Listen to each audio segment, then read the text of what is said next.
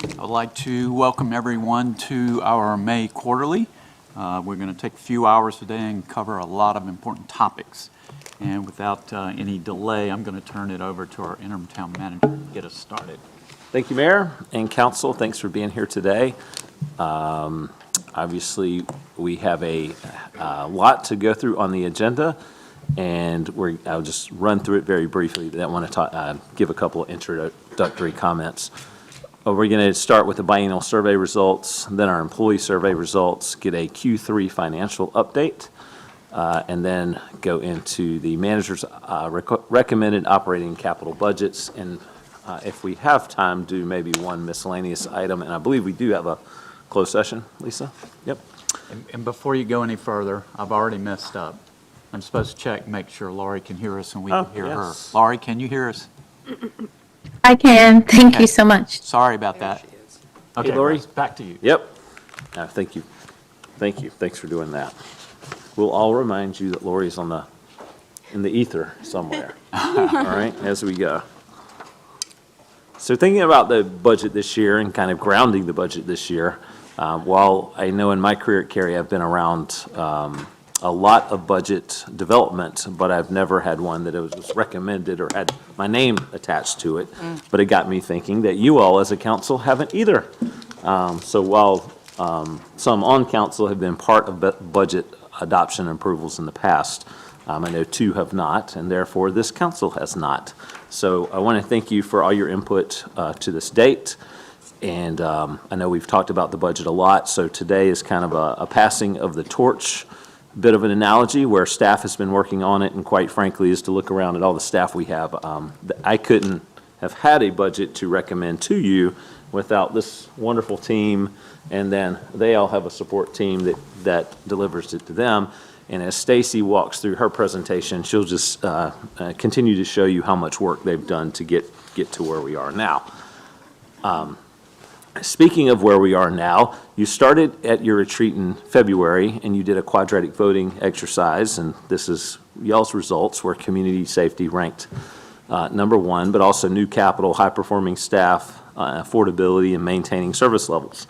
So Stacy walks through her budget presentation. She's going to show you how it was built upon each of those priorities, and then we'll also walk through briefly what boards and commissions and some others in the community gave results on those as well.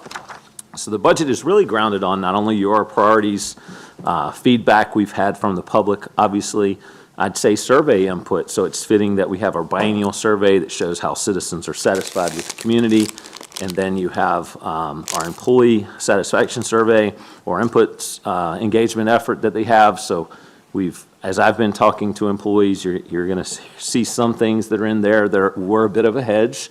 Obviously, you'll see them in the results, but as I've been talking to employees, it's things that I feel we need to do, obviously merit, positions, and other things that help to that.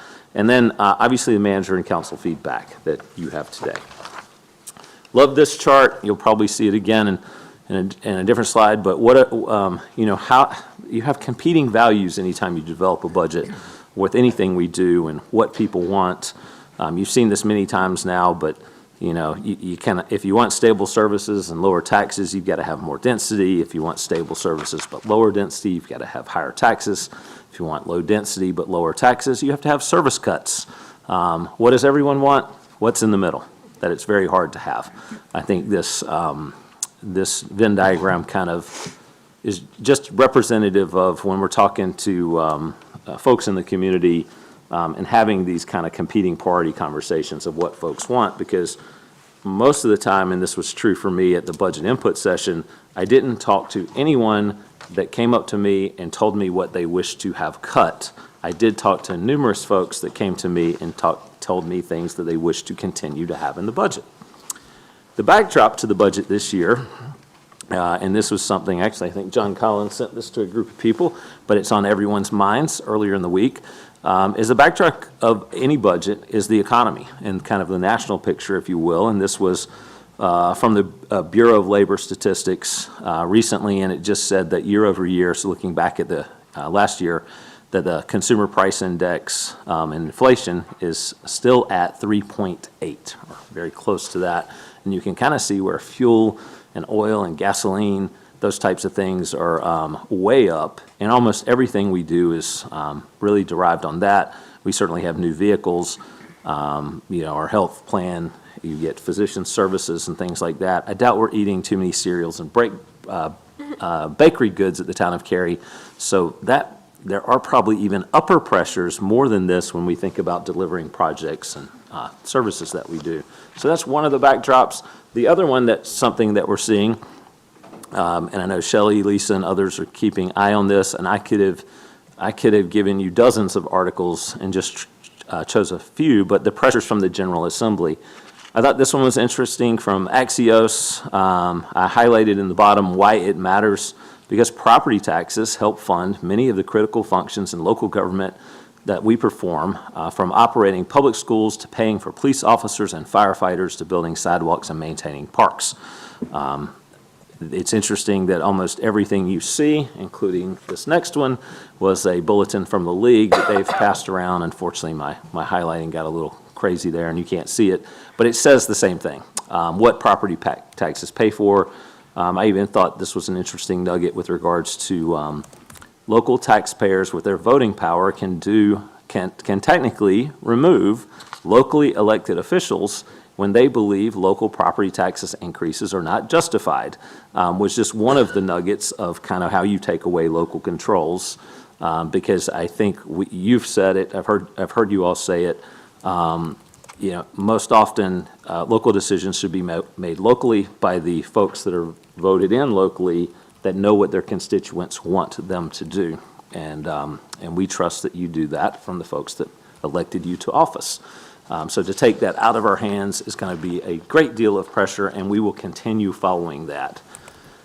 Because this paints a picture of our revenue options and how limited they are. I've talked about this in the past. The bulk of our revenues come from ad valorem taxes, property taxes, and it's 61%. It's been that way for quite some time. Sales tax is somewhat large, 20%, but we have limitations in anything that we can do in any of those arenas, and all of that is set by the state government. So if they take anything away and don't add a way to produce more revenue sources, our pressures and our pressures on the budget will just continue to be greater. Of interesting note, where kind of you read and who's this after, or who might be getting at, this was a article by the News and Observer somewhat recently, but and I'll get to it on the next slide, but they referenced another article. Which cities in North Carolina have the highest property tax burden? Hint, it's not Raleigh or Cary.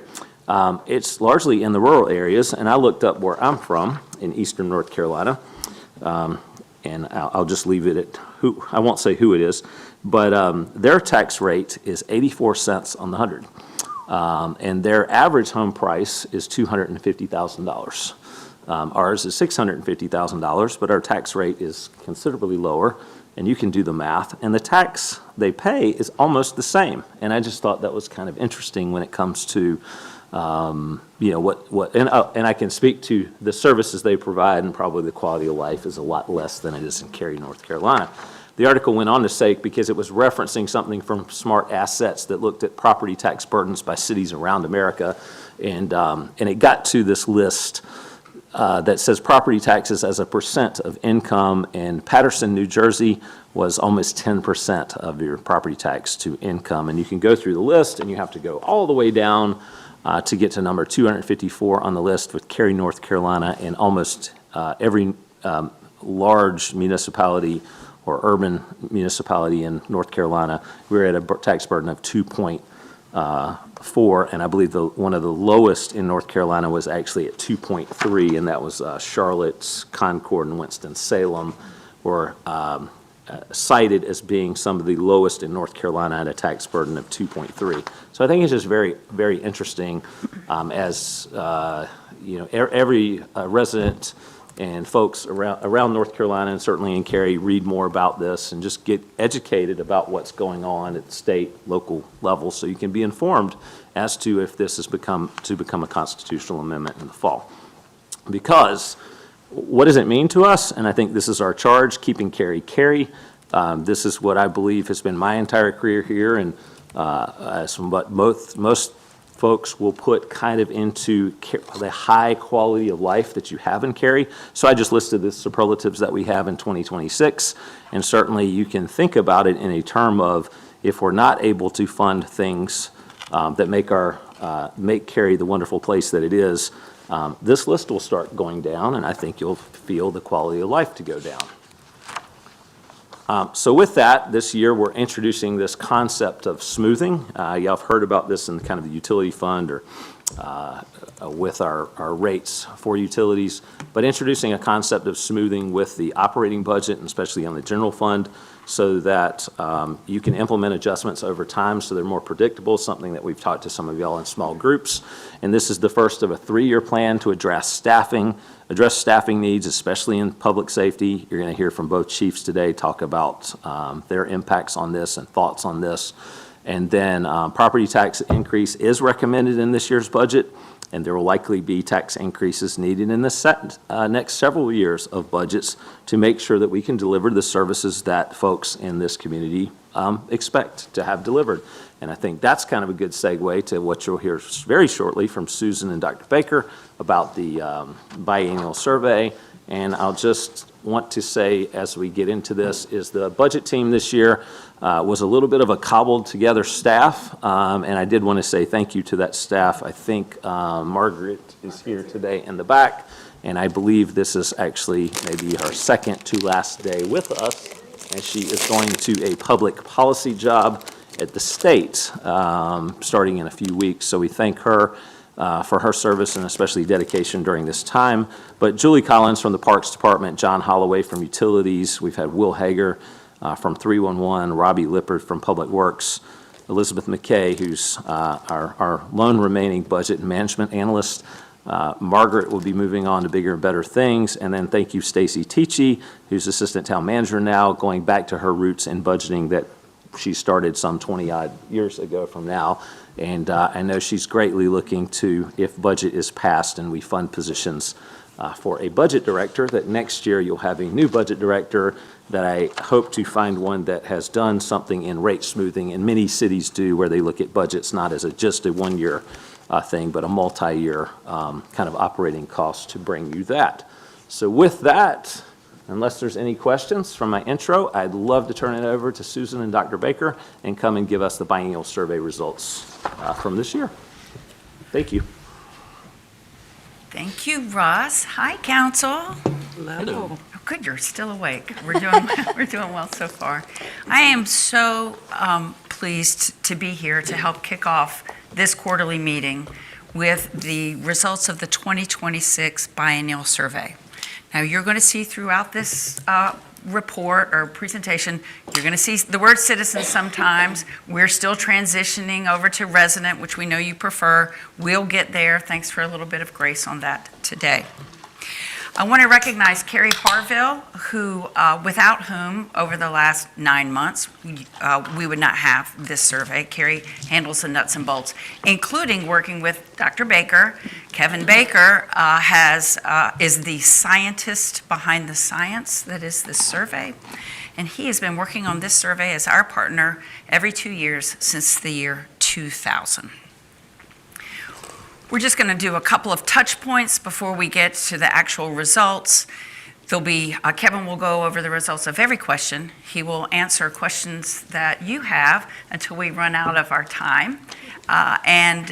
Kevin's available to us anytime for further questions, anytime you want to talk to him. A little bit about the history of the survey. It's important to understand where we've been, and that goes back to 1998. When none of you were council members. But some of us were staff members. And the council in 1998 said they wanted to do 3 things, at least 3 things. One of the things that the council said was that they wanted to go on television.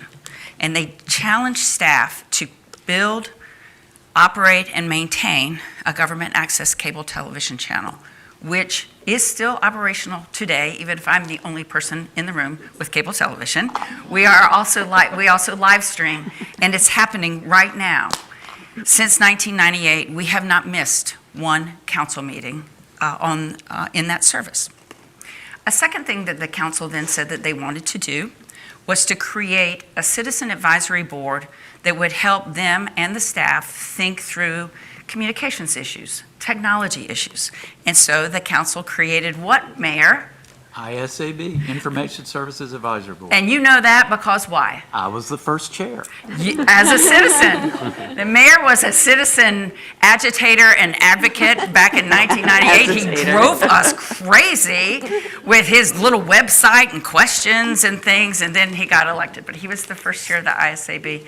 And why that matters is the ISAB has since the beginning been involved in this survey, this formerly known as, or I guess still today, Citizen Satisfaction Survey.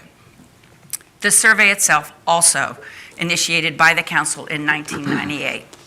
The council wanted a way to confidently measure the impacts that the town was making in transparency. It's a hard word for me to say, the staff knows. Transparency, sunshine, information. How do we know we are making a difference? And the survey that we do today is done the same way that we did it in 1998. It is a telephone survey. We randomly select about 400 adults to represent the adult population of Cary. And we use scientific methodology so that the margin of error is less than 5%. And we ask three kinds of questions, three buckets. One bucket is core questions that we've repeated every year, or every 2 years. The survey's done every 2 years. That would be things like, how safe do you feel? Or what are the biggest issues facing Cary? Or how great is the staff at customer service? Another bucket of questions is those that we kind of flex in and out. We used to ask, how many of you have access to high-speed internet versus dial-up internet? We don't ask that question anymore. At one point, there was a lot of conversation about whether pets should be allowed at emergency shelters. Mike Cooper will remember that. And so we had a survey coming through about that time, and so we asked the question of Cary residents, in order to help our friends in emergency management at Wake County come to some decision about whether pets would be allowed at some shelters. How many households do you think had pets? 70%. 70%? It was 50%. And I was very surprised at that time, but it was 50%. Of course, all of us involved with the survey had pets, but 50%. This year, we asked a new question, and that was to get at artificial intelligence. Many of you use AI in your correspondence, and there is a feeling that the town could gain great efficiencies using AI in communications. So we asked our residents how they would feel if we used that. Kevin will talk about those results. Third bucket of questions, demographics. Age, race, education, years living in Cary, all of that. So that's kind of what the survey looks like. One more thing to know about the survey, we are not part of some national survey group. We are not comparing ourselves against Morrisville or Raleigh or Los Angeles or Milwaukee. Our survey has always been our own survey, and we compare ourselves against ourselves every 2 years. So we're not trying to see how, if our citizens like us better than Morrisville citizens like them. That's just not what it's about.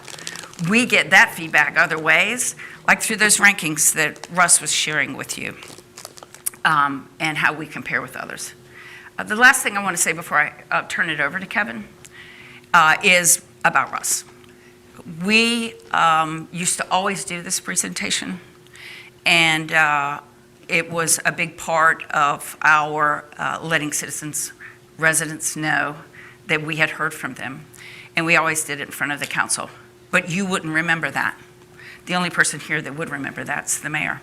That went away several years ago, and it was important to Russ to bring it back as part of his effort at improving our connection to our citizens. So with that, if you don't have any questions for me, I'm going to turn it over to Kevin, Dr. Baker, so that he can get to the survey results. Thank you, Susan. You're welcome, Kevin. Mr. Mayor, Council, good to see you. Thanks for asking me here. I'm just going to give you a quick overview of what we did with the survey. And let's start out. There's a timeline. Okay, let's start with the actual results. Okay, we did 60 basically means that were compared to last year. 48 of them went up. It's an 80% increase. 23 of those means, and this is what's impressive, were the highest the town has ever earned in any survey. And then if you go look at the grades, 27 grades improved, 25 were unchanged, only 4 declined. I'll show you those in a minute. And then the overall average of our 33 service dimensions, that's the questions, the core questions only given to like the fire department, police department, parks and rec across, was 8.41. By the way, an 8.42 is an A. That's how close it is. And there's your grades, A plus 4, A 12, 15 A's. Notice the lowest grade was just a B. Streets tend to get that one consistently. So we surveyed 400 people. That was give us a plus or minus 4.89%. We contacted them randomly with random assignment. The survey was 20 to 25 minutes long, if you wanted to know. And overall, we had a response rate of about between 53 and 54%, which is really good. And if you look at statistics or other nationwide surveys or even local surveys, somewhere in the range of 30 to 40% is considered excellent response rate. So we did really well on that. The residents came through and answered. Wireless callers, again, there's not much in terms of landlines, so 97.8% were wireless. There's an overall grade again. Now let's go and see how we got there. Let's start out, well, let's first start with demographics. Age distribution, mostly between the 26 and 36 and 55. There's your years in Cary. Notice a pretty blend there, but notice the 20 plus, the 21.8% were 20 plus year residents. And there's your educational level. Put those together, but a little over 73% have a college degree in this area. And then race, 64% were Caucasian, Asian was 14.1, and both African American and Hispanic were 8.1. Income level, high income level, over 100,000, 23.1, and 17.5, 150 or better. And then for gender identity, woman was 56.1 and man was 43.4. Common in surveys as more likely to get females to answer the phone than males would be. And then the general town government staff, let's start with that. Now, before I start out, you see, I didn't want you guys to have to look and find if it went up or not, so I'll just put an arrow in for you. And then if you see the orange there, that represents the highest score the town has ever earned. So these would be means. So starting out with grades, notice that 6 of these grades improved, and also 6 of these were the highest ratings ever for the town government staff. They did a great job with this. The lowest overall grade was A minus. Notice the quality of customer service is only one that really didn't get the highest mark, but it went from a B to an A minus. So very good. And then we also asked this time, this is the first time we asked this question, do you trust the government to do the right things for Cary residents? And we asked for the town government, the county government, the state government, and the federal government. And we note that town of Cary ended the highest at 6.46, was 69.3% above 5. 5, by the way, would be the midpoint.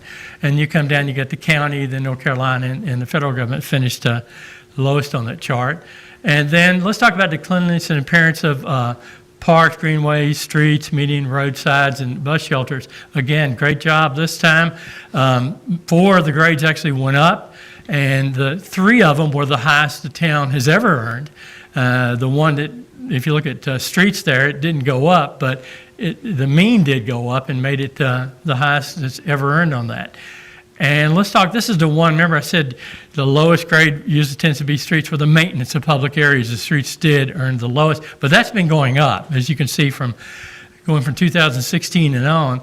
And it this time earned the highest mean that it's ever earned in the past. And if you see that 3 of the grades went up, and actually 5 of those were the highest grades ever earned for maintenance of public areas. So very good. Traffic signs stayed an A minus, and signals also a B plus. Okay, and then the police department, very good marks. Notice that 4 of the actual grades went up this time, and none of them were the highest today, but when they're at a high level now already. It's sort of hard to get higher than those. Same thing with the fire department. And then you notice you see most all A's and a few A minuses, so a great job. The competence went up from a B plus to an A minus this time. And then the fire department, of course, usually gets all A pluses, and they almost did. The courteous dropped down from an A plus to an A, and it's right on the borderline of being an A plus. So I wanted to say that it's barely a move down. So they really should get another A plus. All marked in red right there, you'll see the ones that went down. It's the second one that went down. And the first one that went down. Parks and Recreation, good job here. Parks and Rec already had high scores anyway in 24. And look what they've done this time. They've gone up, and welcoming's new. We didn't have that last year. We took inclusiveness out, but welcoming in. So there's no comparison base for that one. And so if you look down, you see 2 of the scores are the highest to date. That turns facility quality instructor coach, and that's the only one that actually went up in grade was the instructor and coach, but they already had high score. There's no score below an A on that chart, so very good for Parks and Rec. And let's take a look at solid waste. They also had really good scores this time. That has really improved. Notice that the 5 of those grades went up, and then of those, 5 also are the highest that's ever earned for solid waste. The lowest rated was the loose leaf collection. Notice it went up, and it went from a B plus to an A minus, and an A minus is the lowest grade they earned. So that's excellent.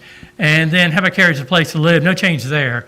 8.24 last year, 8.24 this year, A minus. And this one's a little needed a little explanation of it. Notice that the mean went down, which you would assume meant that things are getting worse here. That's not true. Look at the worst percentages. They're exactly the same, 11.6. What happened was more people answered the same that used to answer better. So that's all that happened. So it's not showing it's worse. But we did ask the people that gave a lower score what their reasons were, and there they were, pretty much in order: traffic, overcrowded, cost of living, growth development, high taxes, and unaffordable housing. Okay, and then recommend Cary's place to live. These numbers all went up. The yes percentage went up. The no percentage actually dropped from, I think it was 5.1 to 2, and the maybes, and that did go up about 2%. It was 10.3. So really good there. And let's take a look at overall quality of service. About the same. It went from 7.66 to 7.68. It remains a B, so about the same as what it once was. The value for the services provided by the town government for the taxes paid, that went down and went from a 7.03 to a 6.54, and that dropped the grade from a C plus to a C minus. That's your second one that went down. Okay, and then what's the biggest issue facing Cary? That's almost unchanged. Just a couple little minor changes. Growth, traffic, affordable housing, all up there in the top 3. But if we look down, you'll see cost of living went from 26 comments up to 47 and moved up a spot. So the cost of living did jump up in the top 5 there a little bit. And the only really other change is the town manager scandal, which finished 10th this year. And then how safe do residents feel? Really good score here. This is the highest you've ever earned, up to an 8.39 with 98.8% above 5. So the feelings of safety here have really improved. I think it's going to show in the neighborhood stuff in a minute too. And then information sources, word of mouth has continued to be the top information source overall and hasn't really changed at all. And if you look down, the social media, the Facebook, social media, blogs, email, they're some even less than half the impact, but you'll see there the next line that you would communicate with them. Traditional media, local television finished down a little ways, and local magazines at the bottom, but your brochure and BUD still have some impact. And satisfaction with making information available to the residents. Really good job here. That mean went from 6.69 to 7.38 and was 78.6% above the midpoint of 5. Same thing occurred here for satisfaction with opportunities to participate in the decision-making process. Went from 6.25 to 7.07, an even bigger jump, and 72.3% were above 5. So both of those areas improved. And let's talk about AI. Using generative AI for communication with residents, the mean was 4.81, so a mixed bag here. The uncomfortable side was 37.4. The comfortable side with it was 31.4, and then another 31.2 were neutral with it. So it's sort of a mixed bag with how they feel about using that. We did get some comments that if an actual person was, if they use this, have an actual person you could contact in some of the open-ended questions. Now, focus areas, we call these focus areas, areas that the town works on every year. The first one then is the job you're doing with recreational facilities. Mean went up, 7.74 to 7.92, and so did the grade from a B to a B plus. And then we asked them, like the ones that, any ways to improve it, this asked for everybody in that. One of the biggest things was add more sports, and the major reason was most of the sports are full, and they just can't get into a sport. And then they said expand the greenways and improve the parking. So let's look next at the job you're doing with environmental protection. That also went up from 7.03 to 7.31, and the grade jumped from a C plus to a B minus. And then, how effective is town council in working to keep Cary the best place to live, work, and enjoy? Slight increase in the mean from 6.99 to 707. No change in the grade, stayed a C plus. And the last one is the job the town's doing planning and development. Pretty good jump there, 6.52 to 6.79, and it went from a C minus to a C. So a little bit of improvement on that side. And then neighborhood characteristics. And they were asking the people about their home neighborhood in terms of safety, desirability, strength, and their community connection. And all of them earned solid marks. Safety did move up to be the top. The grade didn't change. We went from top of the list. Desirability fell down, but the grade's still the same. Strength still a B plus, still placed third. But community connection, actually the grade went up from a B minus to a B, and that was the only one that actually went up. And then this area, ratings, available housing choices. Some changes, but the grades aren't particularly average to below average. If you look at houses without children went from second to first, but the grade didn't change. Their households with children went from first in 2004 to second, and that grade went down from a C to a C minus. So did young professionals, which stayed third. It went from C minus to a D plus. That's your other two. Remember we said 4 grades decline? That's the last two. Multi-generational moved up, but the grade stayed a D plus, and seniors also moved up. Grade remained a D plus. Local workforce households, that did drop. Though the grade's still a D plus, it dropped down a couple of notches. And then the first time this has been asked was, how about households for low income? That earned an F. And then there's the overall results again. And at this point, we'll answer any questions you may have. Did I keep it under half an hour? Okay. So far, so good. Okay. Any questions? How about Laurie? You got to have questions, Laurie.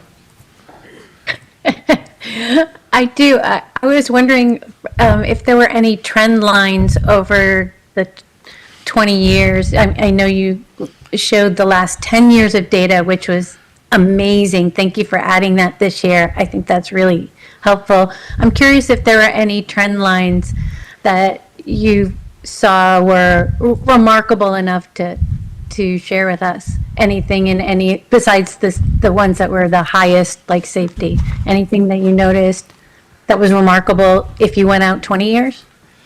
Well, going out 20, I think the biggest thing, if you go back and look at all of them, is from 2016, look in every one of the areas, how the grades, at least for all the core areas, have gone up. And I think that's the biggest one in the trend line. And then just from this year, last year, 2 years ago to this year, is how many of these grades were the highest ever earned. That's unheard of in surveys I've done. And Lori, you're asking for 20 years. We haven't run any trends for that, but we can take a look at it and see if there's anything that jumps out. Sure, we certainly will. Thank you. Other questions? Do you have any data on the respondents, whether they were homeowners versus renters? Yeah, that's in the actual survey. We just didn't put it in here. We have So that in the demographics. look in the demographics on that. Well, actually, in the first couple of pages, it will tell you those. Can you First- tell me ballpark if it was I'd have to look at the significantly survey. I skewed can't one way or the tell other? you. Yeah, We have to look at it. yeah, we'd have to Okay. look at it. So you marked the highest grades ever. Did we have any lowest grades ever? I don't think, well, Or the Those housing? D minus, except for the ones at the end. Remember That's that right. last one, the housing choices? Those yeah. will be your only issues. But even the ones that declined, they didn't decline that much till you get to the last one, housing choices. That seems to be a sticking point. I have one more question. I always love the crosstabs, so thank you always for providing those. Was there any group or demographic that had any surprise associated with any of the questions? So for instance, are seniors, making this up, are seniors more likely to feel less safe, or are families with children more likely to be disappointed with our parks? Was there anything in the crosstabs that was out of the ordinary? We'd have to pull those out and look at them. I couldn't remember those offhand because there's 600 or 700 crosstabs. 700 Oh, crosstabs. But one of the things to keep in mind, I'm so glad that Lori brought up the crosstabs because I love a crosstab. While we talked about the margin of error being less than 5% for the survey, we don't oversample. So anything that we glean from the crosstabs, while helpful, is anecdotal. That's right. We can't make inferences from it. But we'll take a look and see if anything jumps out. Lori, I'm looking up at the ceiling Yeah. like, oh, you're on the moon. I know. I can't- But Allison Hutchins appreciate- reminds me that even the astronauts had the internet, so you may be on the moon. I'm not sure. I appreciate that. I truly value the crosstabs, although as Susan, you share, the crosstabs are anecdotal. Sometimes we might get a glimmer that a Sure. particular community Sure.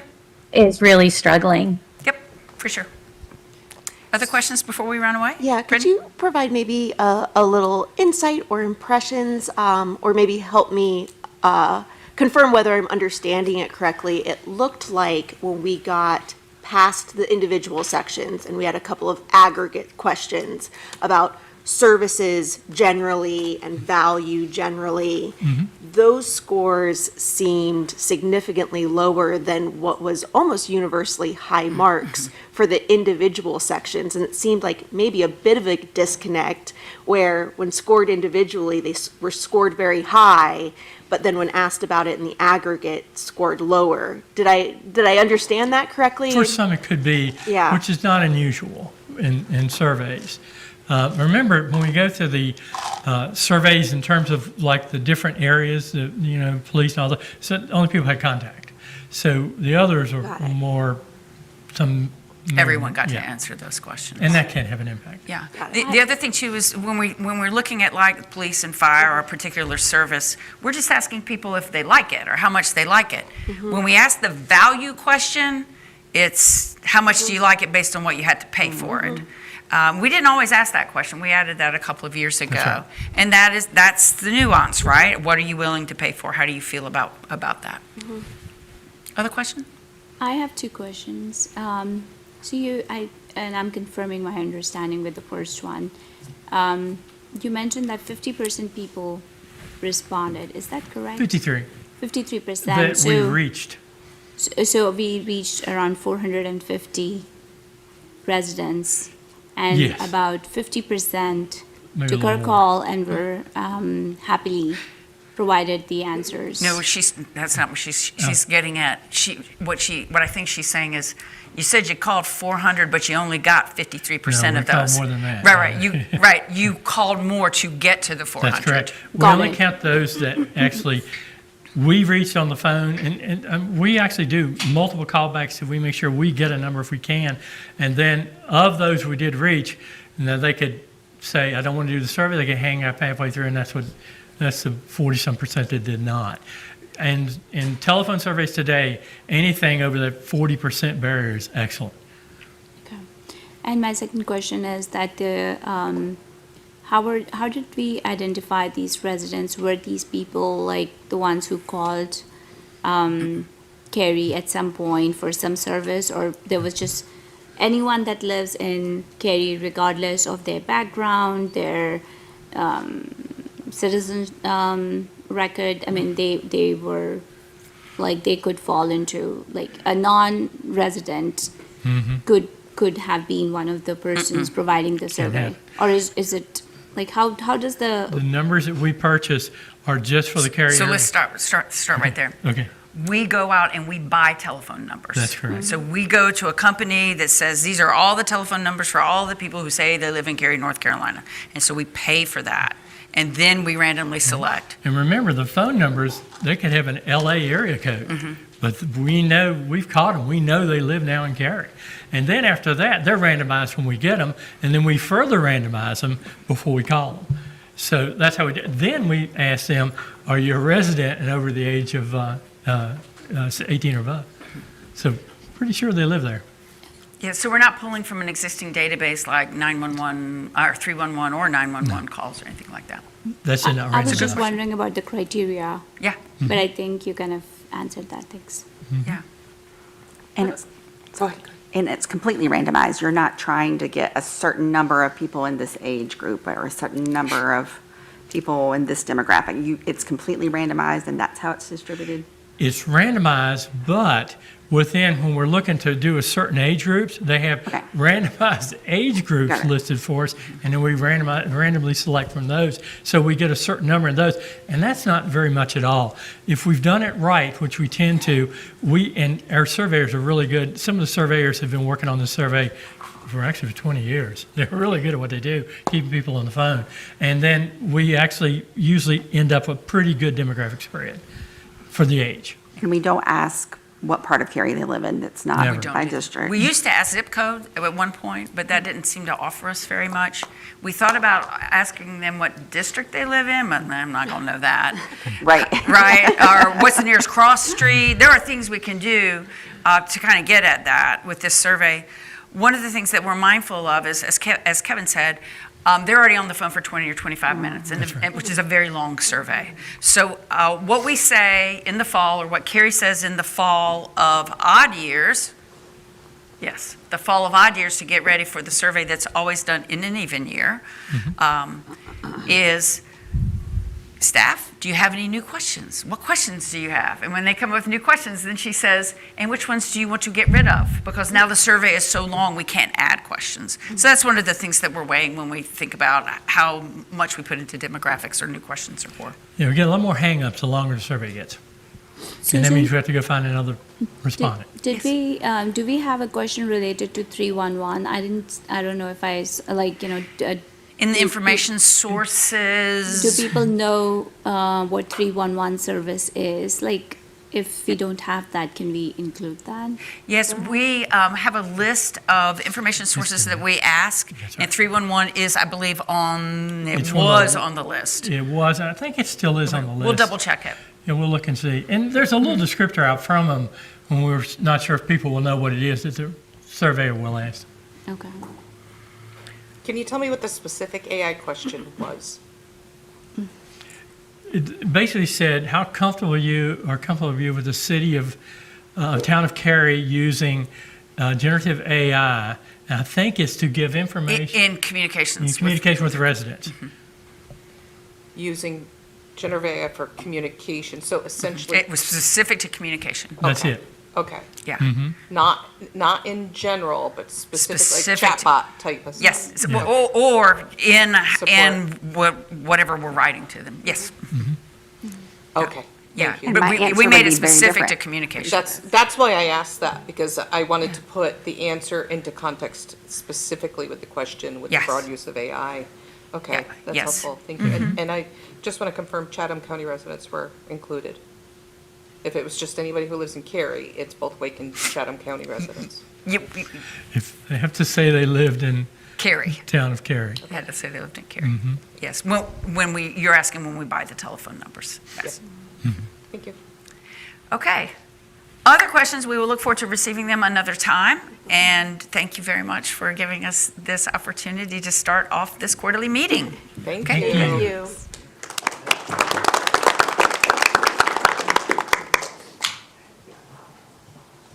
All right, we're going to bring up Allison to introduce the employee engagement survey results. Okay, well, thank you, Russ, and good afternoon, Mayor, Council. Keeping with the theme of surveys, I'm here with Kelly Hamrick to close the loop on the employee engagement survey that just finished earlier this spring.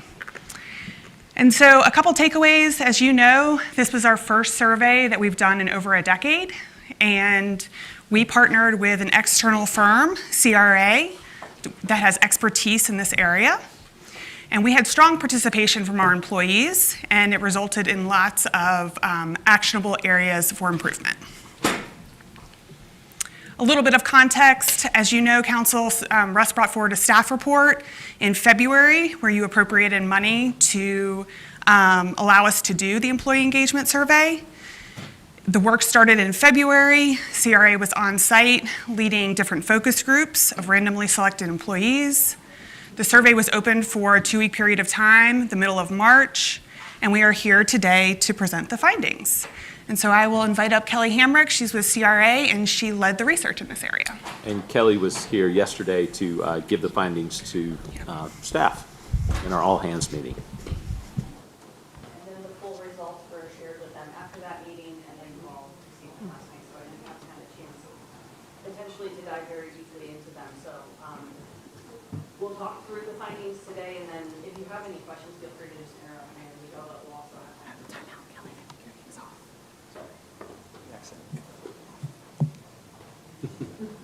Just. I was really hoping that would happen. Thanks. That's great. I needed a joke. She wouldn't give me a walk-up song, so I needed a joke instead. So that's great that the mic wasn't working out. Okay. So before we get through the findings, what I want to do is kind of level set with you all to just kind of remind you. I know Allison already covered part of it, but what I wanted to focus on was, first of all, the number of people that we had participate in the focus groups. So we conducted 10 focus groups back in February.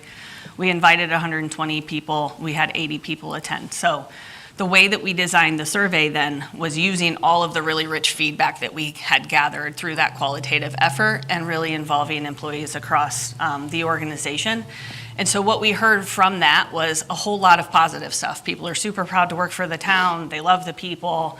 They love the service aspect of the work that they do. So we heard a lot of positives, but what Russ and the leadership team in particular really wanted the survey to focus on was where can we improve? We know that there's areas where we can focus, so we do want to celebrate our strengths, but what we really want to make sure that we can do is say, what is it that we should be doing differently or better? And so as you look at the survey, mostly the open-ended items were really intended to say, where can we improve? What's the thing that will make the greatest impact if we were to change it? And then we surveyed all full-time and part-time employees. We heard back from 1,002 employees for a response rate of 57%, and the statistical error for that is plus or minus 2%. So very statistically representative findings. When we look at the graphs that will follow, that I'll go through, they're all going to look like this. So every single rating scale item was rated on a 5-point scale, where 1 was the least favorable rating, 5 was the most favorable rating. What we're looking for here as we move through time, because again, we invite you all to, of course, continue to do this measurement so that you can treat this as a true baseline. It's been over a decade since you gathered the feedback in the past. We would encourage you to continue measuring either annually or do the same cadence as the biennial survey, but continue to measure and say, here's our baseline, here's the biggest gaps that we have. Let's continue measuring as we move forward and see where we can close some of these gaps. So what we're aiming for over time is to get the biggest amount of purple on each one of these slides as we look through. Those are the ratings of 4 and 5. And the favorability scores that I'll refer to will be the combination of a rating of 4 plus 5. So the first section was around the overall engagement. And as you see here, confirming what we had heard in the focus groups, more than 75% of respondents agreed that they can see themselves working here 2 years from now. And over 80% believe that their work gives them a sense of purpose and meaning. So really great findings here from an overall engagement standpoint. The next section was around perceptions of leadership, of which we included direct supervisors and then leadership of the town manager's office. So for direct supervisors here, there's particularly strong results as we look at these ratings, with agreement that my direct supervisor treats me with respect, receiving the highest scores. And the lowest score of this set is still at a 75% favorability score. So really good to see these results here for direct supervisors.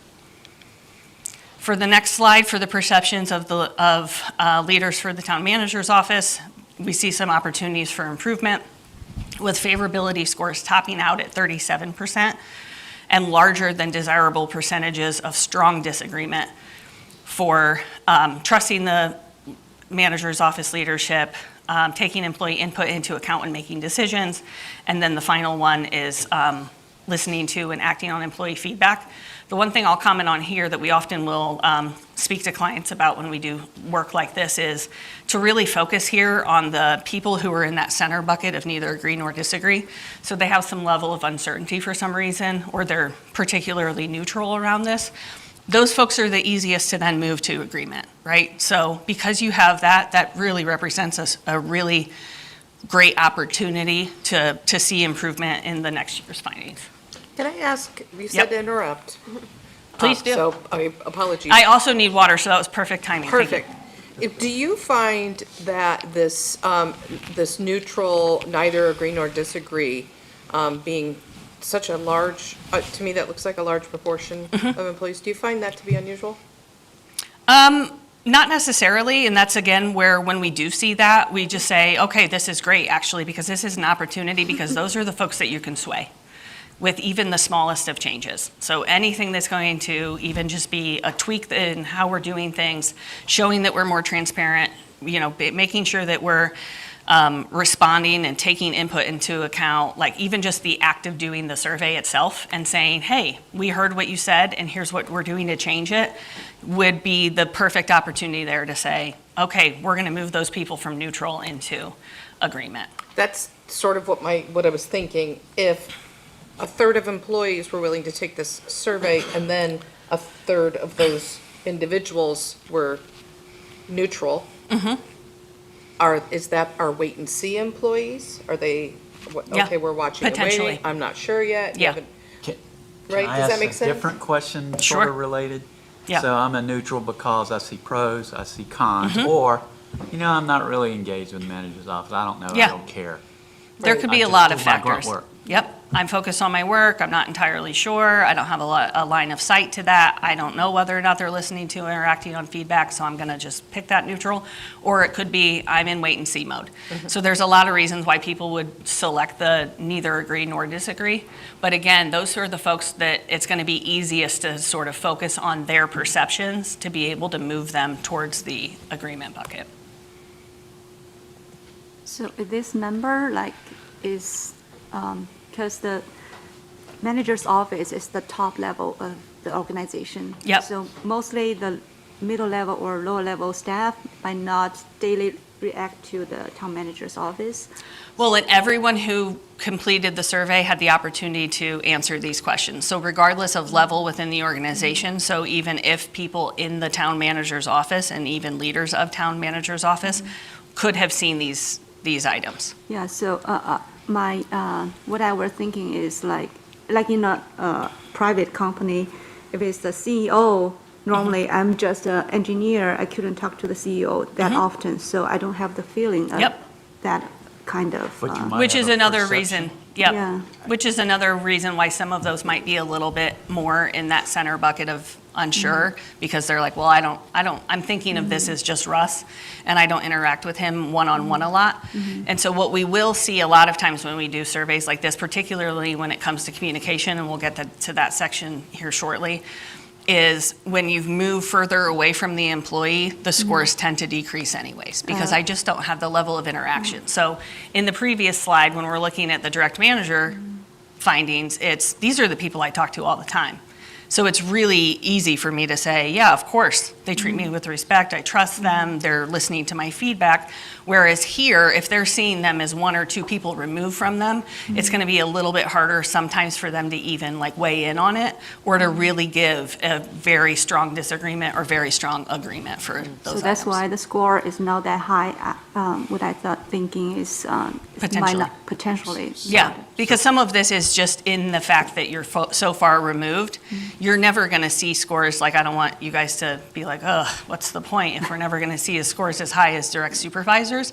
But honestly, you may not ever, because of that dynamic, that you're never going to have the level of interaction and engagement with the senior levels of the organization as you would with your direct supervisor. So if perception is a part of this, and the environment we've been in the last several months, Yep. you think that had a lot? Or, I know it's a call, but Yeah, as you I make a mean, call, you can't make. If I had to guess, I would say it probably had something to do with it, for sure. Yeah, because I have a similar question, Allison. I don't know if maybe you'll help us with the interpretation as well.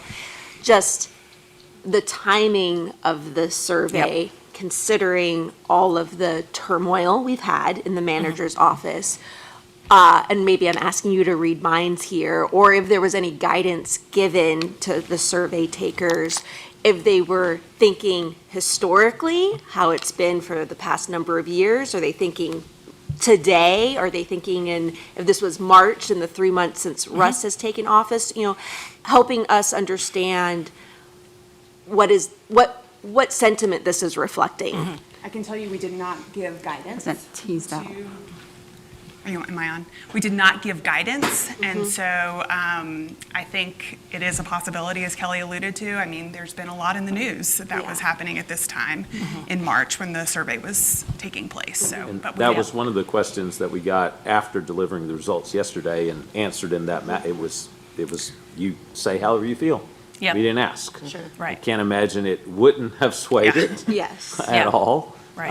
And I know anecdotally, I had folks come to me after they took it that said they kind of didn't know how to answer it. And it's like, you just have to go how you feel. Yeah. So you did And- mention that this was from the focus group. That means like. The focus groups helped us design the survey itself. Got it. So they helped design, but this survey was sent in an email It was, to the staff, yep, and they had their own sweet time, or at least whatever the timeline was. Probably, I'm thinking like it cannot be overnight, but yeah, it was maybe like a week they were or given 2. 2 weeks. So they were able to fill this out after starting the survey. Did they have to complete everything in one go, or was Nope. they could take a break? No, they could take a break and go And back. this was fully anonymous, so even Fully if we anonymous. say, okay, give us the names of those 18 people. I absolutely could not, Okay. and we designed it purposefully that way. So we did distribute the survey so that we could, on the back end, have the demographics, because this is already a lengthy survey in terms of the number of questions. So we were tracking department information, tenure, full-time, part-time, and then supervisor and exempt status. And so we had that information, but the way that we gathered the data was to completely anonymize it. So even when the data came in, we had no idea who the individual people were. We were only left with those identifiers. And the reason why I'm asking this question, I know this is anonymous, but there was a concern shared with us during the survey, when the survey was going on, that there was a sentiment that there could be a potential leak of the name, but that's what I'm It would hearing be is impossible. It's impossible. It was absolutely impossible. And in fact, before we even sent the survey out with those identifiers of department, we painstakingly went through every single group and made sure there was no scenario where a combination of your department, your tenure range, and say your exempt status was going to identify you personally. So we stripped out all of that so that truly I could not tell you who an individual person was. And it was communicated as such. And it was communicated as such as well. And the numbers here in the survey, 18, 17, 28, 20, 17, these are all percentages. Those are the percentages. Got it. Yep, so those should all add up to 100%, and those represent the strongly disagree to strongly agree on the 5-point scale. And from this page, I see the fourth question and the fifth is about the trust of the manager's office. Is kind of the lower percentage, I think might impact because of the current situation. Right. Yeah. Yeah. One of the things that we could consider, and we should discuss maybe, is that rather than wait a full year even, is that maybe we do like a pulse check. Once, there's more time for the new leadership team, and potentially have a smaller streamlined version of the survey, so it's not going to be as long as this, but we can then get at some of these, and then that will help us further be able to tell, was it really just because of the timing of the survey and still some of the stuff that was potentially even just in the news and otherwise that was tainting people's perceptions here? Okay. When I looked at it last night, I was thinking very late, so maybe I just am misremembering. But I was thinking there was maybe one question that indicated like a recent improvement, like things are getting better. Yeah. And that looked positive. Yeah. Since there's no way to indicate, like, this is how I felt from, January prior Right. or whatever. So that seemed positive. And I think some of that came through in open-ended feedback. That may- of okay, people maybe seeing, that's- yeah, maybe I hadn't gotten that- improvement that in the far yet. recent leadership changes. But looking at the one that, the slide before this, I think. The direct supervisors. Yes. Yeah. So that 4% looks small, but Yeah. if my 1 a.m. math is correct, that's like 40 people-ish. Yeah. And I know we have, well over 1,000 employees, and not that many took the survey. But I don't know, you probably couldn't tease out which departments, because that would identify people inadvertently, depending on Yeah. how big the department was. But And we do that's have interesting. the tabular summary by all of the demographics, so we have that level of detail, so you'd at least see the percent favorability, and I'm pretty sure the average rating as well by every department. Okay. And by the tenure brackets and everything. Yeah. Some of the the departments And the had to be departments were consolidated. consolidated, because again, when we were Okay, doing good. that process. Because, I mean, you wouldn't want to. So we ended be up. like, "No, this department. Right, we ended you know, up with 12. people would be afraid to answer, Yeah, we ended up possibly. with 12 departments, consolidating them, because again, we didn't want any one department to be too small, because again, if we could identify any one person Anonymity. across those 4, we weren't going to be able to guarantee the anonymity, and that certainly wasn't anything that I was going to be on board with. Or anyone else would either. Can I ask a quick question about participation Yeah, rate? sorry, I did what Susan. Susan did too. I thought you were coming from the heavens. Yes? When looking at the numbers, and I appreciate Russ's email about it being for full-time and part-time Yes. folks. Do you have a percentage participation rate associated with both full-time separate from part-time? So for instance, do we have a lot more full-time people percentage-wise than we participate than part-time? I don't have the percent response rate, but we had obviously more full-time employees were sent the survey than part-time, just because of how it worked out. I'm guessing that the response rates may be similar, but we'll have to follow up with that, because I don't have those exact numbers off the top of my head. How many full-time? Okay, and I would wonder if that would skew it, because I noticed in the very back, the part-time responses were much higher percentage-wise. Part-time employees were much happier. Maybe it's because they are part-time, but they tended to lean towards more positive responses than the full-time. And that would be in the appendix. And then Chris was Yeah. asking, so what, sent to 1,300 full-time employees and for something? It was about 500 part-time employees that we Yeah. sent to, but at any given time, that changes with vacancies or, Right. retirements, and so The data- grand total at this point in time, when we distributed it, was 1749, with like roughly just about 1,300, I think, were full-time. But again, we'll look that up and we'll get you those response rate percentages. Thank you, I appreciate that.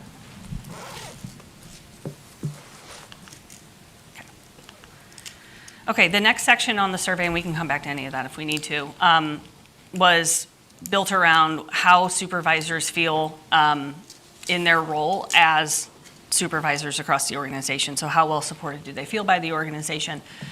And when we ask them about the experience, we see high levels of confidence in the ability to address performance issues when they arise, which is the highest rated here, and then less confidence in terms of having effective ways to share employee feedback and concerns with the manager's office leadership.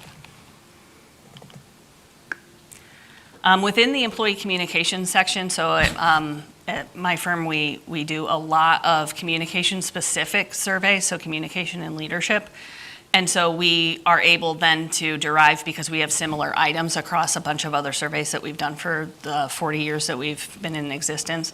So we have a best practice target associated with these that we didn't apply to the rest of the survey just because we don't have as large of a database for all of those. And there's also more variability in the things that are important across the engagement survey. So what you'll see on the next two graphs is a vertical line across the graph that shows that 80% favorability target. And again, we treat that as a target, and again, I reiterate that this is a baseline. So what we would want to see over time is improvement such that the purple bars will meet and then exceed that vertical line. So for overall communication, so please rate the overall effectiveness of internal communication. The score that we have here shows that more than half agree or rate at the highest for somewhat plus very effective. Even though we haven't yet reached that 80% favorability target, more than half of respondents are giving those highest scores. In terms of aspects of communication, 67% of respondents agreed that they received the information they need to do their jobs, while cross-departmental communication and decision-making transparency revealed the larger gaps here. Within the employee working experience section, we have several tables of feedback to go through.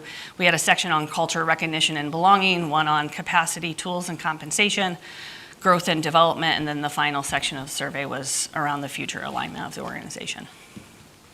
Within culture, recognition, and belonging, more than 60% of respondents believe that their professional judgment and expertise are respected and that they belong at the town of Cary, while accountability and value alignment represent the key opportunities here, with the larger percentages of strong disagreement there for those final items.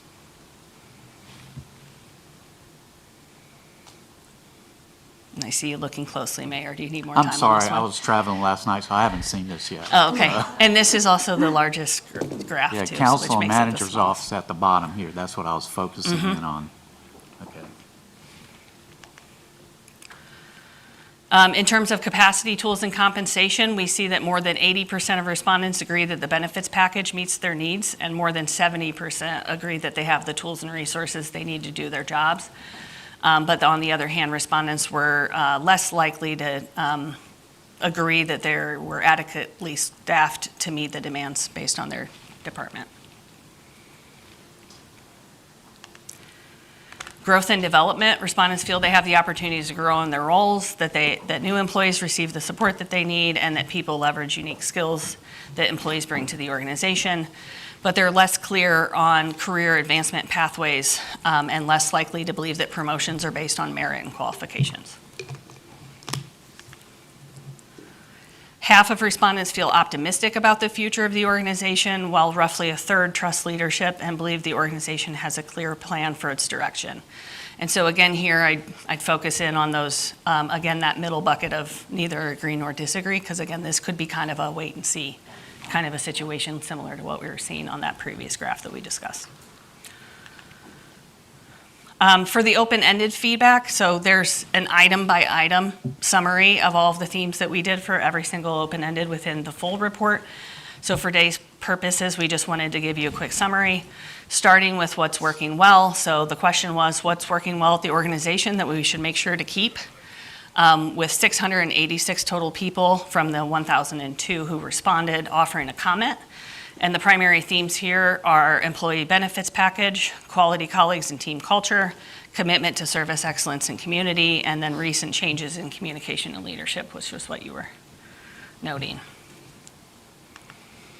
In terms of suggestions for improvement, so again, we really wanted the survey to focus on, well, what should we be doing differently? So we had 3 separate questions along these lines. The first was around the employee experience, so in response to what would be the one thing that would improve your experience working for the town that would make the most impact.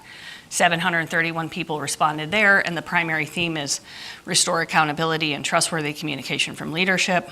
The employee communication follow-up, so what's the one thing we could do to improve communication?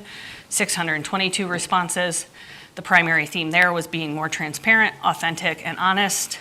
And then what would be the one thing that leadership at any level could do to better support you and your teams, with the primary theme there being trust, listen to, and empower employees at 34% for that theme. In terms of suggestions for next steps, so our team obviously analyzed all of the feedback, read through everything, and then we provided suggestions for next steps, which obviously it is, up to you all to then act on them. Some will be things that require more resource and time, and other things might be, low-hanging fruit that can be acted upon relatively quickly. So just a quick summary of our suggestions, but just to reiterate that the survey findings really do suggest that, and again, reiterates what we heard in the focus groups, that employee engagement is strong, with employees appreciating their coworkers, their direct supervisor, and the sense of purpose and meaning they get from their work. So if I remind you of that first slide that we saw, the percentage of people who said that they expect to still be here at the town of Cary in the next 2 years as an employee was very high. So it's, there may be some things that we need to focus on, and there obviously are, but people aren't saying, I got to get out of here, I don't like it. They love it. They feel pride. They love the work that they do. They love how they're supporting the community. There are just some things, as all organizations have, where we can improve. And our suggestions would be to, first and foremost, restore trust by building on recent leadership visibility and openness, strengthen internal communication structure and ownership, assess possible solutions to address staffing, pay equity, and career pathways, strengthen consistency and accountability across the organization. And then specific to the supervisor feedback that we got, we would recommend just enhancing supervisor resources that empower them to lead and communicate effectively. What does that last one mean? Enhance supervisor resources? Basically equip supervisors with the tools and resources that they need. So maybe tools is, I don't really understand how I'm supposed to communicate an important message, and so I have talking points that I'm given after a big announcement. Or it could even just be resources in terms of, I don't really know how I'm supposed to, because the lowest rated item in that section was delivering feedback to upper management. So the question would be, well, as a supervisor, I'm not sure what mechanism I would use for that. So ensuring that there's clarity around where do I go with the information I'm gathering from my teams? Because again, as the closest to the frontline employees, they're the primary person they're going to go to. They're the person they're seeing the most. They're the one that they're going to trust the most. So we just need to make it really clear and easy for them to say, here's how you roll up the information that you're getting and any of the feedback that you're receiving to the senior leadership in the organization, so that then we can actually fix any of the issues that That might be makes in perfect place. sense. Thank you. Yes. Yep. So for the middle level management team, which I feel maybe need more training opportunities to help them, because they are contacting the staff more than the upper level management. And Yep. even with the manager's office, I think all of them need some training about Exactly. communication to improve the efficiency and like all of these lower percentage of the survey. I think Yeah. that would be helpful. And we see that across nearly every organization I've worked with over 20-some years is people are promoted to supervisory roles because they're operationally efficient and not because they understand how they're supposed to be communicating or leading teams. And so we need to equip them to play that very important role, because you're promoting someone because they're really good at their job and not because they're equipped to be a leader. And so we need to give them the tools that they need to be able to do that. I also saw something on one of the slides about the salary and the, Yep. the differences and I think I don't remember the exact verbiage, but it said like, I think I can get back to it.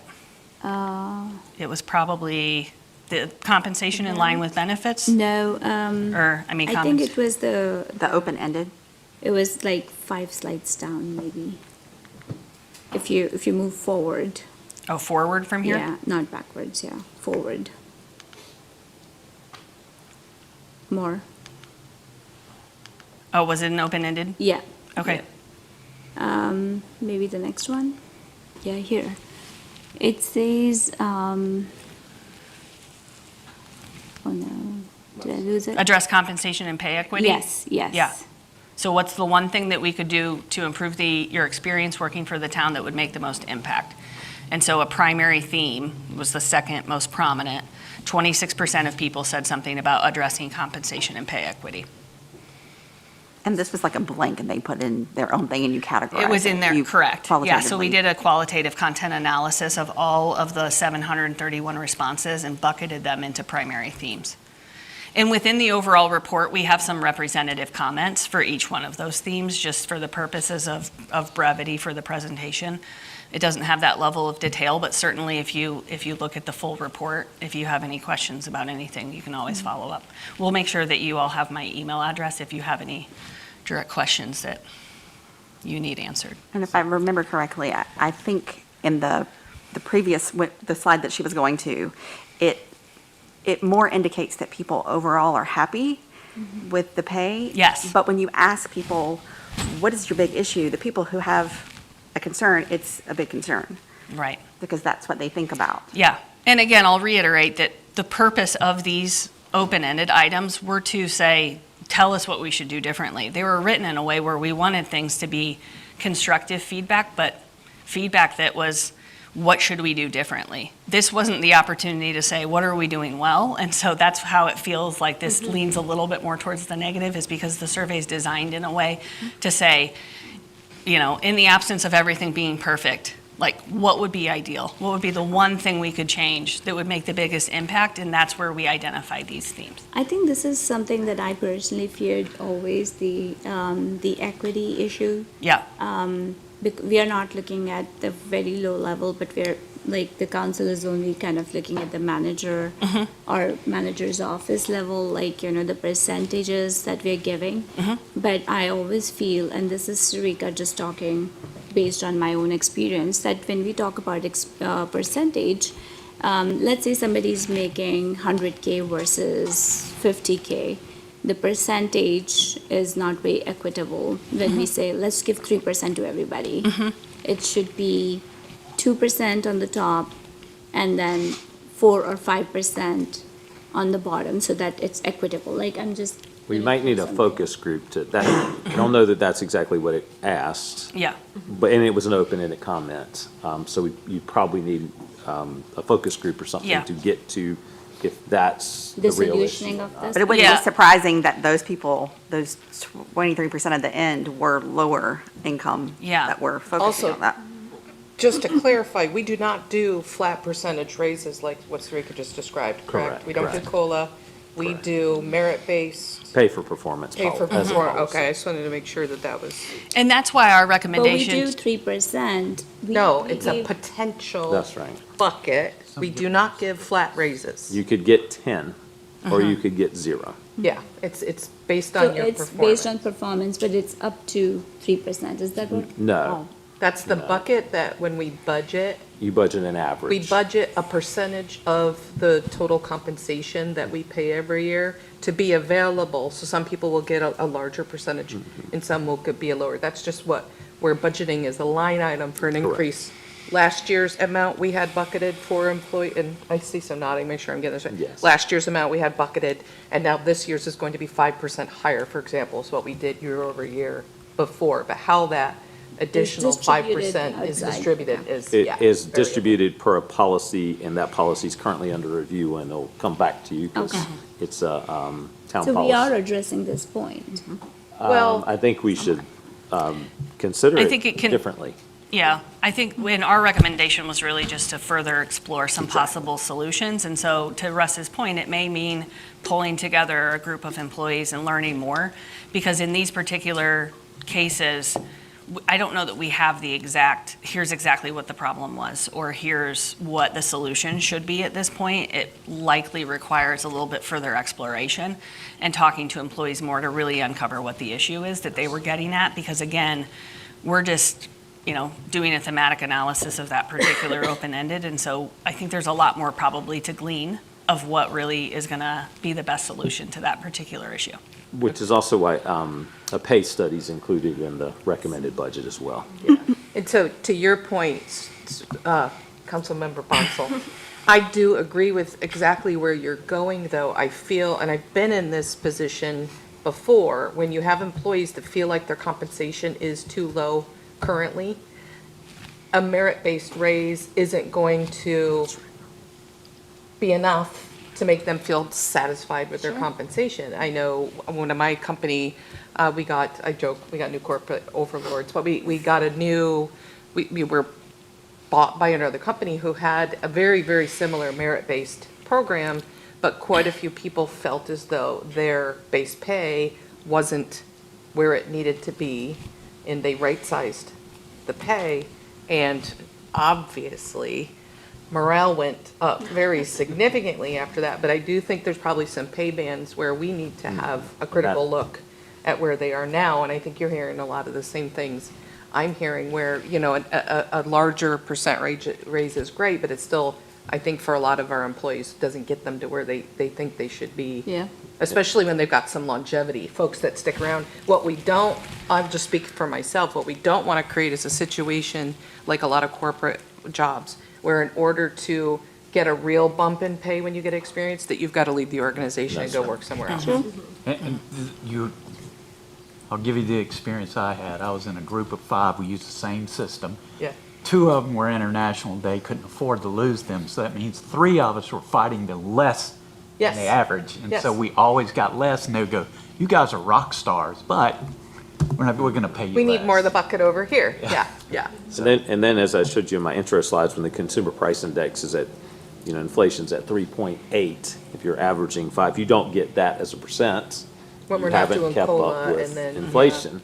But the one reason that the pay study is in, because it's going around, and to not wait for survey results was something at least myself and other managers and supervisors were hearing since December as we've gone around and talked to people. I think it's important also to mention on the pay study, because a few of you know, or a lot of people in this room, we used to do pay studies. We would do, my memory, 25% of all the positions every year. So in 4 years, you would know the 5th year your position would automatically come up. You didn't have to ask for it, and that went away.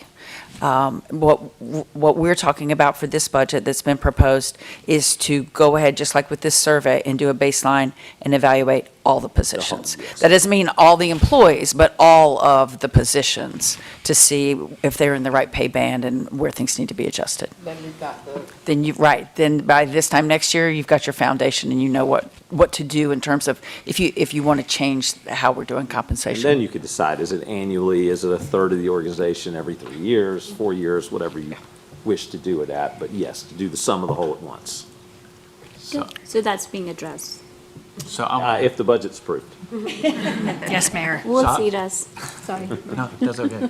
Go ahead, go ahead. I was just going to change and ask a different type question. Okay. And I apologize again. I spent a lot of time traveling in the last 2 days, so Totally I'm way understand. behind. Oh, no worries. We didn't give In you. the open-end questions. Yeah. You would get the answers. You go, we're going to categorize that over here. There's not indices with all these comments? No, it's Okay. a thematic Because analysis. you could probably identify based on how somebody wrote a comment or said something. I wouldn't have been able to, of Well, 1,000 I mean, comments, to be somebody able might to have. say. Somebody might have been able to, but that was also why we were the ones, analyzing the feedback and only giving representative comments within that report, so that then, if there was anything that seemed like it was identifiable of a person, it then didn't appear in the report. And then we've already since taken all of the raw data and deleted it, just. The only curious thing is I would wonder if some employees have some serious concern about council members, We did review all of the feedback, because we made a promise that if we saw anything that was, oh, this should be addressed, this is an HR concern or whatever, that we did make a promise to the organization that we would highlight anything, but nothing rose Okay. to the extent to which it needed to be shared with anyone. But that's a great question, because we did look at the feedback just to make sure, because of course, anytime we do these surveys, if someone says something inflammatory or says something that someone's doing wrong, we don't want to just ignore that and try to sweep it under the rug. So we certainly would have brought that forth, but there wasn't anything that rose to that level. That's a relief. Yeah. There was one question that maybe touched on council, you had it. It had that middle ground. Yes, You It know, was as y'all were around- saying it about some of the other questions, I was thinking about it, because a lot of folks don't interact with council, Yep. so it would seem fair that they don't know. yeah, it was So around, It was Love us. exactly, exactly. it was around council It was decisions. a wide middle Yeah, band. being Yeah. consistent with the values. So we had a town manager's office, leadership, and council, so they were mirroring each other. Okay, and that's something I They was did have that hoping wide to get middle. out of this survey is would it be beneficial to spend more time at town hall and just be standing in the break room having a cup of coffee? Yeah. More often, Not that I have a whole bunch of free time to Yeah, do that, but sure. it would be, probably the effort. Or do I just make people nervous? And our assumption was that that your average frontline employee just doesn't have the level of interaction Yeah. with you all to be able to weigh in on that. And so that was why we limited it to the one question, is because, Sure. yeah. And I wanted to share. Can I make a quick comment? Go ahead, Oh, go ahead, Lori. Well, first, before we, I guess, get into comments, I have a couple more questions. One is, I really enjoyed CRA's list of opportunities for addressing this. I'm wondering, or I guess another way to say it, I would love if council could get a public-facing action framework. So that would have the list of the things that you all feel we should be doing within the next 60 to 120 days, and then a commitment to regular updates, because I love CRA's recommendation for that detailed action framework. And the pulse, we do that at Cisco System, where we get pulse surveys, which I really think are valuable to let you know if you're going in the right direction. One thing I'd also like to mention before I forget, actually, is I do want to thank the 1,002, I think it was, that's right. employees who took the time to respond, and all the ones who participated in the focus groups. I mean, a 57 response rate really tells me that people care deeply, and those folks felt comfortable enough to not only care deeply about it, but also want to see it improve, because you don't participate in a survey, right, unless you really hope that there's going to be a change. And since we Right. hadn't done it in more than a decade, I really want staff to know that I hear you. It's hard to look at hard feedback about yourself. I see it on Facebook all the time. But being able to treat this as a baseline and a commitment, not a one-off exercise, is really important. And although it's a lower response rate than the one we did 10 years ago, I think we had something like 83 participation. It came at a time that was really hard, and I really do appreciate all the people who, gave us their honest and open feedback. Yeah. And I think part of the process is even just with the all hands yesterday, just in a setting to say, hey, this is what we heard and we're sharing it back with you. And we always recommend that organizations do that. And we won't do a survey just to do a survey and nothing happens with it, because that's the worst thing that you can do, is ask people for their opinion on what needs to change and then just ignore it. So great steps already, even just in the fact that we're sharing back what we heard with the organization. But Russ, did you want to address the Yeah, first question? so with the 20, I guess called ideas for consideration, y'all didn't rank them or anything like that. You're kind of handing them to us. What I committed to the staff to do is give us 60 days to figure out how we even wish to prioritize them, whether that's more focus groups, something to potentially lean on. These are just, thinking right now, not total commitments. You got very positive results with regards to how people feel about their supervisors. Maybe lean into some supervisors, and you could do a little bottom up if you wished, to kind of prioritize these, because there are 20 and you can't do 20 things at once. Exactly. Very well. So we need to prioritize these, get back to staff, and get y'all's input as well, and decide what we're going to do. And then also, a lot of these are being addressed by several things in the budget. Yeah. So, I also shared that. So I think we just need 60 days to Yeah. digest them and get Yeah. back to you all, get back to staff, and say Yeah. how we're going to do them. Yeah, and I mean, the team has only had days, maybe Days. a week, not even, Yeah. We to got all sit the with the results data this week as themselves. well. And again, and that's our typical process, is to say, hey, here's all the recommendations we would make, but, we're happy to help you prioritize them, but really, you need to think about what's feasible in the short term, what's feasible long term, what's going to require a lot more resource budget potentially. And so, but that's the typical process to go through, is to say, now that we have the data, we can sit with the data, let's really take a look and prioritize these things. And obviously, it'll require some, additional conversation. And ongoing surveys should not wait 10 years, 11 years to do Right. the next one. Right.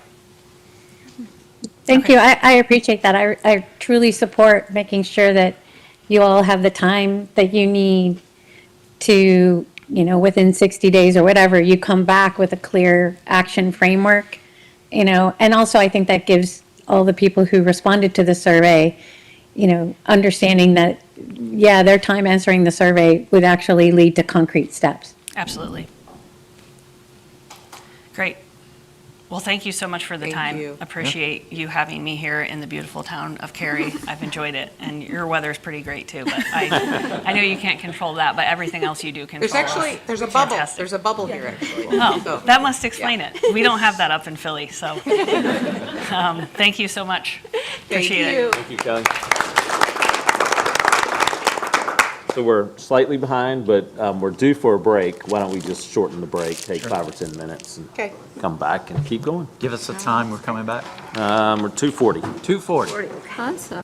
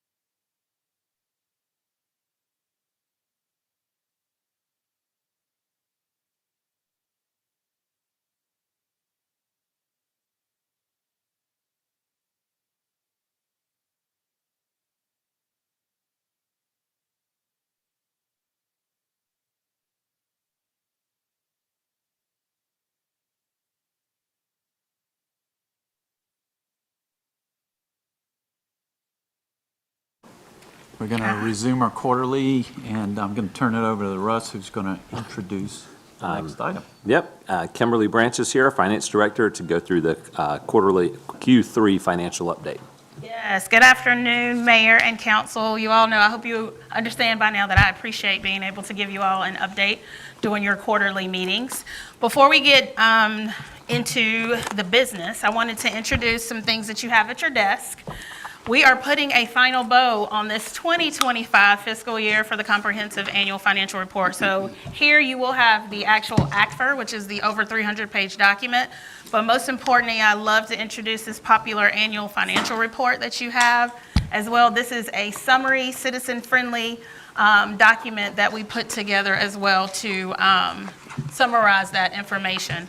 Also enclosed within there as well is the document that gives you page references.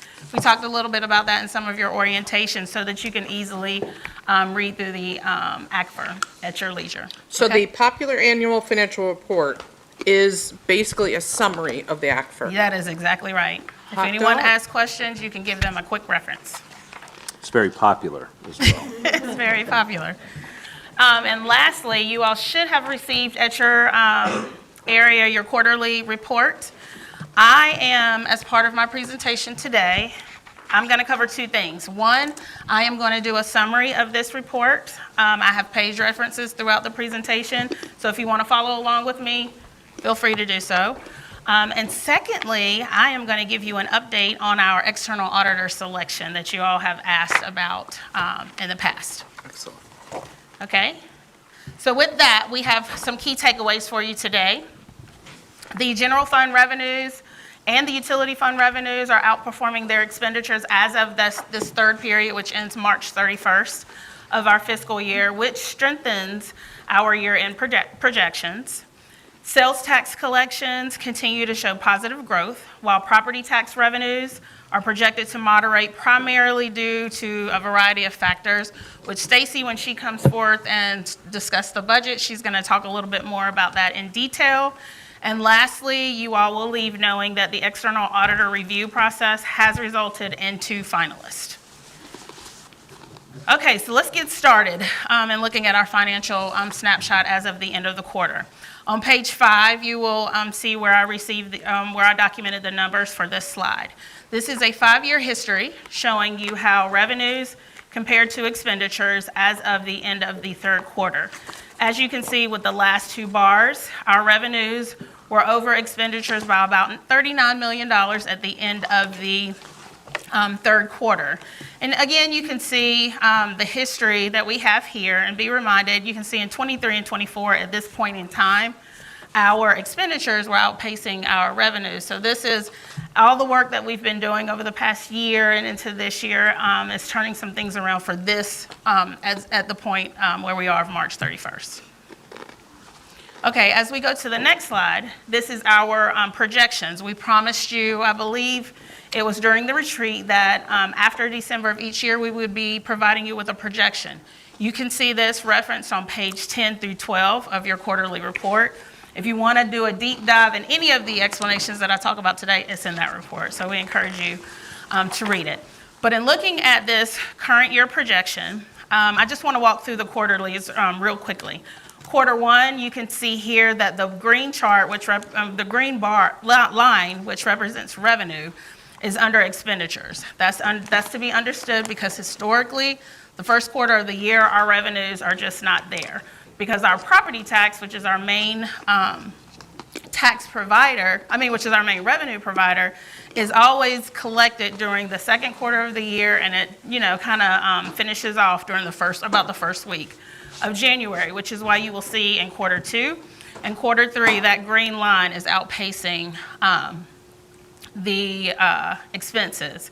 What I will say with the third quarter plots, that goes back to the bar chart that I just spoke about. We had revenues over expenses of about $39 million. However, as you can see in the dotted lines, that's showing how we are projecting for the remainder of the year. Projections are based on historical patterns, some things we may know that's in the pipeline that will happen. But as you can see, those lines are coming closer together. So the margins always, and you can always look for this in the future, will narrow out really during the latter part of the year because our revenue is front-loaded in that first half of the year, beginning of January. So we are projecting, as of right now, for June 30th, to be about $19 million to the good of revenues over expenses, which if you remember when I did the year-end audit presentation, we were about $106 million in fund balance. If we add $19 million to it, we're about at 125 that we are projecting for the end of the fiscal year. I believe our policy for this year has us at about $96 million. So as you can imagine, if you compare the 125 that we're projecting to the 96, that's the policy calculation per the policy, we will meet policy. We are estimating to meet policy at the end of the year. Listed on page 10 specifically, if you want to get into fund balance policy. Yep. Okay, so these are just a couple of dashboards that I'm throwing up here, and that is just to summarize what we have. First, I would like to say there was nothing significant or unusual that happened through the first 3 quarters of the fiscal year. Revenue, we received 83% of budget at this time. Total revenue growth, 5%. Property tax revenue, again, is our largest at 59% of budget, is up 6%. And we have collected, as of the end of March, about 97% has been collected. On the sales tax side, 21% of our budget, sales tax is showing year-to-date up 5%, which was a nice surprise for us because if you remember last year, we were talking about those nominal increases of about 1%. We're looking at like 5%. But again, with sales tax, we never know. So we're just hopeful that we continue with that trend. Okay, on the expenditure side, expenditures for the general fund, and again, I'm not referencing the pages, but you can see here that I have the pages, so I apologize for that. Page 9, which is where I get the information, we have spent about 69% of our budget. If you look at last year's quarter at the same time, we're spot on. We've spent about 69% last year as well at this time. Total expenditure growth, we are down 2%.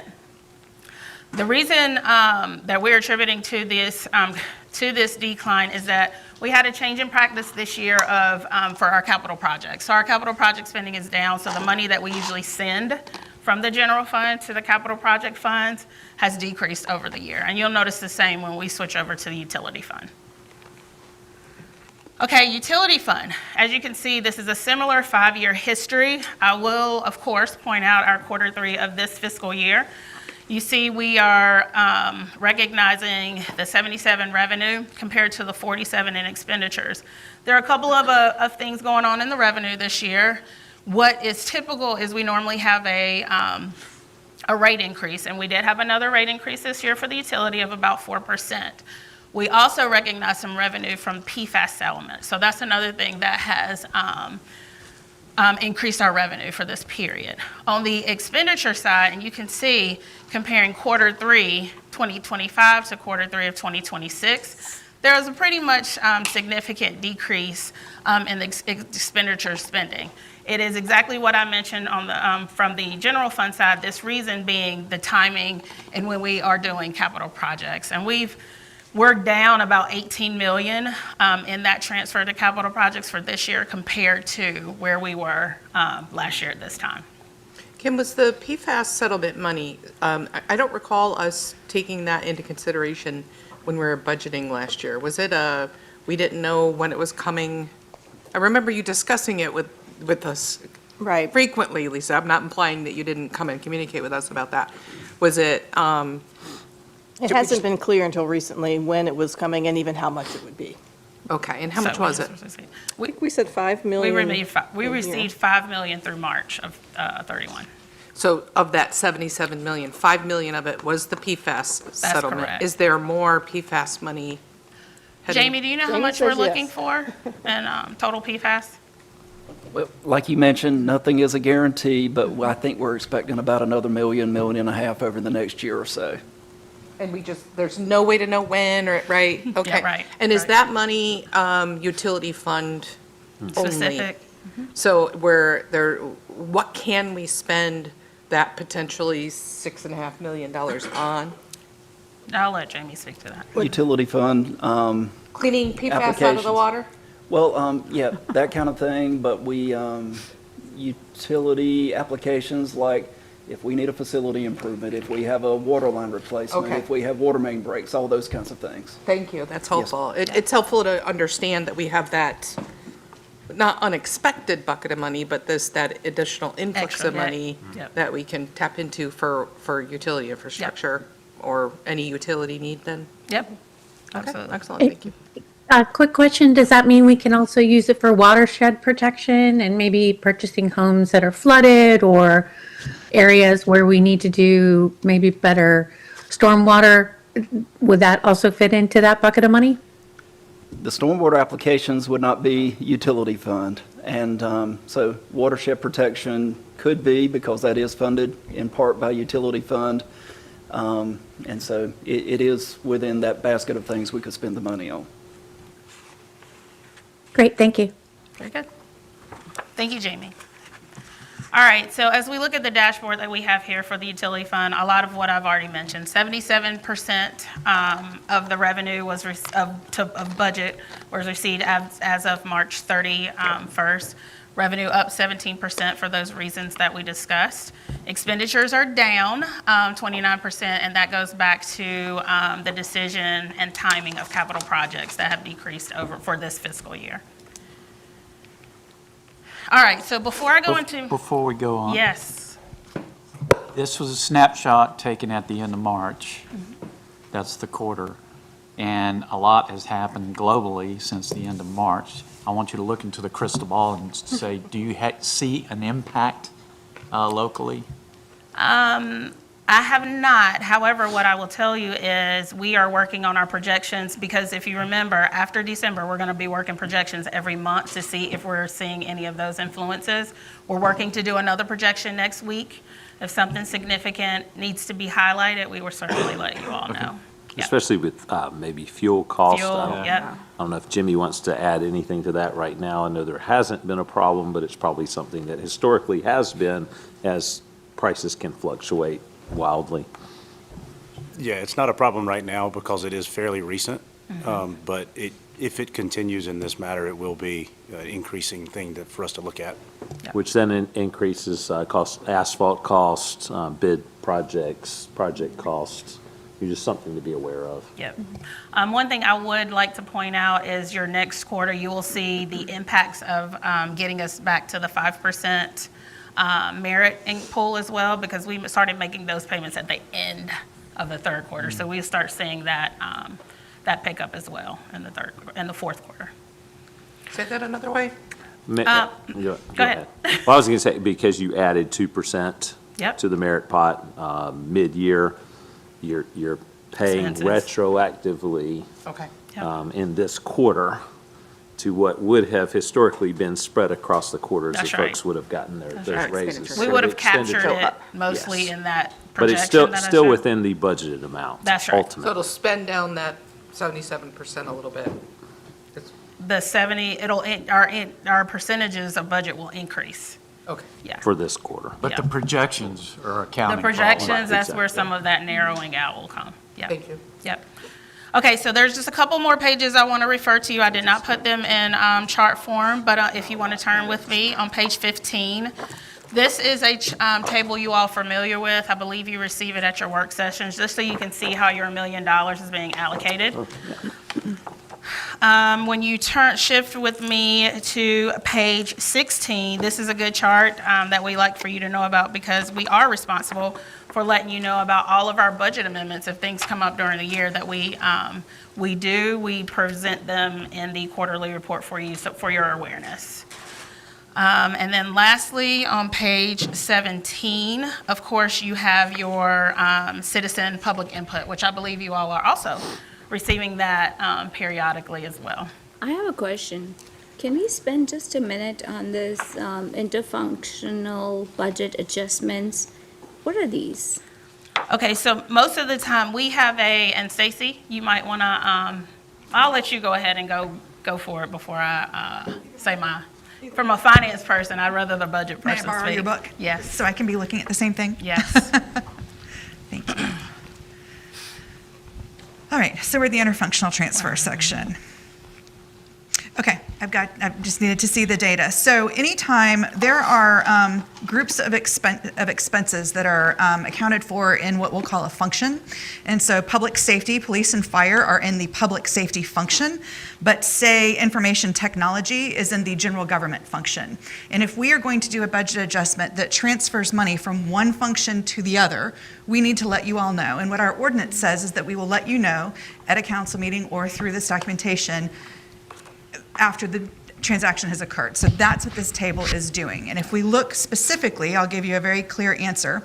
We have a function called non-departmental. That's the first row with quarter one noted, where $2.6 million almost was a budget adjustment was done transferring from non-departmental to the 3 functions on the right, which are public works, general government, and public safety, to address mid-year needs in those groups. Mayor, I can show you mine too. Okay. That helps you step outside my box. And I'll just So, say one thing to Stacy's Here's the explanation. function, going to these functions in that amount. Okay. And another transfer done here from police to IT in that amount. Okay.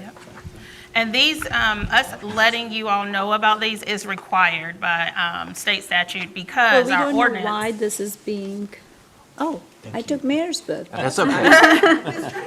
Quarterly for some time. I can't think find it what's anywhere. catching everybody's attention is We're bringing it I thought up. you were like jet lagged or something. Sorry. Are we having book Yeah, problems? sorry, yeah. We have a big kid problem here. No, this chart has been in the quarterly since the document was created. Yep. I think maybe the difference that we're all experiencing right now is we are all communicating about we're it trying to break it up. in this quarterly But meeting. I don't know what this money is used for. Like, how would we know that? Here, I can contribute to this conversation.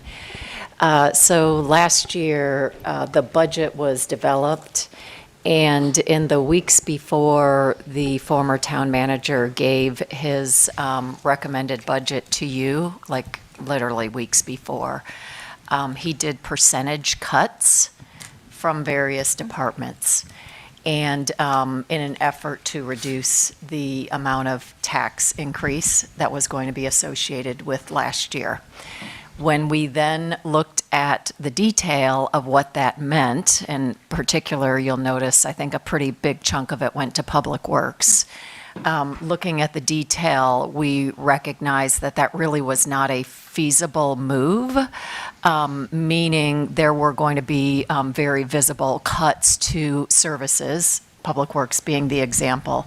So when at the very last minute, there was not time to then automatically put it in the budget in Public Works. So there is about a half of a cent, so 2.6 million, that was then put into non-departmental and already identified for where it was going to be going because it had been cut from those exact places in the final weeks. Thanks. Okay. Any other questions before we go into more fun of our auditor selection update? Okay? All right, so I wanted to start off by telling you what the job of our auditors are before we go into a new agreement. I will say first off, an audit is required annually by our local government commission that you all are familiar with. Auditors express an opinion that the statements are free from material misstatements and they're in compliance with general accepted accounting principles, which is GAAP. They are not here to discover fraud. They are here to make sure our statements are free from material misstatements. It's not an opinion on the strength of our financial position. It is an opinion only that covers our financial statements. Which also gets into if there are any other things that you all want That's to right. go into that contract, and Kim will get into that a little bit at the end, and things to consider as we sign a contract with the new auditor. That's right. So I just wanted to put this little question up here. The auditors, who do the auditors work for? They don't work for me. They don't work for the finance department. They work for our town manager. I thought it was council. Yeah, his town manager. Oh. But the council must appoint the auditors, right? Which is why we're bringing it starting today before you. Our contract is up with our current auditors, Cary Beckert. So it's the time to just get, to review, to see what options we have out there if someone else is to take on the job of doing our annual audit. Okay, so with that, as a result of it being time, we issued an RFP. We received 4 proposals. We do have 2 finalists, and this week we conducted interviews of those 2 finalists. I would like to introduce and thank the panel that did the review along with me. It was myself, along with one of our assistant finance directors. Her name's Dara Schaffner. We have Kelly Blasey, who helped with all of the fun, and Cary Harville helped us do that review as well. All right, so this is just a quick timeline. We posted the RFP March the 26th.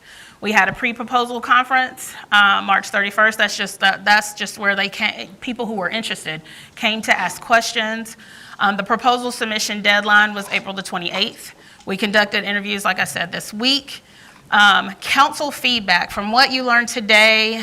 We would love for you to take it back with you, ask whatever questions you may need to ask so that you can help in making this final decision.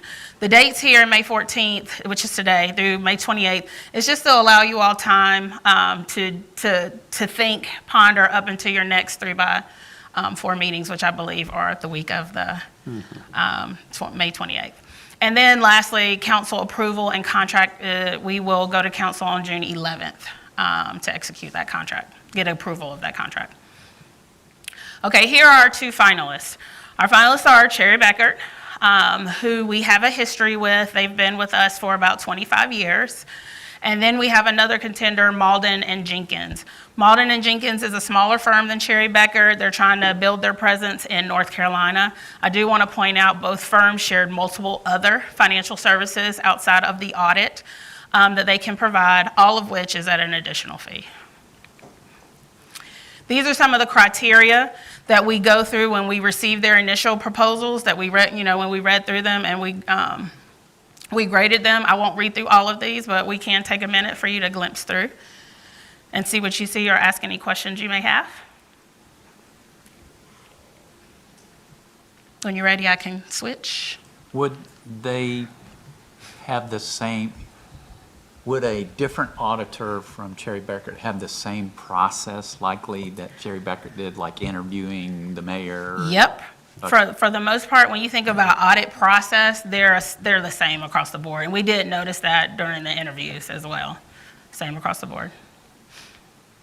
All right, these are some additional decision points that we've talked through, and some of this discussion came out in interviews.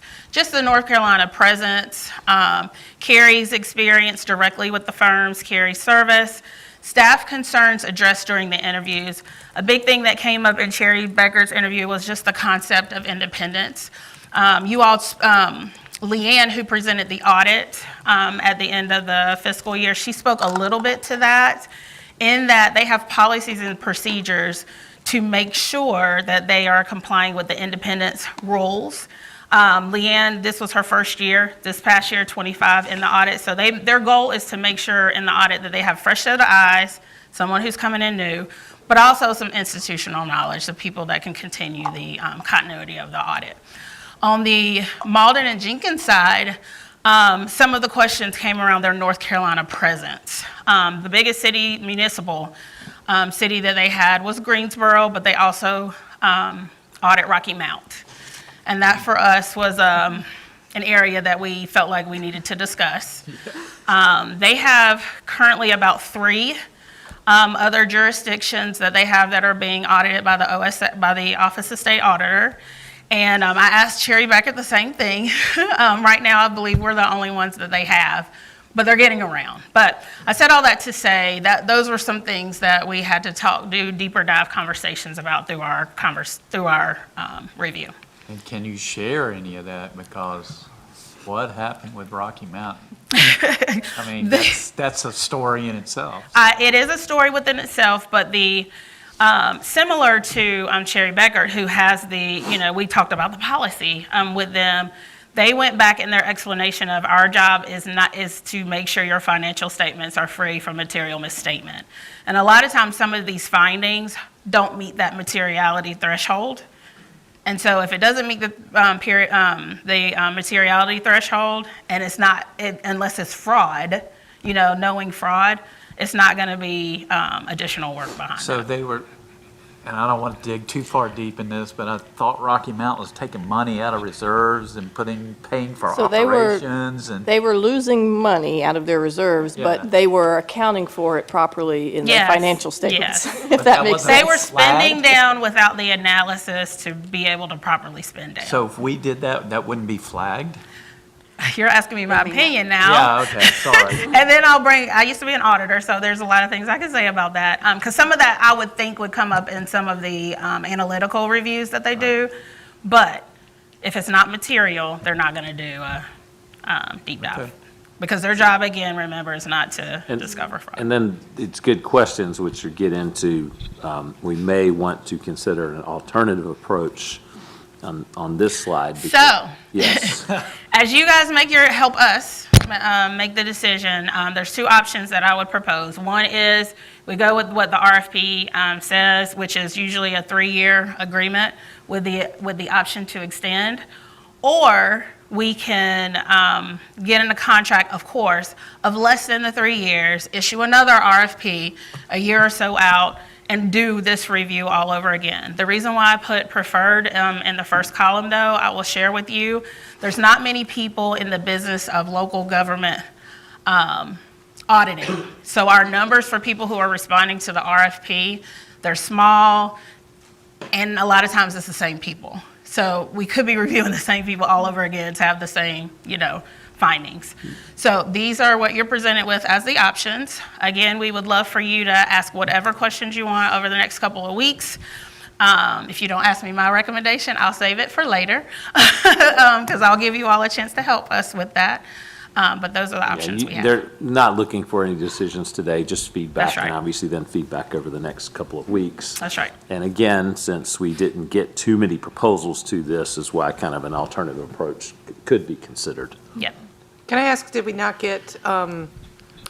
you get as many RFP responses as you expected? Or are we currently, because of our experience with the state auditor, an unattractive client to take on at this time? So I think it could be some of both, right? Because the people who did respond, they said they don't care, that we're being under review. I don't know the people who did not respond. I don't know what their reasonings are, but I still go back to the number of audit firms that are in government auditing is getting smaller. And so that's part of it. Because I think we had 5 or 6 in 21, now we had 4. So I would be interested in making my decision, knowing, and I'll just call it craziness. If we're doing something crazy like spending reserves on operations, how much more will we have to pay to make sure that that's flagged? Mayor, I had the same question, so if I could That's the piggyback same real question. quick, is a cost comparison between the two options, and this might get into the proposed budget that we're going to talk about. If there's any budget considerations for those additional fees, if we do want to pay for that optional scrutiny.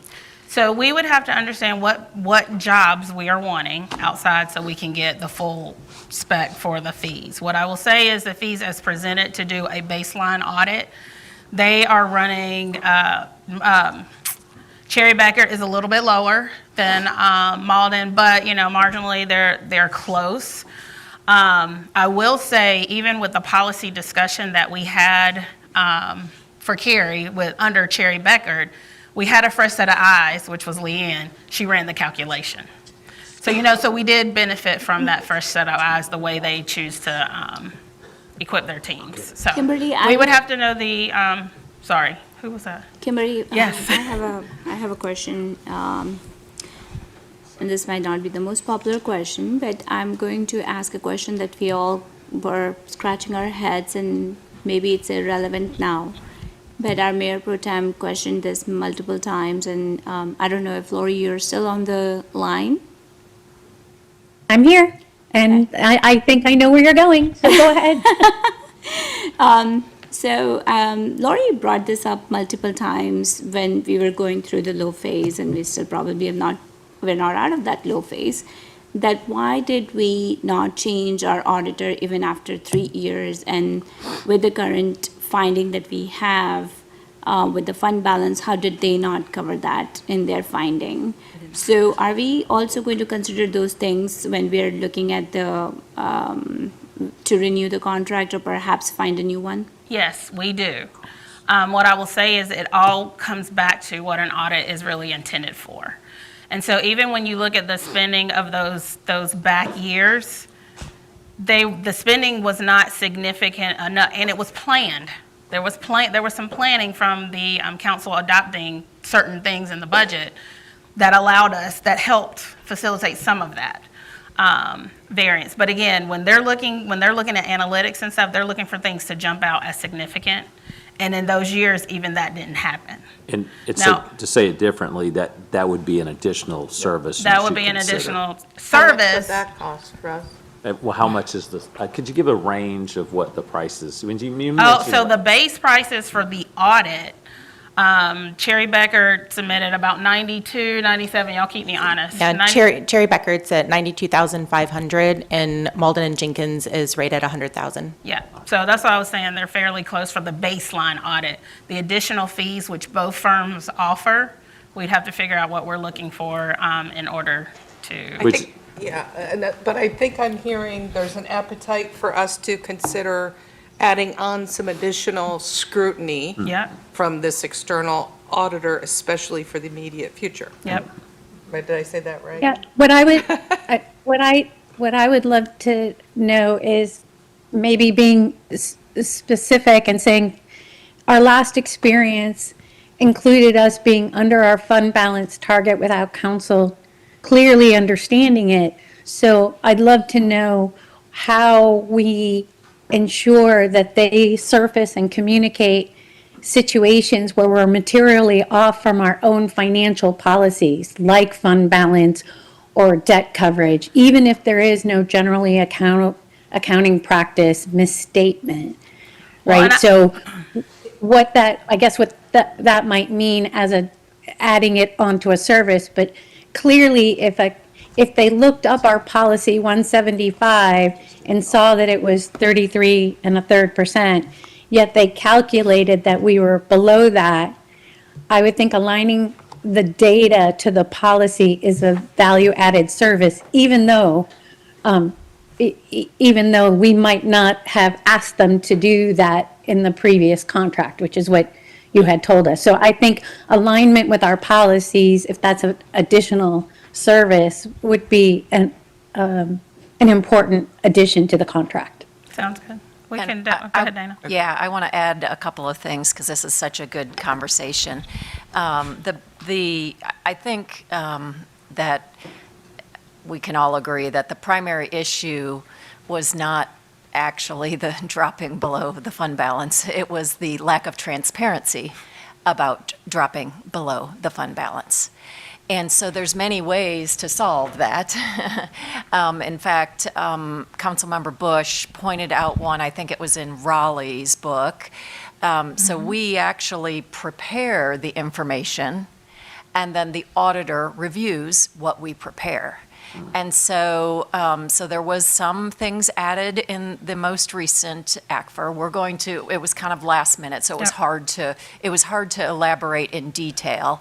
But we can add more into the ACFR from what we prepare and what we provide as information, and then have them review the more that we add in. That's right. And of course, the specific more that you are interested in is greater information specifically on fund balance and how it meets policy. So can I rephrase what I think I just heard you say?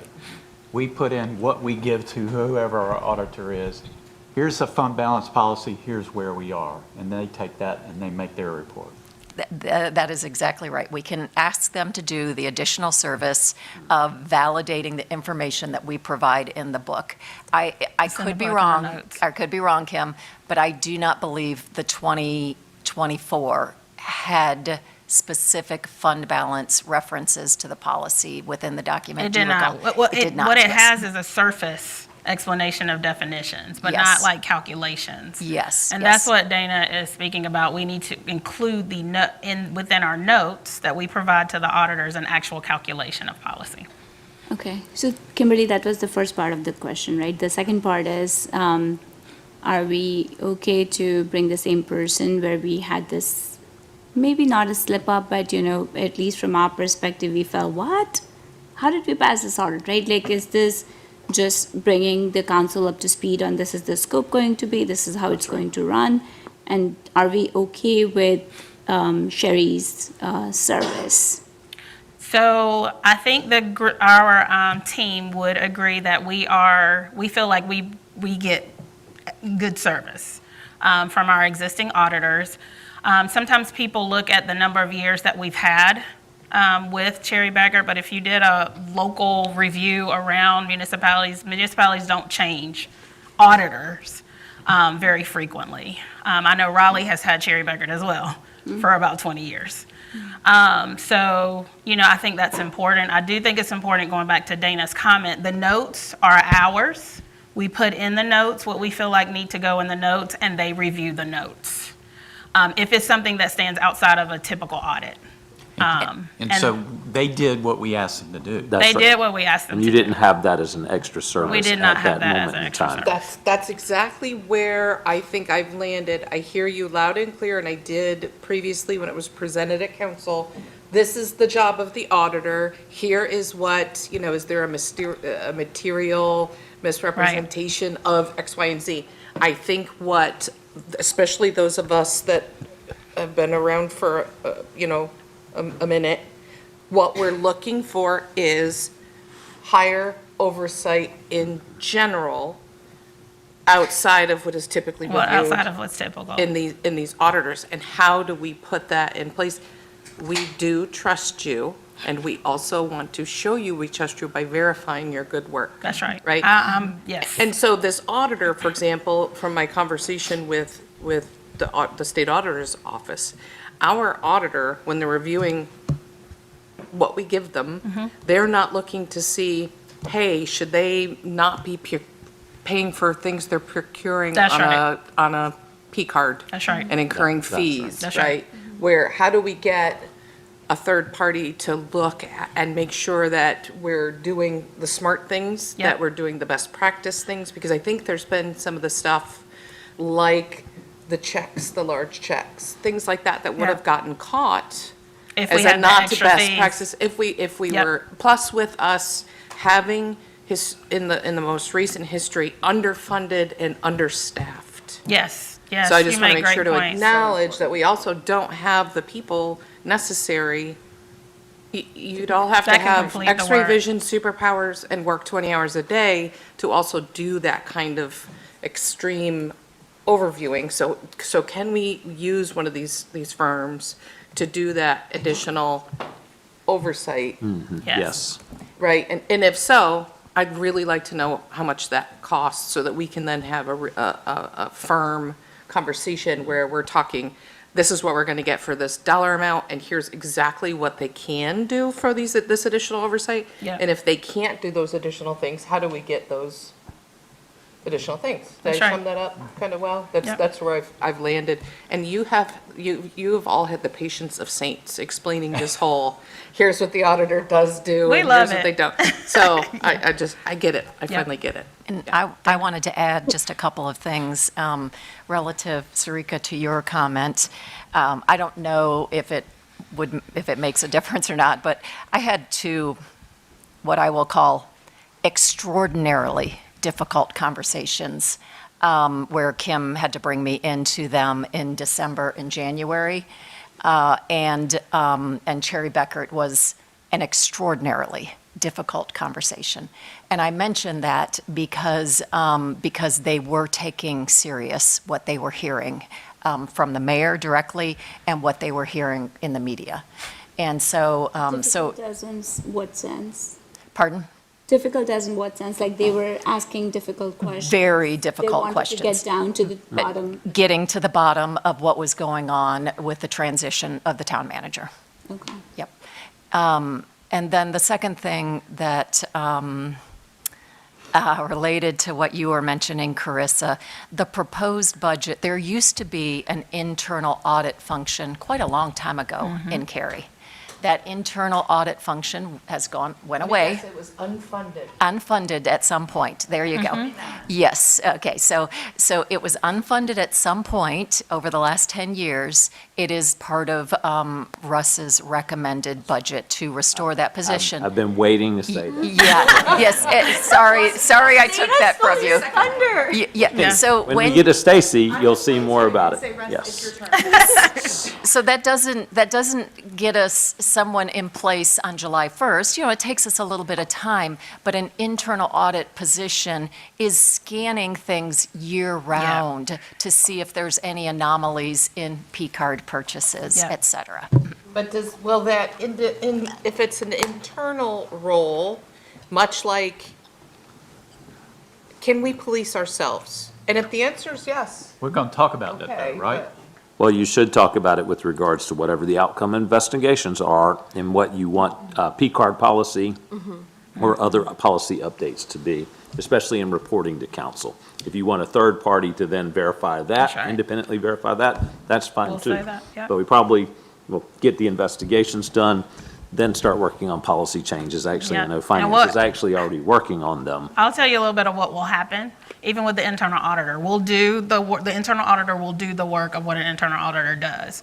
External, if we decide that an external firm comes in to do a review, they use the work of the internal auditor to do their work. You know what I mean? So you can look at it from, I just want an opinion from an independent auditor, or are we doing the actual work?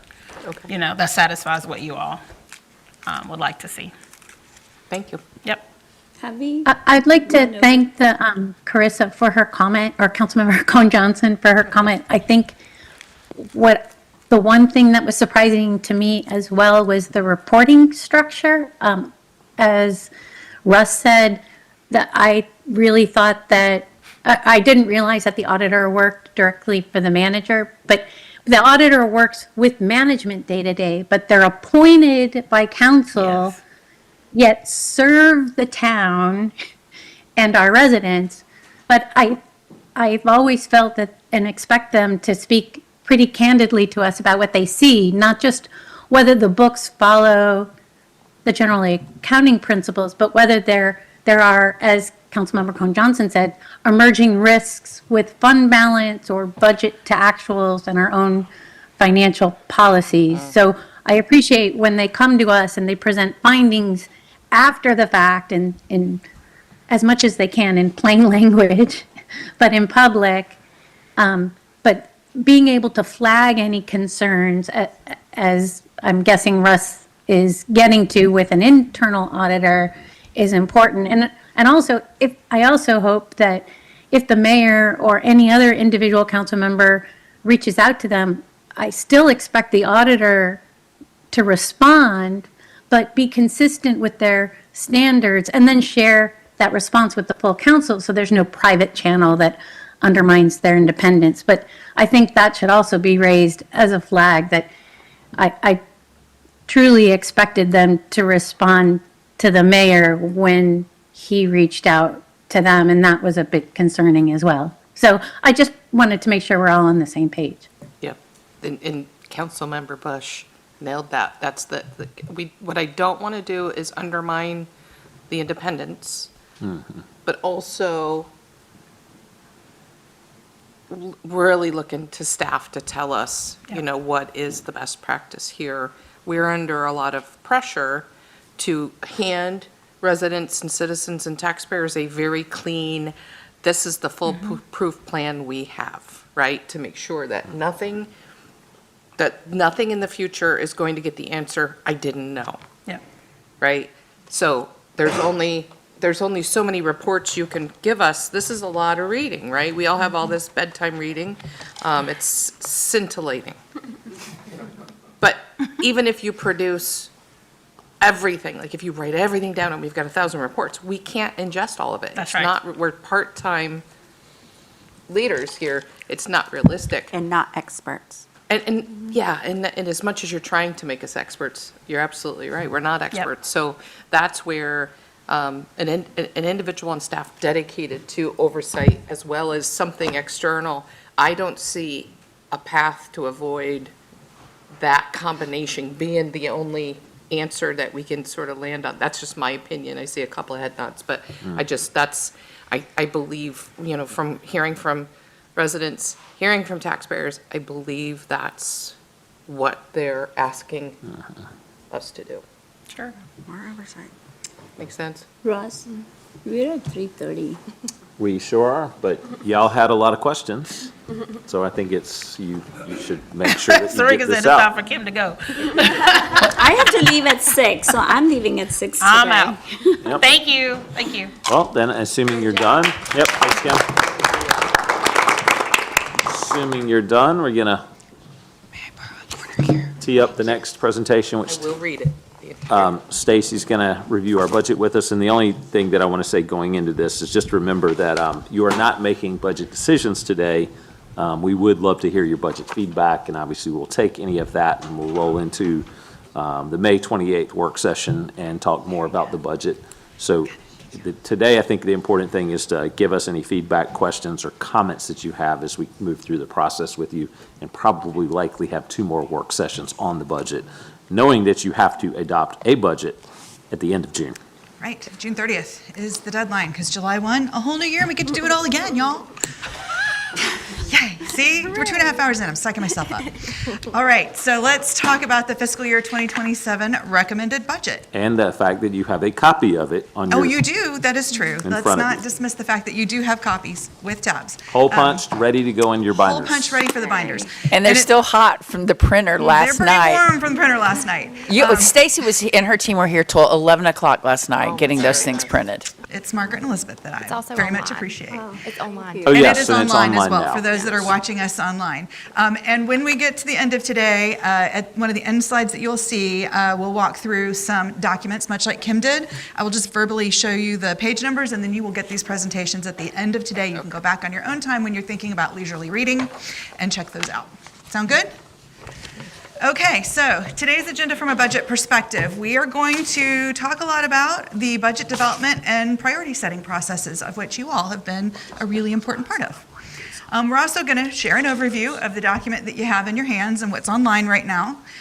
We're going to review reductions that were made to balance the recommended general fund budget. And so we're going to talk quite a bit from an operations standpoint about the general fund budget, because that is where the majority of our departments are budgeted, and it is where property tax is our single largest revenue. So we will spend a good amount of time on that, the utility fund and our capital project funds. But we won't forget that there are other funds that are outlined and balanced in your budget book as well, like the fleet fund. We'll give that a little love. We're going to talk about property tax rate. We're going to just give you a little preview of some thoughts about additional revenue and cost recovery options that you all could choose to consider. And we'll bring those back to you at one of the future work sessions, likely May 28th, but we'll just kind of tee that up for thinking today. We're going to talk some about the council identified budget items that we have all received through you all over the past few months. We've got those listed, and we'll talk about those. And then we'll have next steps regarding the May 28th budget work session. So sound good? Okay, 3 key points for today. There are many, so it's hard to bring it down to 3. But we landed on the first is that this recommended budget is rooted in council and the public's priority input. And we're going to talk a lot about that. We did a lot of quadratic voting, y'all. You're probably tired of talking about it, but we did a lot and we got some great results from it. And you see those results in this recommended budget. And so we want to make sure we draw all of those threads together for you. Secondly, this budget represents the single largest investment in public safety in Cary's history. And so we will talk a lot about that. And that is a theme that came directly from all the priority setting information that we received. And third, this recommended budget is the first step in instituting a predictable, transparent approach to funding Cary's services. So Russ got started with this earlier, setting the tone about this concept of smoothing. Smoothing isn't just about tax rates and utility rates. It's also about how we bring on services or manage expenditures, capital or operating, in a measured manner. So we're going to talk about that too.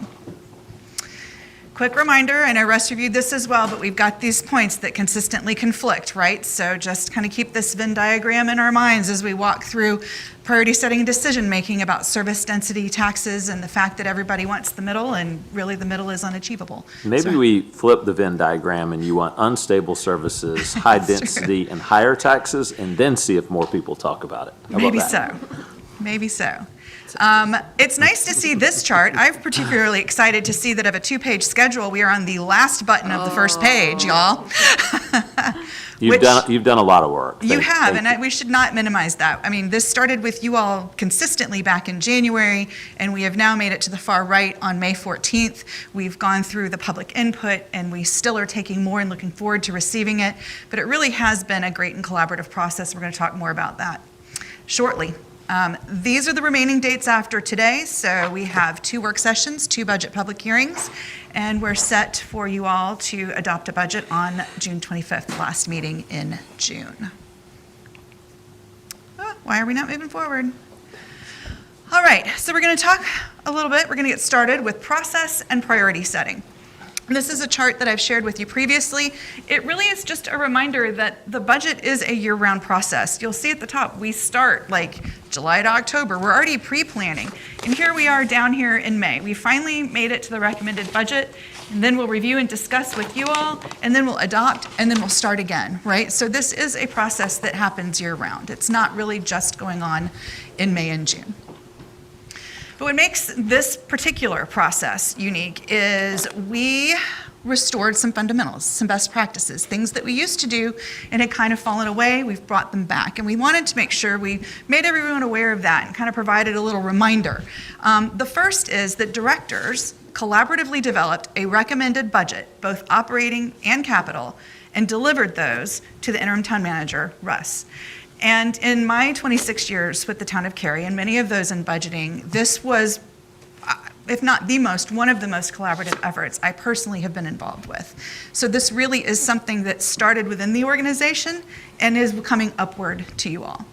The interim town manager has held budget preview meetings with council. That is a restored process that we did for many, many years so that we could share information with each of you along the way about what might be going on with tax rate, what might be going on with expenditure needs. Instead of holding that information and bringing it to you in May, we've tried to sprinkle that through over the last few months. We had directors share early budget insights and facilitate priority discussions with boards and commissions. We started that a little earlier this year. Last year, I think it was more in the May-June timeframe. We started back in March. Last year, we worked with the boards and commissions to do the budget modeling exercise that you all participated in. This year, we used it for quadratic voting and more priority information from the community. And we'll share some of those high-level results with you today. We have been providing public input reports to you at every meeting. You got your pulse reports today. And we started by holding capital project work sessions in March, which is something we did many years ago and had kind of stopped. So we've tried very much to look back at the past best practices and bring them forward. So hopefully you have found those helpful. In addition to that, we've implemented some new things. Kind of like right now, all work sessions and meetings are live streamed and recorded, right? Everybody can hear and everybody can always go back and see what was said and what we talked about. We introduced the concept of quadratic voting, which is a Government Finance Officers Association best practice. For those who are watching, there is a link in the online budget document that will explain more to you about that process and tool. But it is a voting process that allows you to really tease out priority without one single voter being able to allocate all their priority feelings to one thing, right? So we get a little bit of a better view of how does someone feel about an item on a continuum. So we have done this exercise with a number of folks, and we started with council at the staff retreat. And the results of your work that you all did together that day absolutely fed what you're going to see in this recommended budget. You will very clearly see those themes. We also held a budget open house in April, which is the first time we've done anything like that. It was live streamed, recorded. There was a survey similar to quadratic voting, not quite the same, but a survey, and we've incorporated those results in what you're going to see today in public input. So they're just a few of the new things we've done. One that didn't make the list, but I want to point out, is we've revived the concept of a manager's transmittal letter in the budget, which is a 2-page letter directly from the manager to the public about the recommended budget. You've seen this earlier today, but this is a reminder of what your council quadratic voting results were. And I like to remind folks that just because there's no bar on operational efficiency does not mean it did not get votes. It got 10 votes. It's just weird that the tool doesn't populate the bar for that. But your top 3 as a council: community safety, new capital investment, and high-performing staff. Stacy, can I interject here? I've gotten Absolutely. 2 different emails, one I believe Michelle was copied on, from residents who were quite angry to see that fiscal responsibility wasn't higher on this list.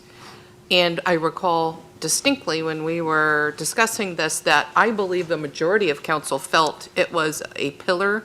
I believe it was a foundational item that regardless of what all the other ones, were doing, I believe the other one was Maybe operational Transparency. efficiency. transparency. Yes. Thank you. And I feel like we agreed, maybe it wasn't a majority, but I feel like we agreed that that was Build in. built in and didn't need to be a singular pillar because it really was a foundational piece to each one of these other pillars.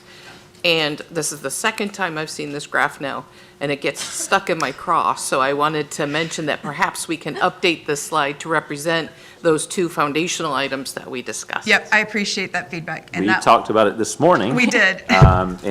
And thought y'all might talk about it. Yes. So Of if course. y'all are in agreement, we can Thank you, certainly. Councilmember Cohn-Johnson. When I did this exercise as the liaison with planning and zoning, we had a conversation akin to what we had as a council. My humble recommendation would be that the data and the priority that we labeled fiscal responsibility was trying to represent maybe just needs to be rebranded, because I think That's fair as well. there's the discrepancy between the popular notion of what we mean by fiscal responsibility versus the policy, the budgeting priority that was meant to capture. Good point. Because, a lot of that was about fund balance, about fiscal policy, so there was a correlation to actual budget priorities, of where you invest dollars, that the word responsibility, I think, obscured some of the intent of that piece. That is an astute, in this context, does that mean fiscal conservatism, for example? Because if we went back to that slide, 'cause Yeah. for each of these, we had those slides that had a full definition Yeah. Well, I and showed wanna- you what the budget ramifications could be. And so for anybody who's watching this, if you were to see the slide that corresponded to fiscal responsibility, you'd have a better understanding of what that means. That probably doesn't mean what you think it means when you just hear the words fiscal responsibility. Like, we're like, oh, it's down the list, who cares? To build on that and not the answer your spirit at question, all. hopefully you'll be pleased about this, but if you turn to the appendix of your budget document, you will Oh. see I don't have the page number off the top of my head, Page 327. but you will see the definitions that were The- presented towards as the back. draft. Yeah, it And is then a- we have your updated as a council draft definition. Thank you. We're trying. So I do want to reiterate, just to be clear, though, that when we did this same exercise with the boards and commissions and the resident groups, community groups we're going to talk about, we used the original wording and original definition just for consistency with what you all first reacted to. So your point is very well taken. But want to point out that definitions page, and you said 240? 327. 327, sorry. In the appendix, we tried to get at that, and we also provided, so as we walk through these, this was something else we talked about this morning. As we walk through these high-level aggregated results that I'm going to show you in a minute, you have also in there the independent quadratic voting tables that look just like this for every board and commission. And I think the other groups as well, I can't remember, but you will see, as we walk through, you can see every group that participated and their results. So hopefully That's that great. also helps you. This information, again, I want to repeat for those watching, is available online right now on Cary's website, so folks can look at it with you. Okay. Thank you. So with that, now that you all are finding the appendix, which I don't know that anybody's ever looked at the appendix that much in my history, right? It's just great. I love it when people want to read the budget book. What I want to do is take you through just some aggregate results, and I don't want you to be overwhelmed by the bar charts, because what I do is I follow it up with a quick chart that shows you each group's top 3, right? So you can see councils and then the group that we're talking about in comparison. So this particular slide is comparing councils' voting results, quadratic voting results in gray, with those of the average rank of the boards and commissions. We had to average the boards and commissions results just because there were so many of them and we wanted to present it on one slide against you all, but you can choose to go through and look at every board and commission and see their independent results. So the priorities are labeled at the bottom, community safety first on the left, kind of everywhere a little bit, some things coming together, but what I wanted to consolidate for you are the top 3s, and so that's what we have here. Council's top 3 on the left, and in this case, boards and commissions, you are aligned at community safety in this vision. Then we've got a little differential on number 2 with new capital investment with council and maintaining facilities with boards and commissions, and then high-performing staff on the left and service levels, maintaining service levels on the right. So this is boards and commissions and council. All right, so then we brought together what we are calling community sessions. And so the community sessions include Cary 101's results, the survey results from the budget open house, and we had one local Rotary group reach out to Russ and ask him to do a budget presentation, and they asked if they could quadratic vote. So we wanted to include their votes as well. So they are included in the grouping on here that you see in green for resident sessions. So you all are gray, resident sessions are, or community sessions are green, and then blue is boards and commissions. So I'll give you a minute to look at the bars, and then I'll bring it back to each group with their top 3. So explain the resident sessions again, like. It was anyone else that. It was did. Is it anyone like else a that large voted number, like just a few? Cary 101, I forget how many. Okay, oh, it's on the bottom. Yeah, Cary 101 Budget open house, you can show you had separately. 67 people, and then the Rotary Club, we think, had about 50 people. I don't have the numbers in That's probably about in my right. head solidly, but I was that's looking at about the picture and not the words. Okay, so top 3 by group. Everybody's aligned at number 1, community safety, right? Number 2, we start to see some differences among all 3. Nobody's got the same one. And then number 3, we see that boards and commissions and what we're calling the community sessions are aligned at service levels, maintaining service New levels. capital was the one that maybe, if you go back one.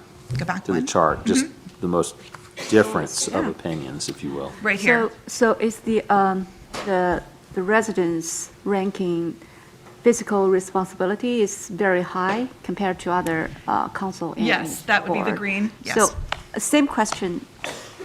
Are we on the same page of the definition of fiscal responsibility? And it shows the new capital investment kind of related to fiscal responsibility, because that is super high, and new investment means you need to spend more. But I was thinking, are we on the same page of? It very well could be that on that fiscal responsibility area that shared definition isn't there. So that one, I align with you on the sense that is an inherent part of who we are. And I think that if we continue this quadratic voting exercise in the future, that's one that we definitely refine so that we tease that out, to your point. So I don't know how much perception, specificity we can take from that particular one. I'd add that I think we could add, even in this document, I thought I heard a fair amount of consensus that this was foundational, much like transparency, and therefore not to be voted on. Yeah. So essentially, it's an expectation. And so we can on that page 327, as opposed to there being an alternate definition, it's that Just adjust it. it's adjusted to say that council agreed this is a foundational item, much like transparency, and then we can put an asterisk in the tables we can as do well. Thank you. All right, additional questions on that? Sorry, I can back up. I would just point out that the definition of maintaining service levels includes police and fire. So I almost look at that as, Yeah, Talk about the overlaps. it's a clear set of marching orders for us, I'd say, from, Yeah, I see overlap too in high-performing staff and maintaining service levels. Absolutely. Yeah. You have to have the because- staff to do it. Yeah, and at the retreat, we had so much conversation too about efficiencies and how we've probably maximized that. And so if you want to maintain those service levels, it means we need the staff to execute the vision. Yeah, and we did put notes in the documentation that talk about that this is not a scientific study, right? This is not statistical analysis, but it is definitely sentiment, right?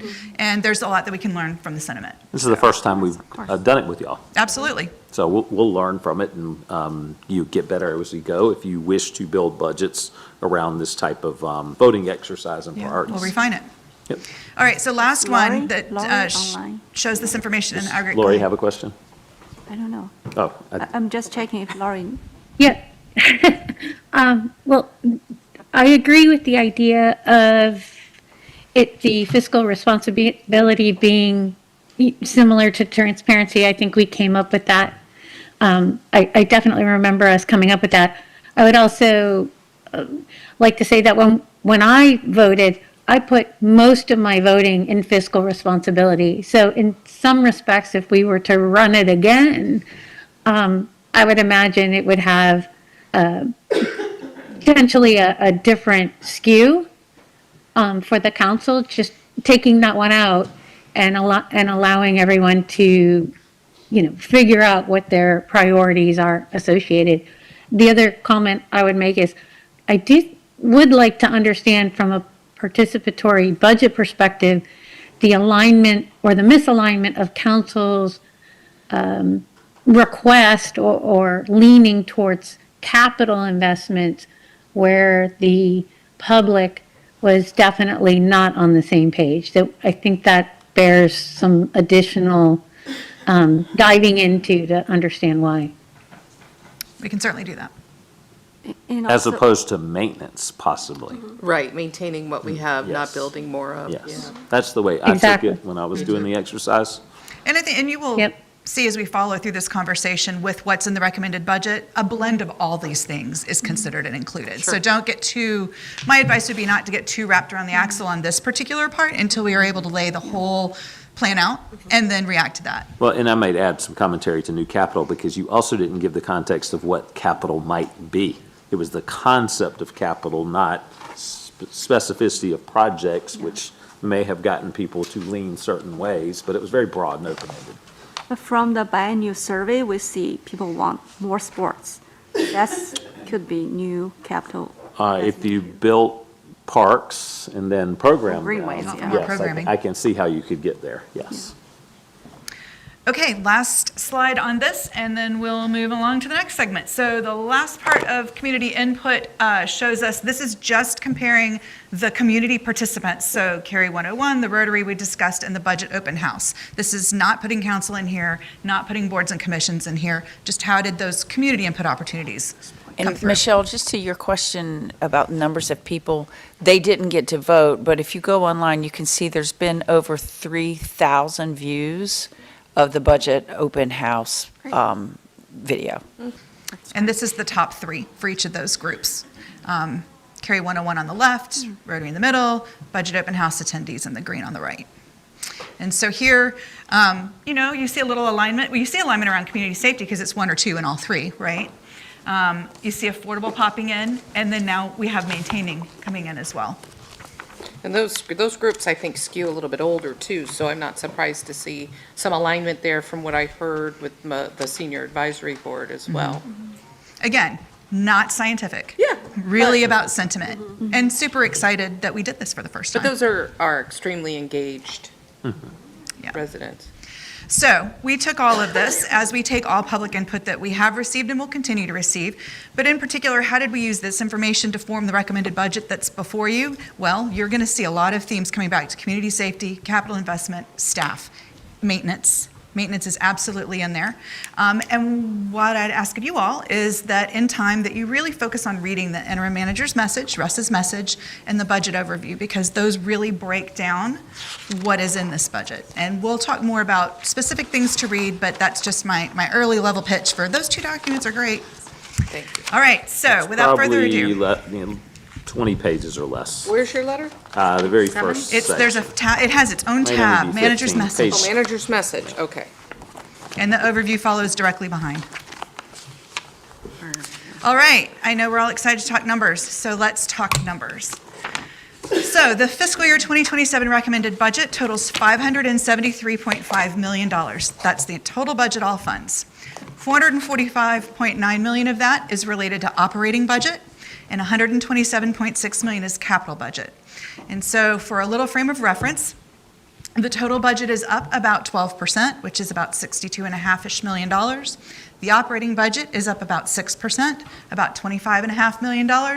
And the capital budget is up about 40%, or $36 million. I want to talk a little bit about the capital part because that one varies a lot year to year because it truly depends on what projects are in the pipeline, how much they are, because we're talking big facilities, big roads, that kind of thing, and where something is in development. So it is not uncommon for the capital budget to see a big swing from year to year. So. And knowing the work you did last year on reassessment, assessing the capital budget to not have much of a capital budget. Yeah. Okay. So thought we'd give you a quick snapshot of things that interest people the most. So wanted to talk about the property tax rate. This budget recommends a property tax rate of 37.75 cents, which is a 3.75 cents increase. And to put that into perspective, for the median value, assessed value home in Cary of $650,000, that's about $20 a month for the 3.75 cents. The solid waste and recycling fee is recommended to be $28 per month. That would be a $2 per month increase from the current rate. And the utility rate is a 4%, recommended to be a 4% overall increase of the rate applied to the base rate. And so for the typical family, that would be about $3.08 a month. And both the solid waste and recycling fee, just like the utility rates, can only be recovery, right? We Correct. can't You go cannot above over-recover. 100% of expenses. Okay. You cannot over-recover. And right now, this puts us, depending on whether or not we include vehicles, meaning the cost of sanitation trucks that we routinely replace, whether or not we include those in our cost recovery calculation, that puts us in the range of, on the low end, of about 86% cost recovery to 93%, just kind of depending.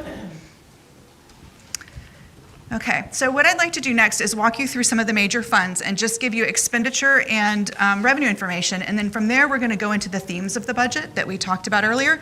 And some of my friends are going to come up and help talk about those as well. So And you we'll don't- take a break before Yes, that you don't happens. just have to listen to me ramble on. So, talking about the general fund budget. The general fund's expenditure budget is $329.7 million. And we've broken it down in the same type of bar graph that we used in the budget open house materials. And so I won't read them all to you, but you will see that the bulk of our expenditures are related to public safety on the operating side. And to be clear, public safety is referring to police, emergency communications, and fire.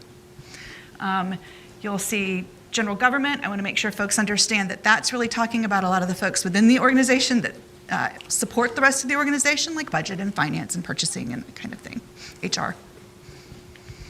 How are we funding that $329.7 million? And it's important that I wrote the words revenues and funding sources on here because a chart that Russ showed earlier indicated that property taxes were 61% of the overall funding sources, and they are when you're talking only about revenue. But in this case, I wanted to make sure that you see that this is a balanced fund, and we are using a little bit of fund balance, a small amount, to support capital projects. And so by weaving that little extra funding source in there to create a balanced budget, that drops the property tax percentage to 60%. But I want to make sure you understood the difference there. If you're wondering where sales taxes are, they appear here in this other taxes and license category, and they make up the bulk of that revenue. I did not understand that. Same. I will back up. Thank So you. I think you wanted to know, I think your question is on the property tax. Yeah, the 1%. So this is funding revenues and funding sources. Fund balance is not a revenue, but it's a way that we can fund work. And so in order to balance over here, because we are transferring money from here to capital, Yep. we need an offset over here to be balanced. And where did that 2% in fund balance, where did that money come from? It is a true, I don't have the numbers in my head, it's about $5 million of fund balance to be directed to capital projects, and we're going to talk about those capital projects. Okay. That would be above and beyond what your policy is Correct. Well, for reserves. For your for general reserve. fund Savings. balance. Yes. coming from fund balance, yes, above the 33%. Yes. Yes, I was like, wait, what? Yep. We're on the same page. Yes. I think I'm hearing this correctly. Stacy Yes. knows that we have such a keen eye that we previously saw a pie chart with Yes. property taxes listed at 61%. 61%. And we were going to say to her, but Where's wait a the minute, 1%? it's 61%. And she's noting that when you add in, If that you pie take- chart was revenue. That If you fund t- balance is not. So when you add that into funding sources, it's at 60%. So when we are doing our bedtime reading tonight, Yes. and we're like, wait a minute. That's not Russ's revenue. pie chart and My- Stacy's bar chart are not matching. Yes. Brittany, call. Brittany, we do have we will have an opening for a I was budget going to say, I'm director. looking for a budget Brittany. analyst, Brittany. My pie chart Sounds like was you do from math. the budget document and was just specific to To just revenues. revenue. And specific Yeah. to what the state allows us Yeah. to collect Thank as you. a I'm glad I revenue asked source. because I did not They follow were just saving themselves from your midnight my- email when my you FAQ, said, what yeah. about this 1%? Yeah. Well, I welcome the questions, and I would happily answer, but I'm like, I'm going to head this one off. Maybe that was not my better choice, was to try to head it off. All right, were there any other questions on the general fund before I move to the utility fund? Because I can go back. I don't want to rush anyone. Okay, utility fund. The utility fund has an expenditure budget of $126.7 million, and a good piece of this you see down in non-departmental and transfers. In this case, that is money that is being transferred from the utility fund to the general fund in support of all the things that our public works folks do on behalf of the utility fund. So that's what's creating a large amount of that expense. You'll also note debt here. How are we paying for that? We are paying for that through service charges. You'll see water and sewer service charges there. We're appropriating some fund balance to go to capital specifically for about, and then we've got some other smaller revenue sources, but that's how that fund is then balanced. So, just to be clear for those that might not know, utility fund can only be used for utility stuff. That is correct. So you were talking about people that do work for utilities. That's Yes. why those funds could be used. Yep, exactly, And because now they're we know working. Public Works does stuff for the utilities, There you and- go. Yep. which we didn't know until recently, so Yep. thank you for Yep. that. That's Thank you for listening. I know, y'all are doing great. Okay, And general these capital budget. charts are in the pages referenced for reading. but Yeah, they're in the budget In the overview. 11 through 20. And they're page explained in the numbers. budget overview, Yep. so. General capital, the budget includes $83.78 million, and you can see how that is spread between our various capital categories, with transportation being the largest, then general government, parks, fire, and transit. We'll talk some more about these shortly. How are we funding that? We are funding it, a good amount of it, 61% of it, with debt, followed closely by general fund transfer dollars. And then there's some Wake County transit tax funding going in there for the multimodal. And then there's some smaller revenue sources associated only with capital that can only be used for those things. Are you going to talk about debt service level anytime soon? I don't know that we'll talk, I didn't have debt service, but to give you an update on the Shaping Cary's Tomorrow bonds and debt in general, yes, we are going to I cover just that. want people to know, like, oh, man, they're going crazy. They're throwing all this debt in there. No, we're actually lower We have a than our very, policy. yes, we have a wide margin of debt capacity. We have a very low percentage of debt overall. Yes, you're exactly right. So this does not put us in jeopardy of meeting our cap, of which I believe is 15%. When we developed this $83 million budget, this starts to set the stage to help you understand the work that the directors have done collectively and then working with Russ. The requests that came in this year for general capital totaled $137.1 million. And so the work that we've done over the last few months is to reduce those by 53.3 to bring you a balanced general capital budget today of 83.8. And so does that mean that there are a good number of projects that are not being funded on the general capital side, streets, fire, parks, general government, downtown, right? Yes, that means that. Does it mean that they won't ever be funded? It means they could absolutely be considered in a future year. And just a reminder, because some of us have gotten communications from residents that said, staff just gives you recommendations and you just say yes, that the directors reduced And then this recommended today was not the same number we saw back months ago. So we have all, as council, been a part of the process with resident feedback. That is very fair. And helping meet this number for today also. Which I think speaks to fiscal responsibility, because you could fund all that. It would just take more revenue to do so, possibly tax increases or debt. Takes us back to the Venn diagram. Okay, so again, how are we primarily funding this? We are using $16.3 million from the general fund. We are using $51.1 million of debt. So here you can see the types of debt. Some of that will be installment purchase. That's primarily for fire station design and vehicle purchases. Not primarily, that is what it is. And then $28.6 million for a number of projects that we're going to walk through in a minute, but from the Shaping Cary's Tomorrow bond, the 2019 bonds, which were voter approved. Vehicle purchases meaning fire trucks?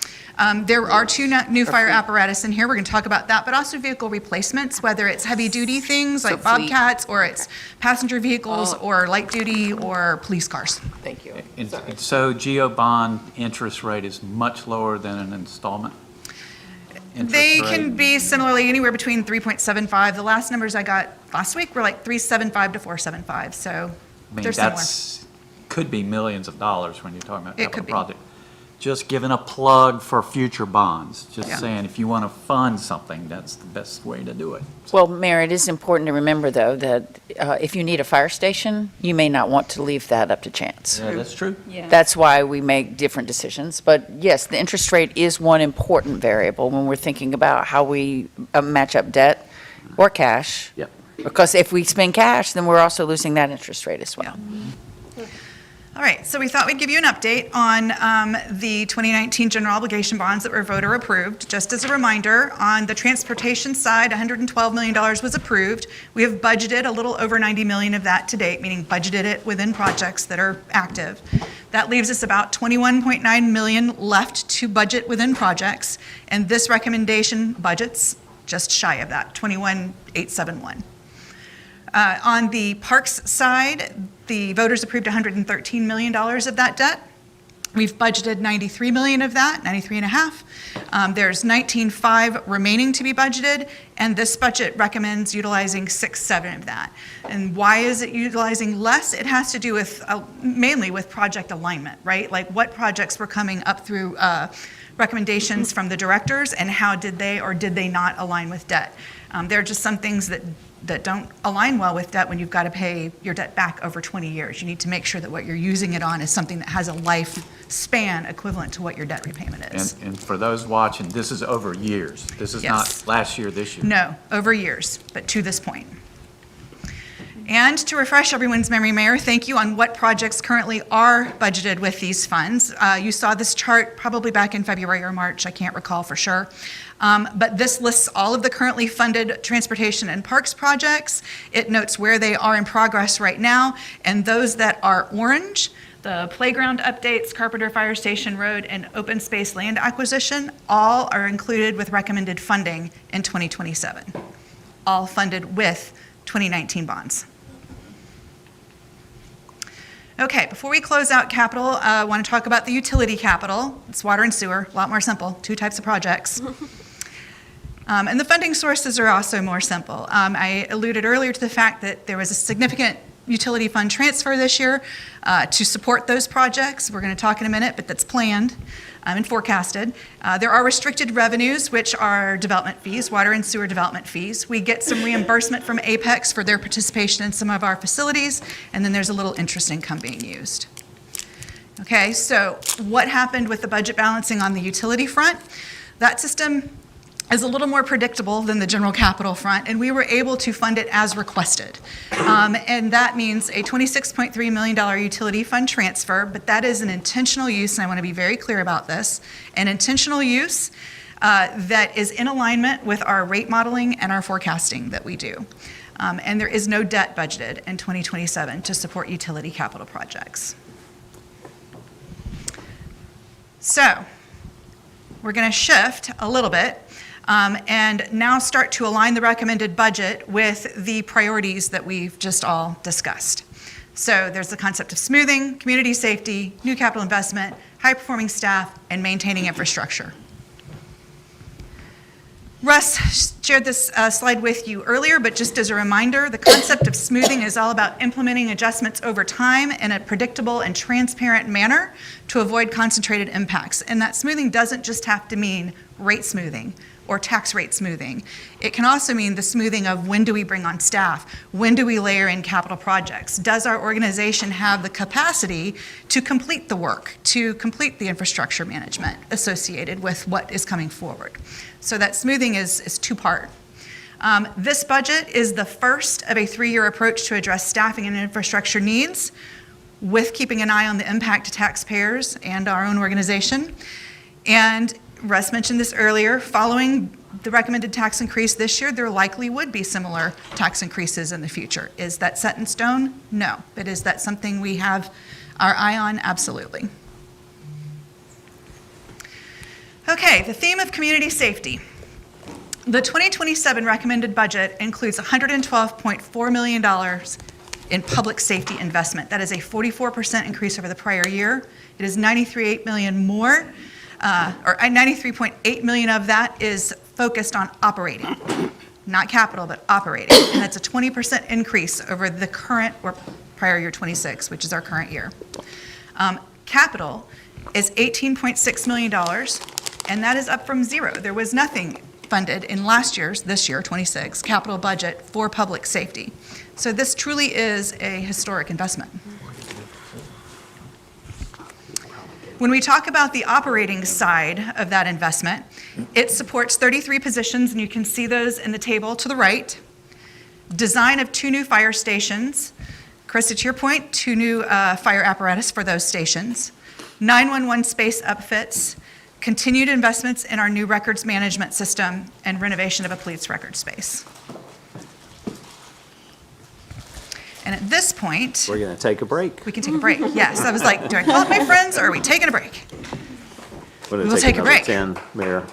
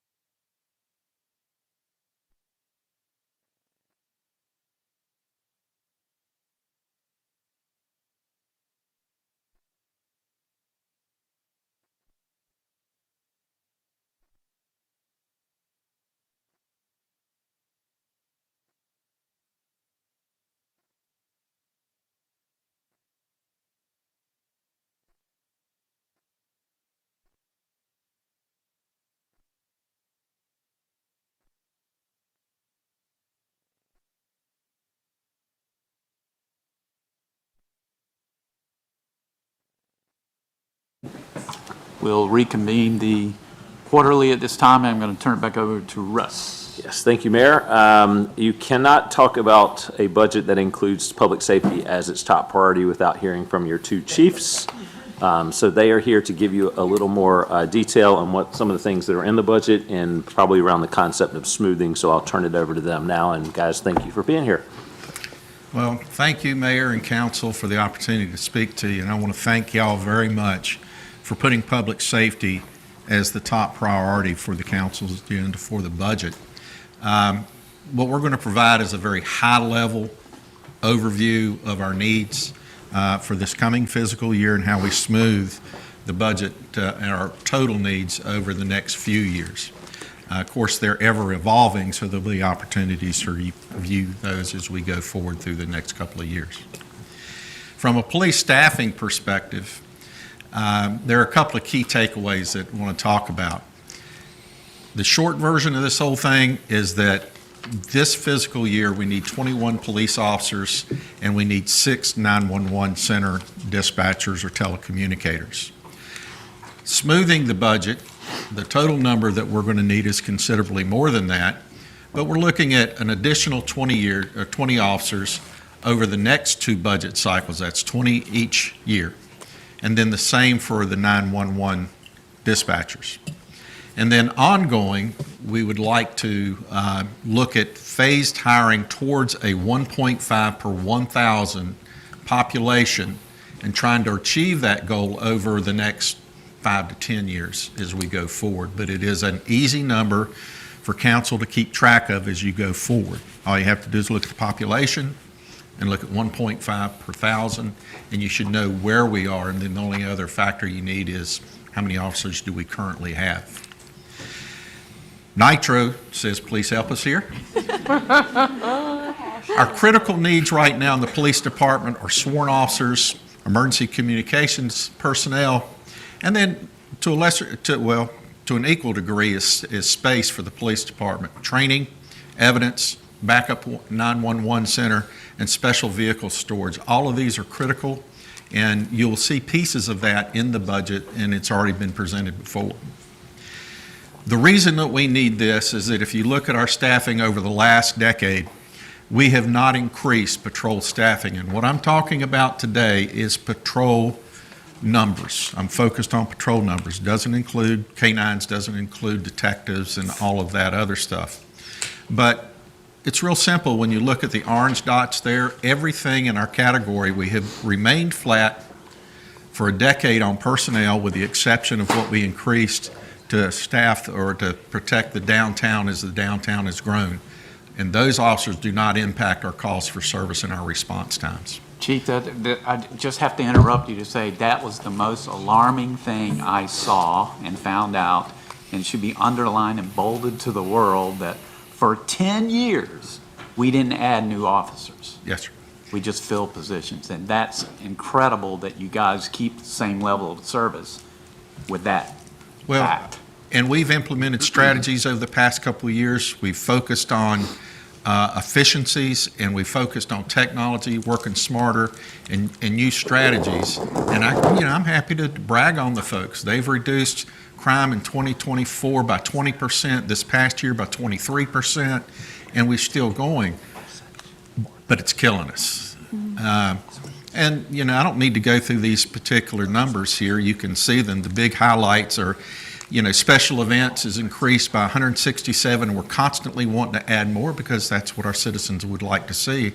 And we just want to make sure we can keep them safe. We have new challenges with protests and that sort of thing that we have to keep our finger on the pulse. We want to be able to take care of the kids that are on these and the neighbors that are concerned about these electric motorcycles that are running around and driving crazy. Our response times need to improve greatly. If on our true emergency calls for service, our emergency priority, it takes us from the time you dial 911 and it starts ringing, it takes 13 and a half minutes for us to have an officer on the scene. And that's the 90th percentile, 90% of the time. So we really have to focus on that, and that's why the staffing at both 911 and in the police patrol areas is critically important. The way we assign officers is we have 2 districts, a north and a south district, and we have an officer in each beat, which each district has 6 beats. And then we have 1 float officer, 1 officer that works across all the beats to help back up officers that respond. So a total of 7 officers work each district 24/7 at this moment. Now, the problem with that is an absolute minimum staffing. The problem with minimum staffing is there oftentimes we don't have any officers to respond to emergency calls, or they're coming from all the way to the other side of town, from either the west to the east or east to the west, because they're tied up on traffic accidents, they're tied up on domestics. 2 of the council members here, I think Bella and Sarika, were getting a view of the real-time center, and we had live incidents going on, a domestic and a couple other things, and I could point out to them right then, we had nothing left on the west side. They were all tied up. And so that's why this is critically important.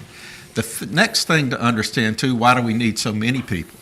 The reason we need so many people to add 1 officer to a district takes 6 officers, because you have to make sure they're there 7 days a week, 24 hours a day, 365 days a year. And you have officers that have to have days off. They have to go to court, they have vacation, they have leave my way, they have medical issues, military leave, and so it takes, the relief factor is 5.8 officers, 5.9 officers, just to keep 1 position filled.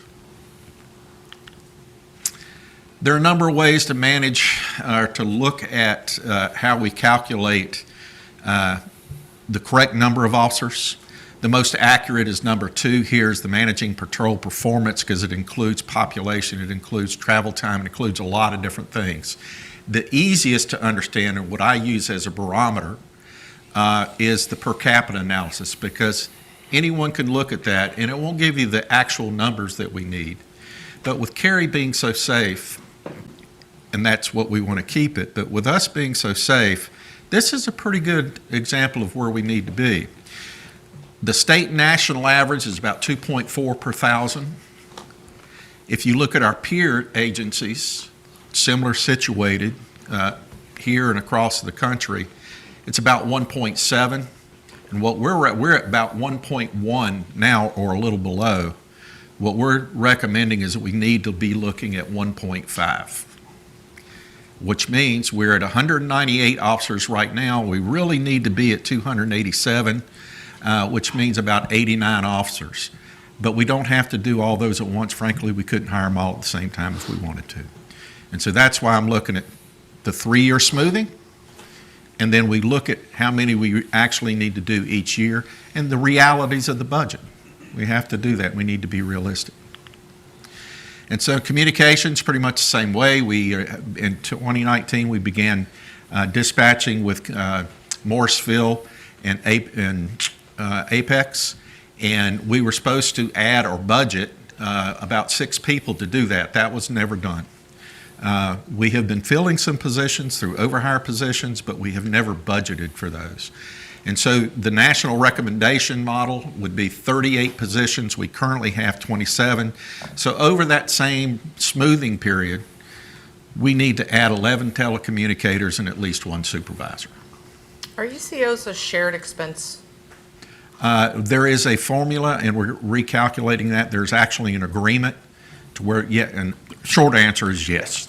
They reimburse us, I think. They reimburse us, but we're re-smoothing that as well to try to figure out a better cost model. Do we need to get any kind of approval or input prior to making these staffing decisions from those that No. we share this? Okay. No, because the formulas are based on cost for service. It's a workload balance associated with it. I did share the request, especially on the ECOs, with both managers, Apex and Morrisville. Okay, thank you. So Chief, I'm sorry, I processed things a little delayed. That's okay. Those previous slides said 89 is what you need, but you're budgeting 20. Tell me about the last 29. How does that happen? Yeah, that happens over looking at that. That would be each year we will do a staffing analysis, and we'll see where our critical needs are, and we would start modifying, use the per capita as a barometer, but you start doing the managing patrol performance to look at the actual numbers that we may need. And then you have to balance that against the budget and the other priorities of the town at that point. But, you know, and I don't want to go down a rabbit hole here, but in Georgia when I was there was this thing about creating new cities. And I was the subject matter expert appointed by the governor for the town of Brookhaven. And so part of this is an art, part of it is statistics, and I recommended 57 officers to start that new town. They ended up, after analysis through the equivalent of the intergovernmental groups, at 57. Okay. So I've had some experience at this. Well, what you'd like to see too, Chief, I can interject back to the slide where you had all that orange, yes, is you'll start to see how that orange changes over time as you add officers. Yeah, and you know, and it depends on our crime trends. You may need more than that if the numbers go way up. If we're able to move in the direction we're moving now with the strategies we have now, and that's why we're focusing on our foundations, then we may not need as many. But 20, 20, and 20, 21, 20, and 20 will put us in a position and give us some breathing room to where we can decide and give council more options going forward. And Chief, I'll just ask a quick question before we move on to the next slide. Recently, we reviewed the consumption of the police force for festivals, and that seems to be a very intensive ask, and very, I would probably very heavy-handed. Is that something you feel like we need to reevaluate and kind of reassess where do we stand to kind of take some workload off? Yeah, we staff the extra duty, and I'm going to back up a couple of slides here. If you look at the workload slide, the bottom left-hand corner of that graph, that's the extra duty assignments. That's the special events. It's increased tremendously during that period of time. That is mandated overtime that we require our officers to work. They can either volunteer for it. If we don't get enough volunteers, then we order them to do it. And so that impacts their wellness, their quality of life, and that type of thing. These additional positions will alleviate a lot of that mandated stuff. A lot of officers like to work that because it's extra money and things along those lines. But I don't want to be in a position, nor should we be in a position, to force them to do it. These extra positions will impact that greatly. So I think, Russ, that would be probably an ideal thing to do, or the right thing to do, is also kind of reassess some of this workload and kind of come up with a new policy. Mayor, this is what we discussed based on the festivals discussion we had, to kind of shrink that bucket, because now we're growing, and I feel like we're putting so much pressure on this area that's really not needed from our side. Well, I will say this. If council chooses to fund this strategy over the smoothing period, you are addressing both of those problems at the same time. And it would increase our capacity to handle a lot of things. That's good. You know, we have the university games, world games coming in. We don't have the capacity to really handle that right now. We have time to kind of get that in place and be prepared for that as a part of this strategy. I agree, but we also have pressures on Public Works and other parts of the org as well. We can't do anything without our partners in Public Works and their other departments. An example is, you want our officers to have cars on the road that they can respond to the cars. We can't do it without Jimmy. You want our radio towers and our radio communications to be staffed. He handles security and he handles facilities around those towers and everything. So we can't do it without Brandon, Jimmy, and all of their staff. And I know the fire department is the same way. The chief is going to speak here in a minute. Our facilities and our apparatus are maintained by Public Works, and we need their support. Right, but to Councilmember Bonsal's point, if we don't have a commensurate investment in Public Works, I think we're not going to be doing enough to. No, I'm not saying that we don't make an investment. I'm just saying that, like what we discussed, we had a 3x4 meeting, and we discussed the support that the staff is providing to each festival. Correct. And there is a very, very long list right now. and not every event is really town's event. There are several other events. So we discussed that as a council, we need to discuss a policy that could perhaps help us shrink the town's responsibility in terms of resources and the funding that would help the staff alleviate the pressure, and I think that's where I'm coming from. Yep. Yeah, agreed. I understand what you're both saying, and Carissa, you had said prior too about understanding service levels of everything that we do as well. One way to manage the special events from that standpoint is to have officially town-sponsored events where we force people to work and we pay overtime and all of that, and then have those that want to put on a special event but we require them to pay the bill. And that helps our budget, but it also helps to curtail. It's a self-management tool. Either you can afford it, you're well-organized, or if it's just a fly-by-night or a last-minute request to throw this festival, you're not putting town resources in it. They have to get those volunteers from the officers before it can actually be held.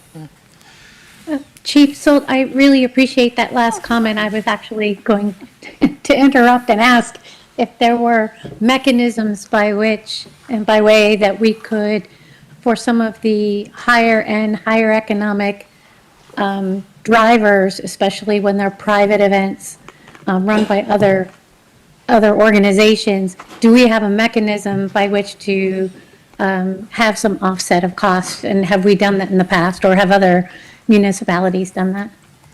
Yeah, I think that's a great discussion for council and maybe a workshop in the future to discuss that.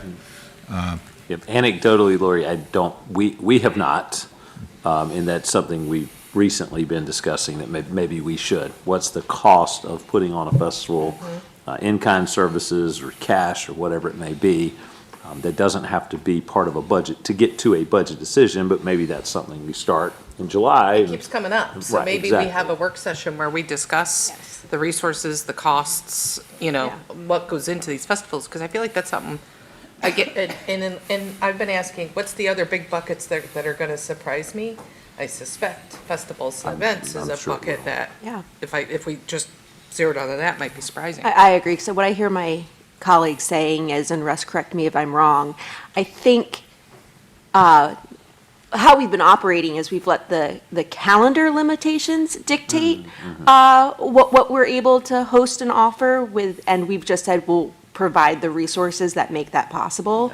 And we should maybe be doing almost the opposite, which is looking at what level of resources do we want to invest. and then Establishing KPIs, return on investment. Let that dictate the schedule. Yeah, very An well said. organization, sometimes you need to look at what you need to stop doing as opposed to what you need to start doing. Yeah, and also we see the 2 pages of long list of festivals.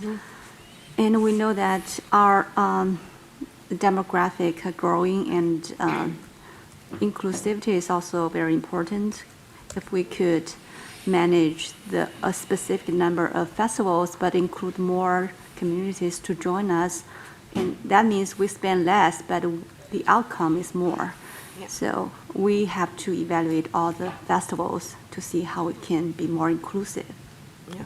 I think it's a really simplistic framework, but we've had conversations even going back to the retreat about framing things as nice to haves versus have to haves, and just where we've evolved to as a town. And so it was very nice to have a very generous offering of festivals at the town's expense. But maybe we look at making those investments a little more strategic. And also I'd add where to have. Yes. Well, if you don't get anything from this whole presentation, I think this has been great discussion. The 3 key takeaways. And thank you all for your attention, and transition over to the fire chief. Thank you. Thank you, Chief Solt. I appreciate working with him on public safety needs. I would like to reiterate what he said. I want to thank council for your commitment to public safety. It's really important. I'd also like to thank Russ for his commitment in this budget to public safety, and thank the department directors for supporting our request. And so, again, as Chief Solt said, mine will be a overview, very high-level overview. We can get into more detail in work sessions or either in 3x4 about what our exact performance is. But the bottom line is we're making requests that is consistent with the priority of keeping the community safe and also the rate smoothing that we're going to be utilizing over the next 3 to 6 years. So really, I'm going to talk about the immediate need of 2 stations, Station 10 and 11 out west, and then we'll talk about Station 12 in the southeast. This came up, and this is really a continuation of the individual meeting I believe I had with Councilmember Richards and Councilmember Hung, and also from last retreat that I talked about our service levels. And one of the things I mentioned is there's a direct correlation between population and incident rate. And here you see a graph indicating that as the population increases, so does our incident rate. And that's important because I mentioned last year that it was at 60%. This year's increased to 62%. And we anticipate that going up as the population increases, but also because of the changes in EMS that we have all talked about here recently. Very important to keep that in mind. Can you briefly summarize that for the people that are paying attention for the first time? Yes, ma'am, I can. So EMS is very busy, just like all of us. And Wake, be certain, Wake County EMS, not, yes. Wake And County EMS is ambulance service? Yes. Transport. Thank you for all your assistance. So yes, Wake County EMS, Emergency Medical Services, is responsible for the transport of patients within Wake County. They have the franchise agreement. And Chatham. We are first responders, and First Health covers Chatham County, and we are first responders to both those agencies. We get there, provide immediate life-saving efforts. They come in and then they transport the patient. Because of their incident rate increasing just like ours, they've had to make system changes, which means that they're changing the time frame at which they're going to respond to lower acuity calls, so ambulances will be available for higher acuity calls, which means that our units are going to respond to more incidents than they have in the past, and we will most likely remain on the scene longer, waiting for EMS to ensure that patients that need EMS the most will be able to receive that care. Thank you. And since our fire department is staffed with individuals with EMT training, there's going to be a larger tax on our fire department in general to respond to what are essentially often life and death calls. Absolutely, and we're already starting to see that call volume increase. Thank you. Yes, ma'am. Next, at Mr. Overton's request, I'm going to turn my back to you if that's okay, because I'm going to point and look at the map. Is that okay? You'll notice that this includes fire stations in Cary. The fire stations in red are existing fire stations. The fire stations in blue are future planned fire stations within Cary that's in our strategic plan. And then the purple and green are departments surrounding Cary that we utilize for automatic mutual aid as well as our CAM partners. So what this slide or what this map should indicate is we're utilizing every available resource surrounding Cary to assist us in providing service, and we reciprocate that to them. I'm going to mention the previous slide. That call volume that we're experiencing, guess what they're experiencing? They're experiencing the same call volume, which means those units may or may not be available, just like our units may or may not be available for an incident whenever it comes in. What this also should indicate to you is that our residents, and I got it, not citizens, our residents are receiving the quickest, most appropriate response from surrounding jurisdictions as well as Cary to ensure they get the most capable resource and the quickest resource available. But it also should indicate some gaps. So I'm going to concentrate on Station 10 and Station 11. If you'll look, there are really no resources in those two areas that we can depend upon to provide mutual aid to us. So that means the only option we have to increase or improve our performance in that area is adding a resource in Cary. Station 12 is the other area I'm going to talk about. As you can see, there aren't any resources closer to or nearer to that incident or to that location other than Station 6. So I'm going to be talking about their performance in both Station 10, Station 11, Station 12. Before I get there though, population in our districts. As you know, the population out west is increasing. If you look at Station 7 and Station 8, they now serve almost a third of the city's population, and that is only going to increase, and it's consistent with what the Cary Community Plan has stated would happen. You look at our square miles per district, you can see where our larger districts, that's where we have our longer response times because travel distance equals time. And the longer we have to travel, the longer it takes us to get there. And then very telling, probably the one slide that's most dramatic, if you compare us to our peers and mutual aid partners, we are covering more geographical area than any of our partners. If we built those two stations today and opened them today and didn't annex another piece of property, we would still only improve by 2 and be ahead of Winston and Durham. So Station 10 and Station 11. Station 10, we purchased that property on O'Kelly Chapel Road in 2015. We originally requested design and construction in 2018 and have requested every year since. Our actual travel time is 7 minutes to that area, but please remember that our travel time is only the time that it takes from the time we leave the station to the time we arrive. Our total response times include call processing from the Emergency Communications Center, as well as the turnout time. So our total response time is just short of 10 minutes in that area. And then we are exceeding our 5-minute goal at the 90th percentile 24% of the time. This station will require a new engine that's in the budget, the design for the station, the engine that's in the budget, and 15 personnel. Station 11, if you're familiar with the White Oak Church Road area, it's right at the circle where the new school is at, the roundabout.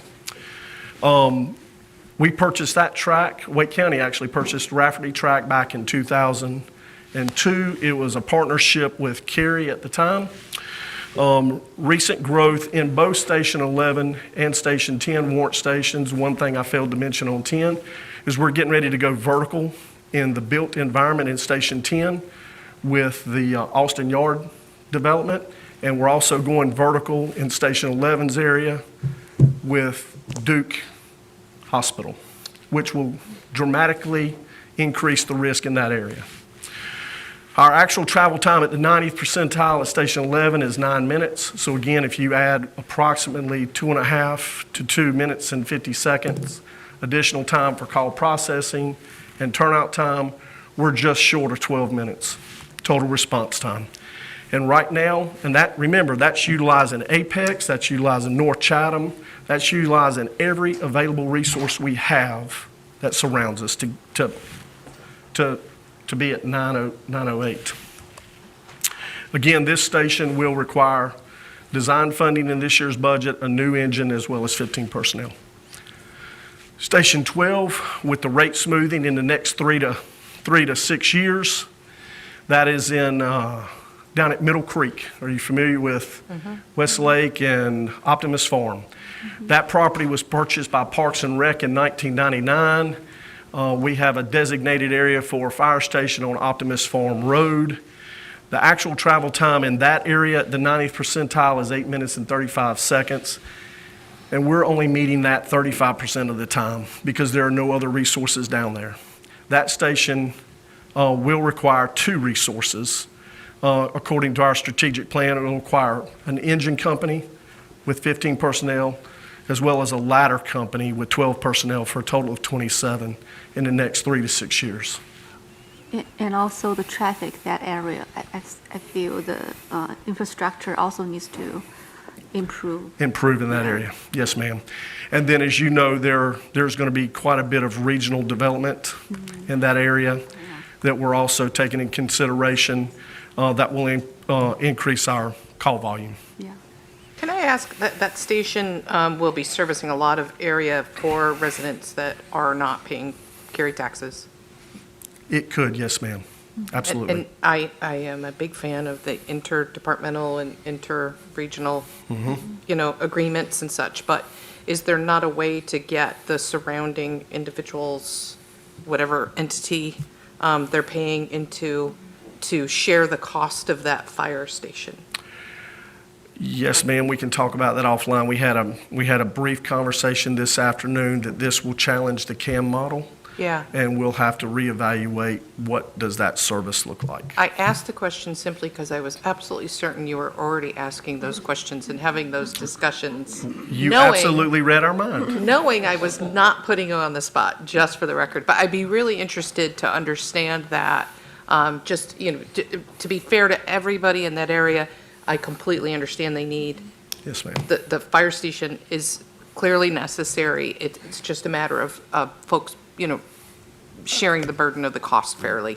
Yes, ma'am. Thank you. So hopefully I've covered the 3 takeaways of keeping Cary, keeping our residents safe is our number 1 priority. And then also doing that in a manner that we smooth that rate of spreading that cost over multiple fiscal years. And I would like to thank you very much for your time. Thank you. Thank you. I'd like to thank both of you, because this is a discussion we should have had 5 years ago. And now we're backlogged heavily, and we got to fix it, and it's not going to be easy. And thank you for telling us the hard truth, because we didn't know.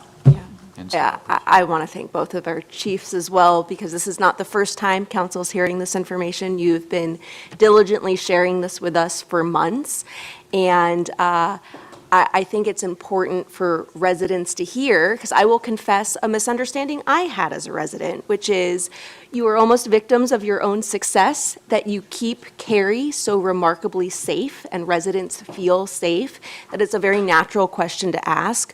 Well, why do we need to invest more in an area where we're already excelling? And so thank you for so clearly demonstrating that we have been able to excel for as long as we've had because of how hard your departments work, but that we cannot continue to operate that way indefinitely and continue to be as safe as we have. And so we are at this critical juncture where we have to make these investments in order to stay as safe as we have been. So thank you so much. Thanks, chiefs. Can I ask one quick question? Was that Lori? I think that was. Oh, Yes. sorry, Laurie. One quick question, and I so appreciate Chief Salt sharing the large amount of overtime and the expected mandatory overtime that our police officers have been stepping up to do. We also appreciate them. From that perspective, does that mean if we fill some of these roles, will the overtime numbers reduce? And should this actually be, even though we're adding more officers, better work-life balance for them, reduced costs in the overtime bucket, or are those still considered overtime? For instance, is it going to normalize our expenses? The answer to that is yes and no. The overtime, it should impact our overtime for officers that are working on duty. In other words, the ones that are answering calls for service that have to work over, and we have to call them back in to work to fill those minimum staffing levels. As far as the special events, no, it would not, because we still require that to be covered by what we call extra duty. That's beyond their normal assignments.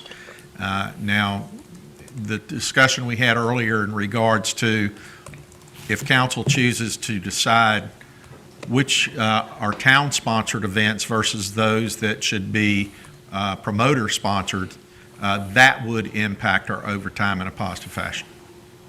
Your point is, you do not take away from patrol to Correct. staff special events. Correct. Thank you, Chief. Great, thank you for that.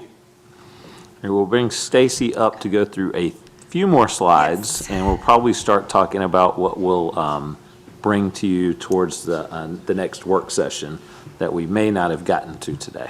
Yes, I'm thinking there are maybe 4 to 5 slides that we can get through fairly quickly that might lead us to a good stopping point, if that works for today, and then we can regroup and Yep. pick back up in the next work session. Sound good? Yep. Okay, so we're continuing along in our theme of what's in this budget. New capital investment. We've talked some about the fire station and all of that good stuff. Also want to point out Carpenter Fire Station road widening. This is a $42 million project in total, but I want to help everybody understand where we are with that. This project widens Carpenter Fire Station Road between Cameron Pond Drive and NC 55. Would include sidewalks, street side trail gaps along the length of that corridor, 2 traffic signals at Cameron Pond, and I'm looking at Cassie and Highcroft Drive. Good deal. So that everyone understands, to date, meaning through today, $17.4 million has already been budgeted in this project, right? We've been doing some work.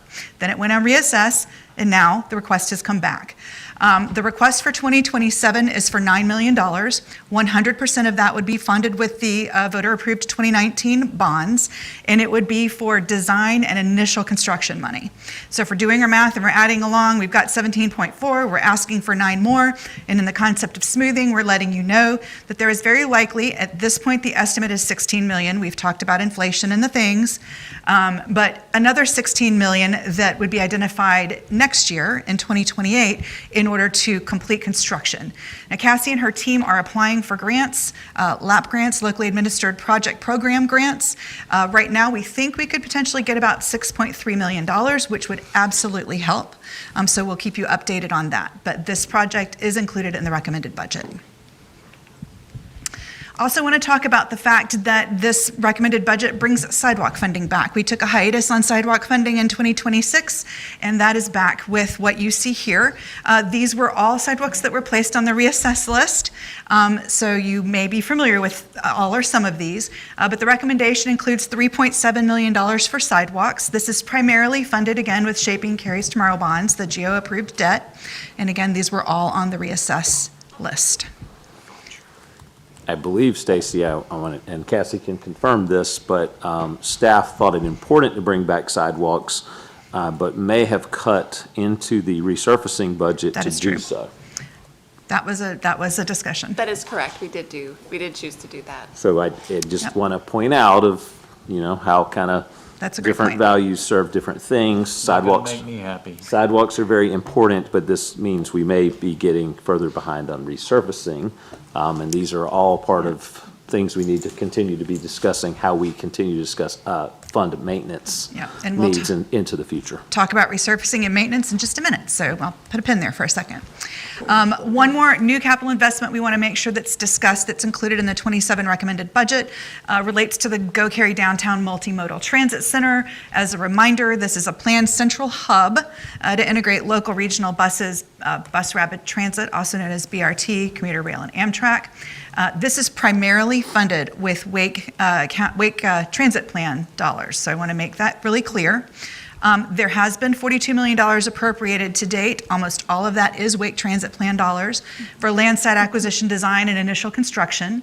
The $5 million request in 27 is 100% Wake Transit Plan funded and would be, I believe, for some more design construction work.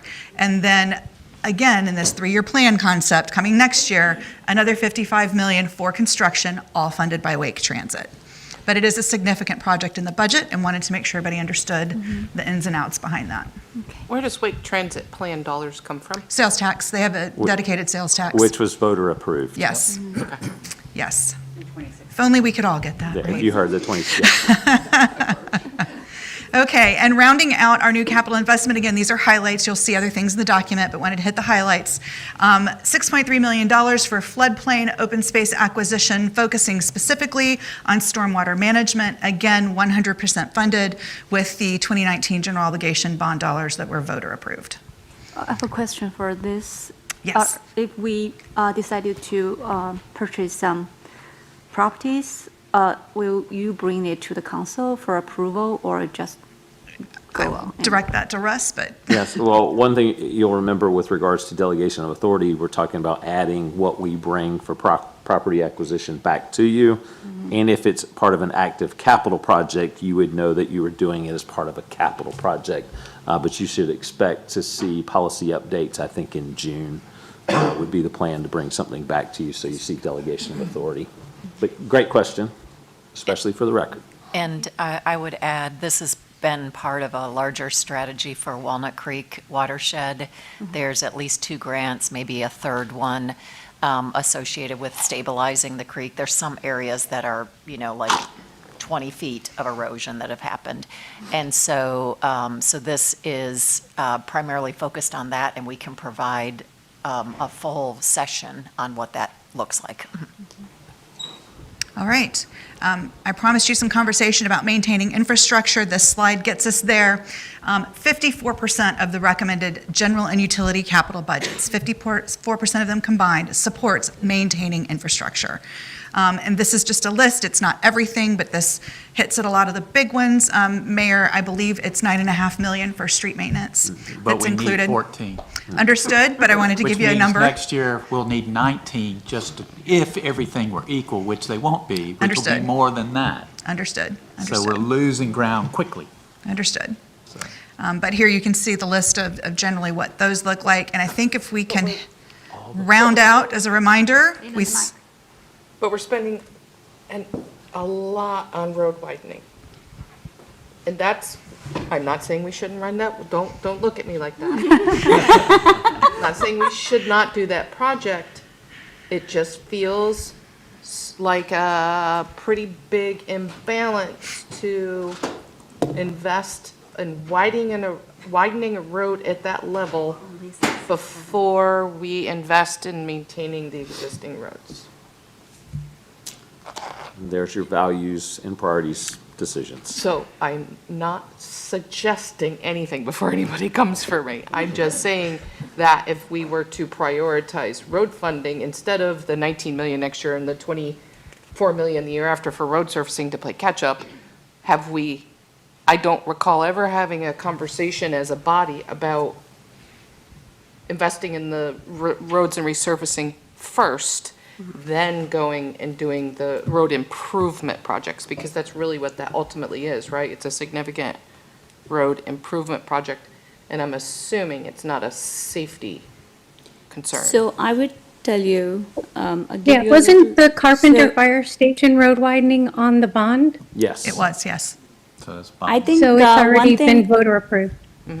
I think one thing to notice here, and maybe that's the information that this council probably doesn't have, and maybe some of you may have. The work already started on that road, and Shelley actually worked very hard on getting the property rights from various different homeowners and property owners there. They've already moved the utility lines. The work is already, it was paused. Shelley, it was paused, right? And it was last year when the project was paused. I know Shelley was one of the first ones to say this is one project that cannot be paused. We can think about how do we spread the work more out so that the cost gets spread out. But then again, the conversation will be maybe next year the cost will double up. Then do we stop the project? Or plus, like what Lori said, this was a voter approved on 2019 bond, so we're using the debt funds. And that's where that will be mine. I'm not coming after you, but I'm just giving you some facts. Yeah, there's not enough left from the bonds to fully fund that project, right? Or even There really is actually. Or you're using what would have funded other projects. Other projects that were also paused. Exactly. Correct. Okay, right, Yes, right. correct. And I'll revisit for all of us that when we had some of our capital prioritization conversation, I have a District A project that's close to my heart that shall not be named again today. But when we were talking with staff, when you originally presented the capital recommendations to us, to Russ's point, there's a lot of subjectivity and some implicit values there. And staff had made it clear to us that the criteria they were using were projects that were already underway, that we already had investments in, that seemed feasible. Because you're right, we didn't have a full deliberation as a body where we threw these all into the same category with equal weight and then said, what do we invest in? we relied on staff to come to us and say, these are the projects that make the most sense because of all of these criteria. Yeah. So I feel a little bit What of I- the pain that it doesn't always align with what our While we're individual at it, priorities might maybe be. a bus line to District D? And Right. all of those projects are on a slide that we Yes. will not now to get to today. today. But we will get to it at a work session. And we will bring to the work session on the 28th. I appreciate that. What I didn't want was to let that project slide by, where we've had such a significant amount of investment in District D. I feel like it's starting to become unbalanced with District B and D getting a lot more investment than A and C. I'll say it. Thank That's you. my We perspective. won't argue. Right, but it waxes and wanes and it goes back and forth, but also immediately then saying we're investing such a significant amount and it's an ongoing investment in a road widening project. And then in the same breath, after seeing the results again, saying our roads don't get such a great grade, to then not say, hey, can we stop for 1 second and me be a pain in the butt and say, maybe we should. And having just seen the biennial survey scores of what people think your road. That's what I just said. We did the Exactly. grade, what was it, a C Exactly. minus, C So, plus? It was So we're going to high. discuss this later. Yes, there will be more discussion. Because I have a lot to say. We're just getting everybody up to speed on what's in the document. I'm just Well- getting you wound up ahead of time. I'm like winding up over I here. know what I'm doing over here. Well, I'll say this, it maybe Stacy finishes with this slide, and I think y'all are already doing it, but you should go around the room, and we can give you a tenor of what's coming up at the next work session. As we'll need to continue this discussion, and we can also do it in our meetings before that time as we bring it back to the work session as well. Yep, this rounds out our discussion on capital. We've talked about the new things, we've talked about the maintenance of things, at least at a highest level to get you all thinking. We've reminded you that there was a good amount of cutting to do because there was a budget to balance, and this was staff's recommendation and Russ's recommendation on that, and then we'll continue to work with you all after that. This is a great pause point or stop point, Russ, if you're ready to shift to another topic. Yep. No, thank you, Stacy, because the things that we didn't get to today that we have slides for and will be prepared for the next work session, and we'll hand to you in advance, but are the projects that we're all on, that I've been given feedback along the way to show you both in capital and in operating, and then we're asked for some potential cuts. They're not recommended cuts because this is the recommended budget, but as you need to see things that you could possibly consider to cut, whether you wanted to do different things or adjust the tax rate and whatsoever, and we will have at least 2 more work sessions to talk about that. That said, you're already doing it. I think you should go around the table and probably I'll turn it over to you, Mayor, to do that, to get final thoughts on at least what you've heard today or anything you'd like for us to, comments to bring back as we go into work sessions before we close out the day. Laura, you want to start? Okay. Before I forget, I'm afraid I'd forget.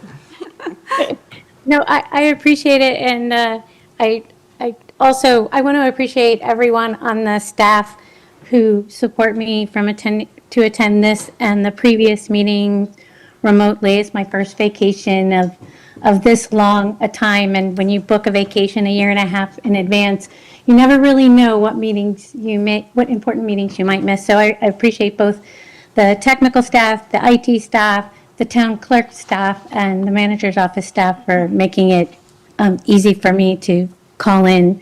And of course, the council members for, if by chance I talked over you, I deeply apologize. It's a little hard with the satellite delay.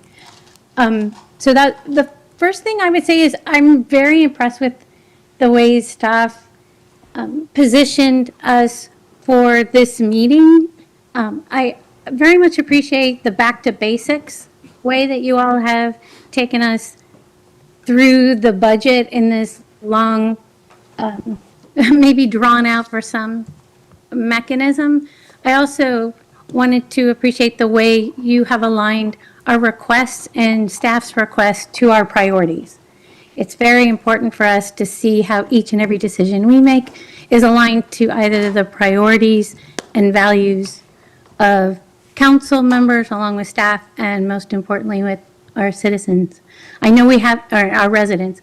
I know we haven't gotten through everything yet, but the kickoff to this was really great, and I appreciate the long long time to discuss, discuss, and then provide feedback. So thank you very much.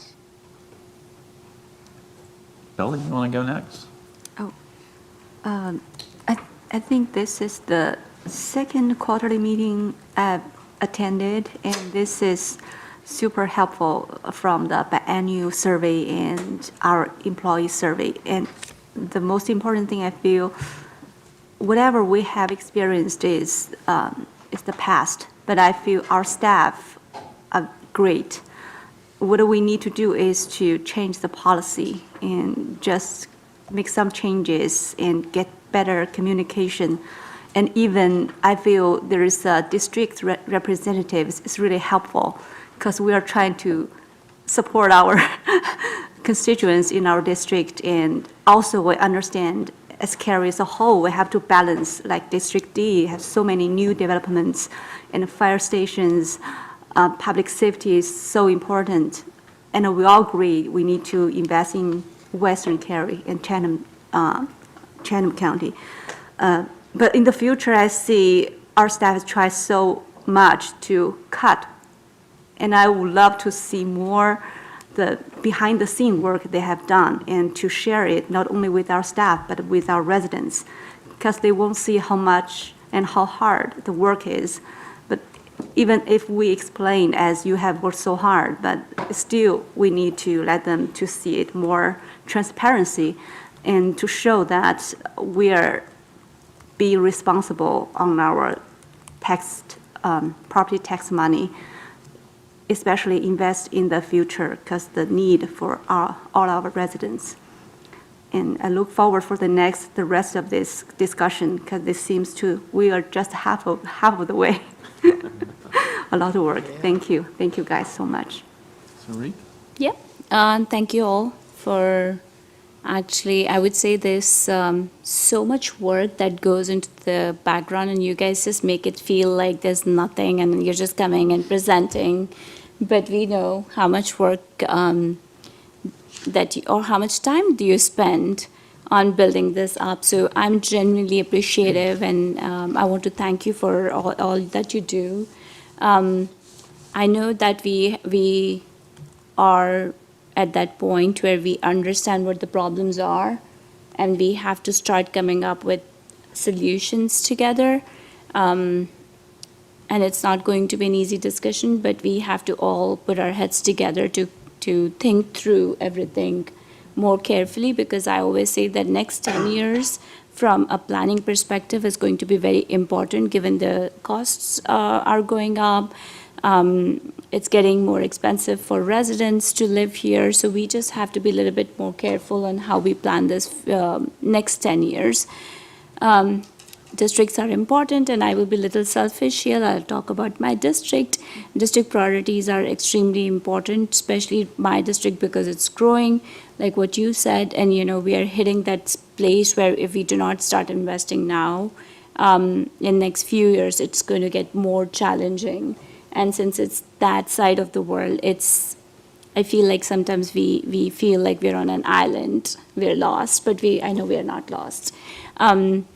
I've been asking for a bus service on that side of the world, and we really, really need it because I think now there was a transit study that was done, which re-emphasized the need of a service in that area. And I believe there was one more line, right, Kelly? There were South two Cary. lines.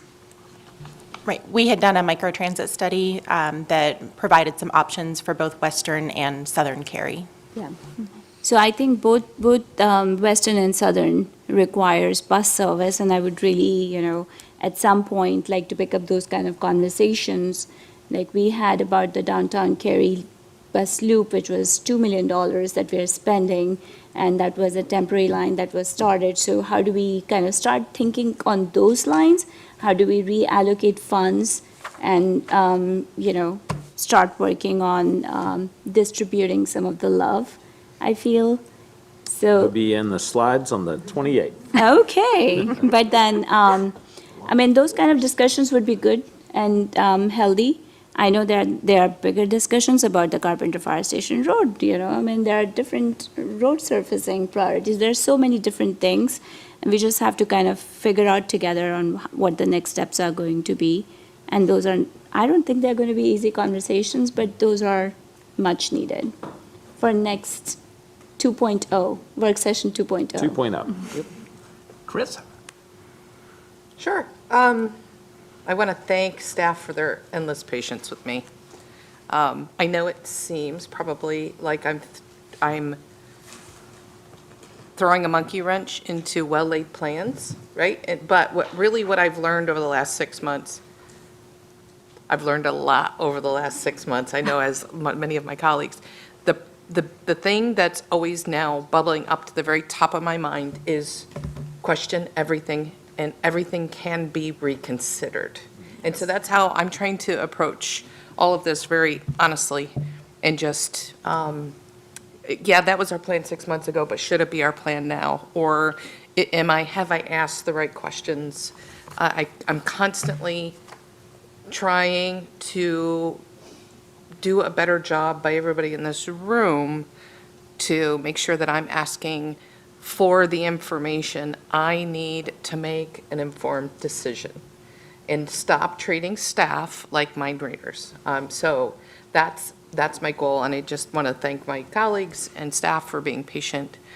With it may seem a little like whiplash, my behavior lately, but it really is. I'm doing it mindfully, but I know it's sometimes a lot of extra work. I know I've asked for a lot of information, a lot of data, and this budget we're being presented, I feel as though it reflects the shared values we've discussed as a council in a way that's really quite impressive, right? It's all in there, and of course, just like a district representative, us at-large representatives have our pet projects, and there are some things in there. I've been vocally advocating for re-examining, especially some of the middle pay bands in public safety in particular, but in staff by and large, and reconsidering some of the ways that we approach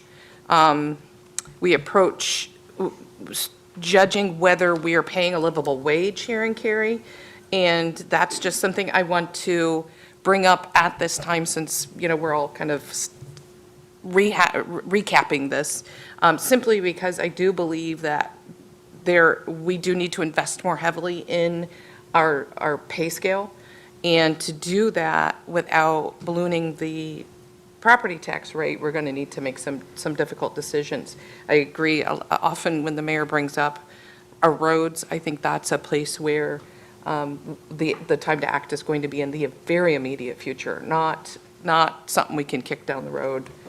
So that's the other place where, if I had to pick two concerns, those pay bands, making sure that our employees, what I want to make absolutely sure is, regardless, where you are when you're working for the town of Cary, you don't have to leave the town to get paid for your experience. And so that's the way I'm approaching, how we're paying and how we're rewarding tenure and experience here with the town. So, but really and truly, thank you for reflecting what we've been discussing for months now in this budget. I think I'm really excited about the 28th. I can't wait to see the rest. I love your questions, so don't hold back. I know, but I make the meeting take too long, and then we can't cover everything every time. I know it's me doing it. But we need to. Well, and Lori, but she's not here, so she couldn't do it to the extent that we usually do it together, but yeah. I'll start by piggybacking on some of the things that you said about, starting with like asking all the questions. Some of the importance of the questions that you ask and others of us are that things have become much more efficient, in my opinion, with the 3x4 meetings. Because in years past, I'm sitting there one-on-one for a lot of reasons, but I don't know the questions to ask, and there's nobody to help spark anything for me. So that's helped with the discussion. But also, some questions have already been answered in those 3x4s, but I wasn't in your 3x4 necessarily, and the information's relayed back, but sometimes what stands out in your mind may not be what's in the notes specifically.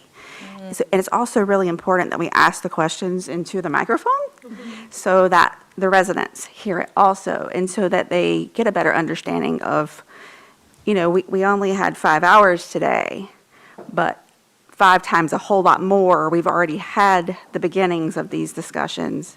So I think it's really important that we're slowing it down, and if we need to figure out how to squeeze one more meeting in, then I think we need to do that. Also, I echo your sentiments about the living wage, and I think the survey I know that the staff survey that we just saw echoes. We have no proof of who said they had the serious concerns about that, but I wouldn't be surprised if it was some of our people who are not making a living wage. That would just make sense. And for the slide that's up here currently, just a reminder that we can fund the total requested. And that the total requested still does not cover all of the priorities. It's still not going to cover those 60-plus capital projects that we put on pause in that reassess category.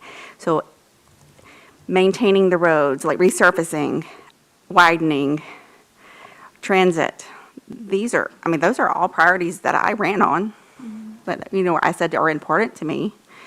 So I think it's safe to say that we all agree that we should do all of the things, but fiscal responsibility, depending on how you define it, as we're weaving it through everything, I think it's safe to say we agree like 12+ cent increase is not gonna feel good to anybody, nor am I gonna be able to sleep at night. So we're prioritizing, the recommendation is to prioritize sidewalks this year, but I think it's because we paused them last year. So we're trying to, some of the things we funded maybe a little bit last year. Well, actually, we didn't fund much of anything last year. Maybe the year before. So it makes sense, but also just a reminder that it's not because we don't need to resurface, it's just because we need sidewalks too. And definitely wanted to thank staff for all the hard work they put in, and for residents who attended today and that are watching online. And we do want to continue to get that feedback, because the budget doesn't end in June. We're just setting that tax rate. And then in our discussions in our 3x4s, we don't intend, I intend to take a break in July for at least a short time. But we don't intend to let it sit and wait until January of next year. We have already talked a lot about, we want to start immediately, really, looking more specifically at things that we didn't have time to look as specifically at this year. And so there's definitely a lot more work to do. And, I'm super excited that the council, the resident groups, and the boards and commissions all agree that public safety was the right thing to invest in. And I think that makes sense with our surveys as well. So I think we're headed down the right path. We know we're not going to make everybody happy, but I think we've really worked hard, and we'll continue, because we still have, not enough time, but we still have much more. We have weeks to go, but I think we're headed down the right path to make the best informed decisions, the right things for Cary. Well, Councilmember Craig, you took the words out of my mouth, so I will add my gratitude to staff. But what I'm really grateful for is exactly what this slide represents, which I feel like staff did a really good job of letting us see under the hood this year, both council and residents, because I think there is the notion sometimes that staff ask for the moon and council rubber stamps it, and to see the iterative process here of going from what it would look like to fund many projects, to see the whittling down process of trying to balance all of those competing priorities and concerns, because I said I wouldn't mention it, but apparently I will. The District A project is the Lewis Stevens Sidewalk project. that is the equivalent of 3 pennies of sales tax. And we could do the Lewis Stevens Sidewalk project if we had a recommended rate of 6.75 cents. We don't, because we're trying to meet multiple objectives and thinking about all of those priorities, affordability and capital investment and maintaining services. And I think staff has done an excellent job of making that work visible, and these conversations really transparent. And I especially value the smoothing idea, both in terms of our revenue, but also our expenditures. I think it's just a really smart way to think about how we make these decisions, because making them in a vacuum for a single year doesn't make nearly as much sense as looking at a longer time horizon. So I think these have been really productive conversations. And hopefully more transparent. Yes. Yeah, I also echo all staff's work. I mean, it really shows. I've been like my 23rd year on a budget. So I've seen a lot. This is probably the best presentation by far and the most information by far, which we need, especially now as we move forward out of the muck of the previous town manager and out of the lack of information from the previous town managers. So having more information is great. I can tell this doesn't even represent what's going through my head right now of trying to figure all this out. But information is great. And I think that this council will come up with a lot of good solutions, not only in this fiscal year, but in coming fiscal years, especially if we keep getting accurate and complete information. So I want to thank staff for that. That's very, very important for all of us decision makers. And again, this was probably the best one I've seen for a recommended budget. Usually you get the flyer or whatever, the brochure and a few comments, and we spend a couple hours and we move on and we make slight adjustments. But this is pretty much in depth, and I appreciate it. And like somebody said, we're not done. Not done. Because I can't wait to talk about resurfacing more. You moved on from tennis? We'll get to that after this budget. But thanks to everyone. Russ, I don't know if you Yep, want to close this out. let me do a couple thank yous if you're done. Yep, and then we'll go into closed session. Obviously, the first one is to each of you, and obviously for being involved in the process as much as you have, and I know we've got a lot of work to do, and you're right, there's probably more needs than there are resources to fund, and we've got to be cognizant of that with regards to fiscal responsibility. So thank you all. Thanks for everyone that came. I think there's still a guest over there, and anyone watching online. And thank you to the consultants, Kelly from CRA and Kevin, who gave the survey results today. Obviously, thanks from all the managers, but Dana and Scott and Shelley. This is Shelley's last quarterly, by the way. Yep, boo. Certainly Stacy and the budget team, and Susan, and Brittany and Cary, Allison, and everyone else that helped from the manager's office.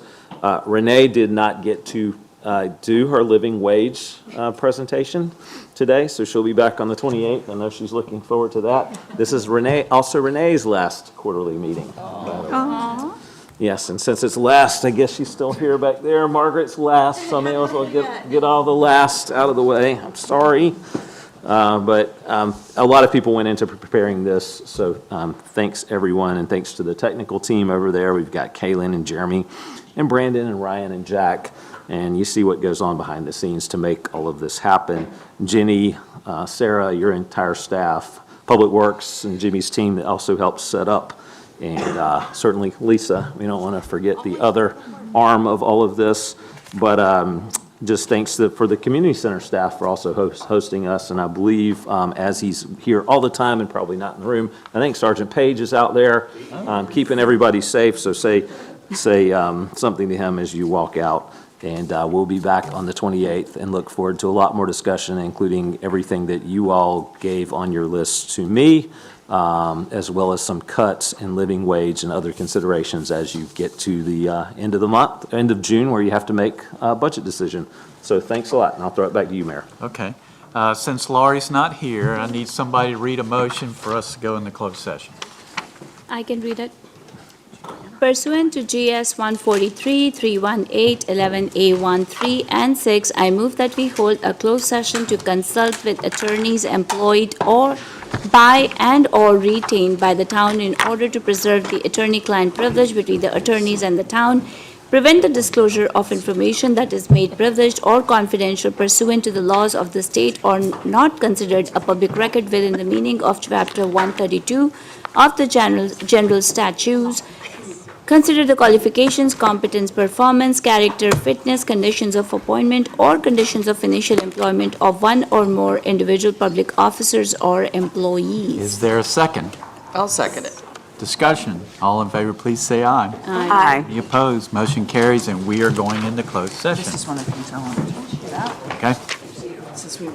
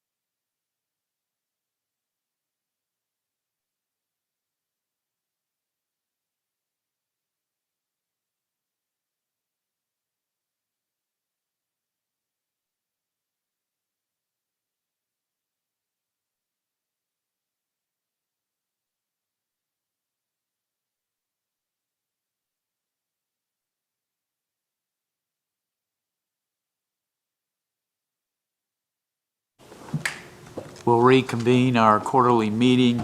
We have one order of business to complete, and that is a discussion between council members about a potential work session that's not on the calendar. Adding Or two two. dates, Or two more dates. yes. And so would we want to look at the first week of June? Won't be here. Okay. I'm proposing May 21st. Is that too soon? A week from tonight? Week from tonight. Well, I mean, we have carryover from tonight that, I'm sure there's something We from have the a 28th hum that's sub- not. I'm on volley vacation. thing. Oh. FYI. Okay. Oh, so you're not here? Okay. What about the week of Memorial Day? So you have a meeting on Thursday, the 28th for the work session. We already have that, yeah. What about the 26th? I'm looking at Russ. I'm not sure when you come back, Russ. Yeah, I'm back after Memorial Day, yes. So we have an agenda meeting. That's all that's on my calendar. 26 works for me. Yeah. Afternoon? Okay. It'd be at 5:30?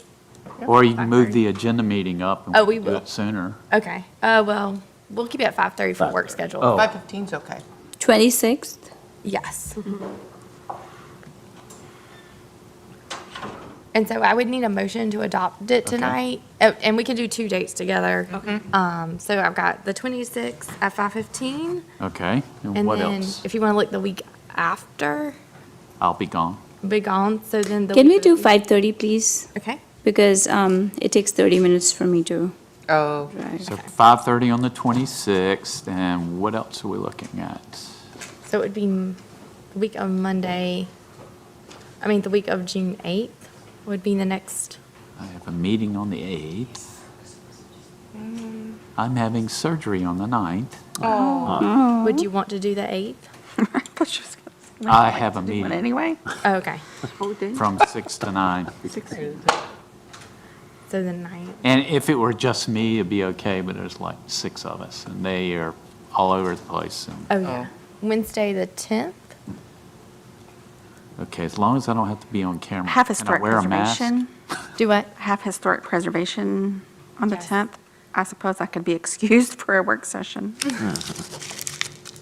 Why have I got the 10th blocked? The 10th does not work for me. Yeah, I don't know why it's blocked on my calendar. Are you meeting with your Australian team too? We already have a work Maybe. session on 11th, right? You have Yes. a work session and a regular meeting on the 11th. Yeah. So that would be your next one. The next week, So the week of the 15th? I have the 16th wide open. Shocking. Same. I have Panther Creek High School graduation Oh. on Oh, 16th. Until 5:30, yeah, and then Bella has Athens Drive graduation. I have the 18th open. That's a Thursday. 18th is good for me. 18th is good for me. Yes. 18th, so June 18th? This is way less painful than I thought it was going to be. Okay. Well, Lori's not here, though. That'd be 5:30. Yeah. Hopefully she'll be. Hopefully she can hit one of these two.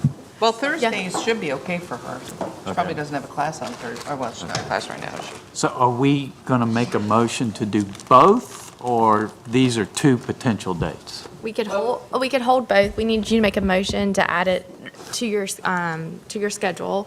And then it's easier to cancel than to add, Okay, so. we're going to say 2 work sessions, then we can cancel. All right. All right, I'll make the motion then. How about that, since it was my bright idea? And the motion is for Okay. May? 26th at 5:30, and then June 18th at 5:30. Okay. Is there a second? Second. Second, discussion. All in favor, please say aye. Aye. Any opposed? Motion carries. Bless you. Any other business for this evening? Seeing none, this quarterly is adjourned. Thank you. Yay! I can go watch my movie now.